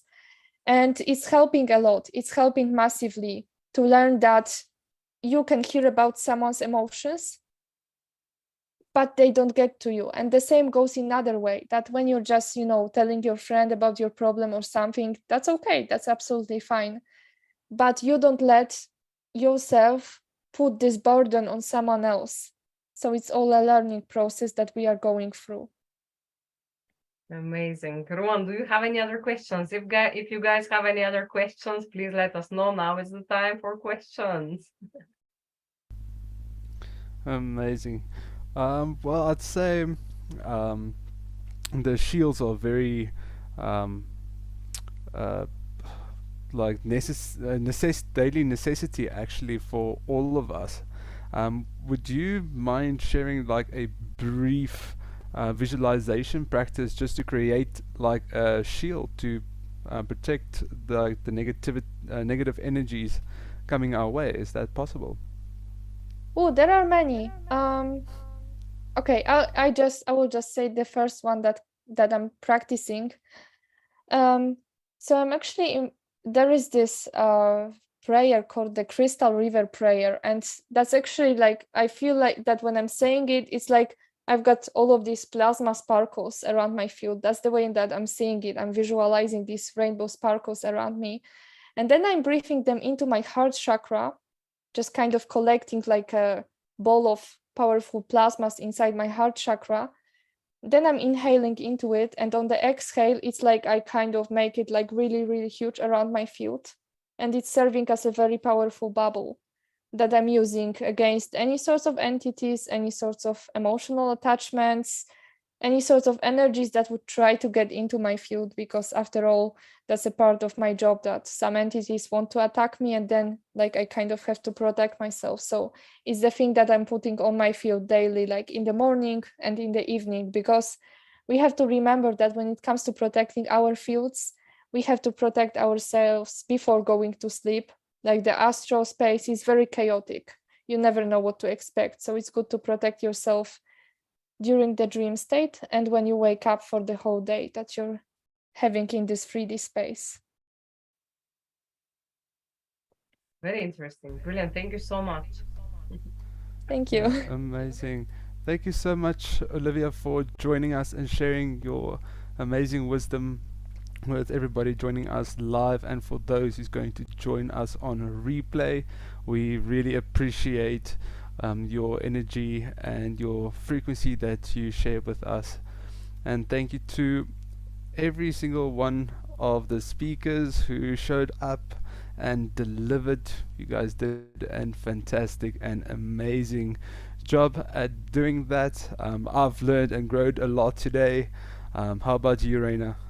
Absolutely. It has been incredible to say. I don't know. I mean, this has been just the next level. I'm just so grateful that we organized this event, that we had such a positive response from our speakers to join us on this journey of, touching that multidimensional transformation that we all are working towards. Just some statistics for you guys. This is the first ever in the world so far from our research multidimensional transformation symposium that has happened.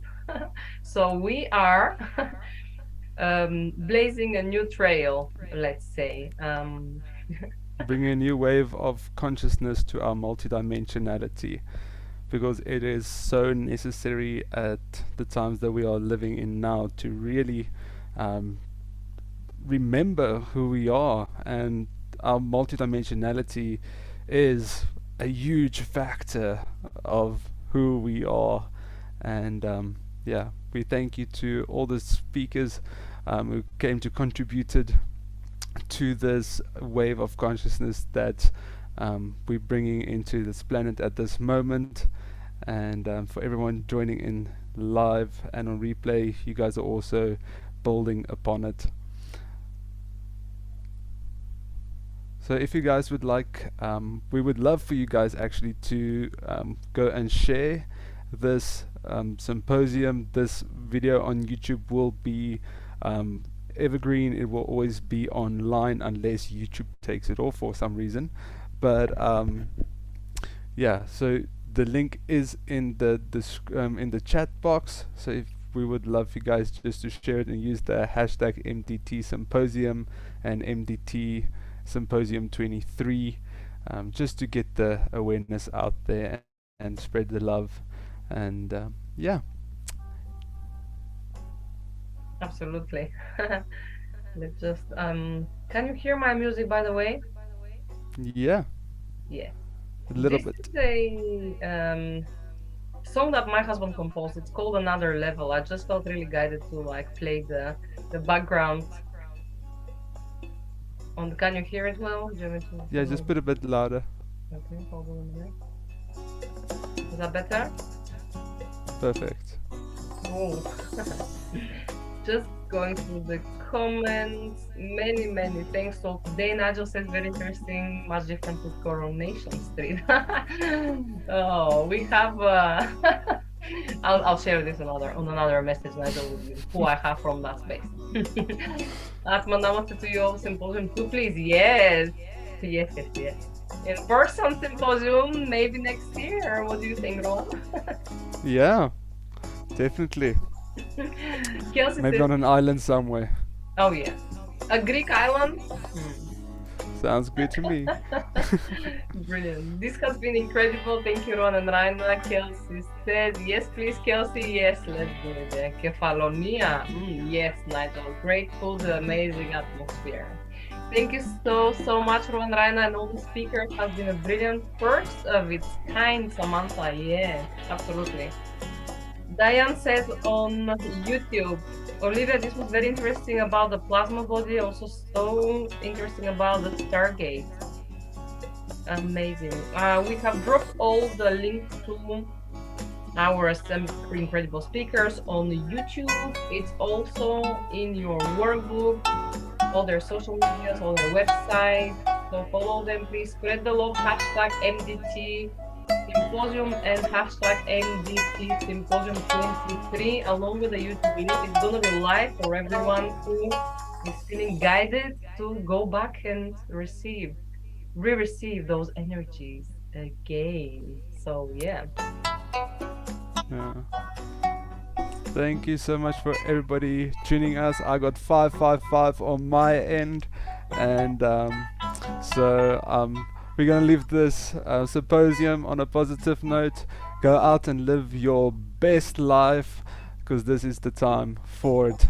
Nobody else is gonna do it for you except you. So we've given you guys some empowerment. The only question left to ask is, what are you going to do about it? Yes. Amazing. Thank you so much, everybody, for joining in live. Take care. God bless. Bye for now. Until then, Live long and prosper.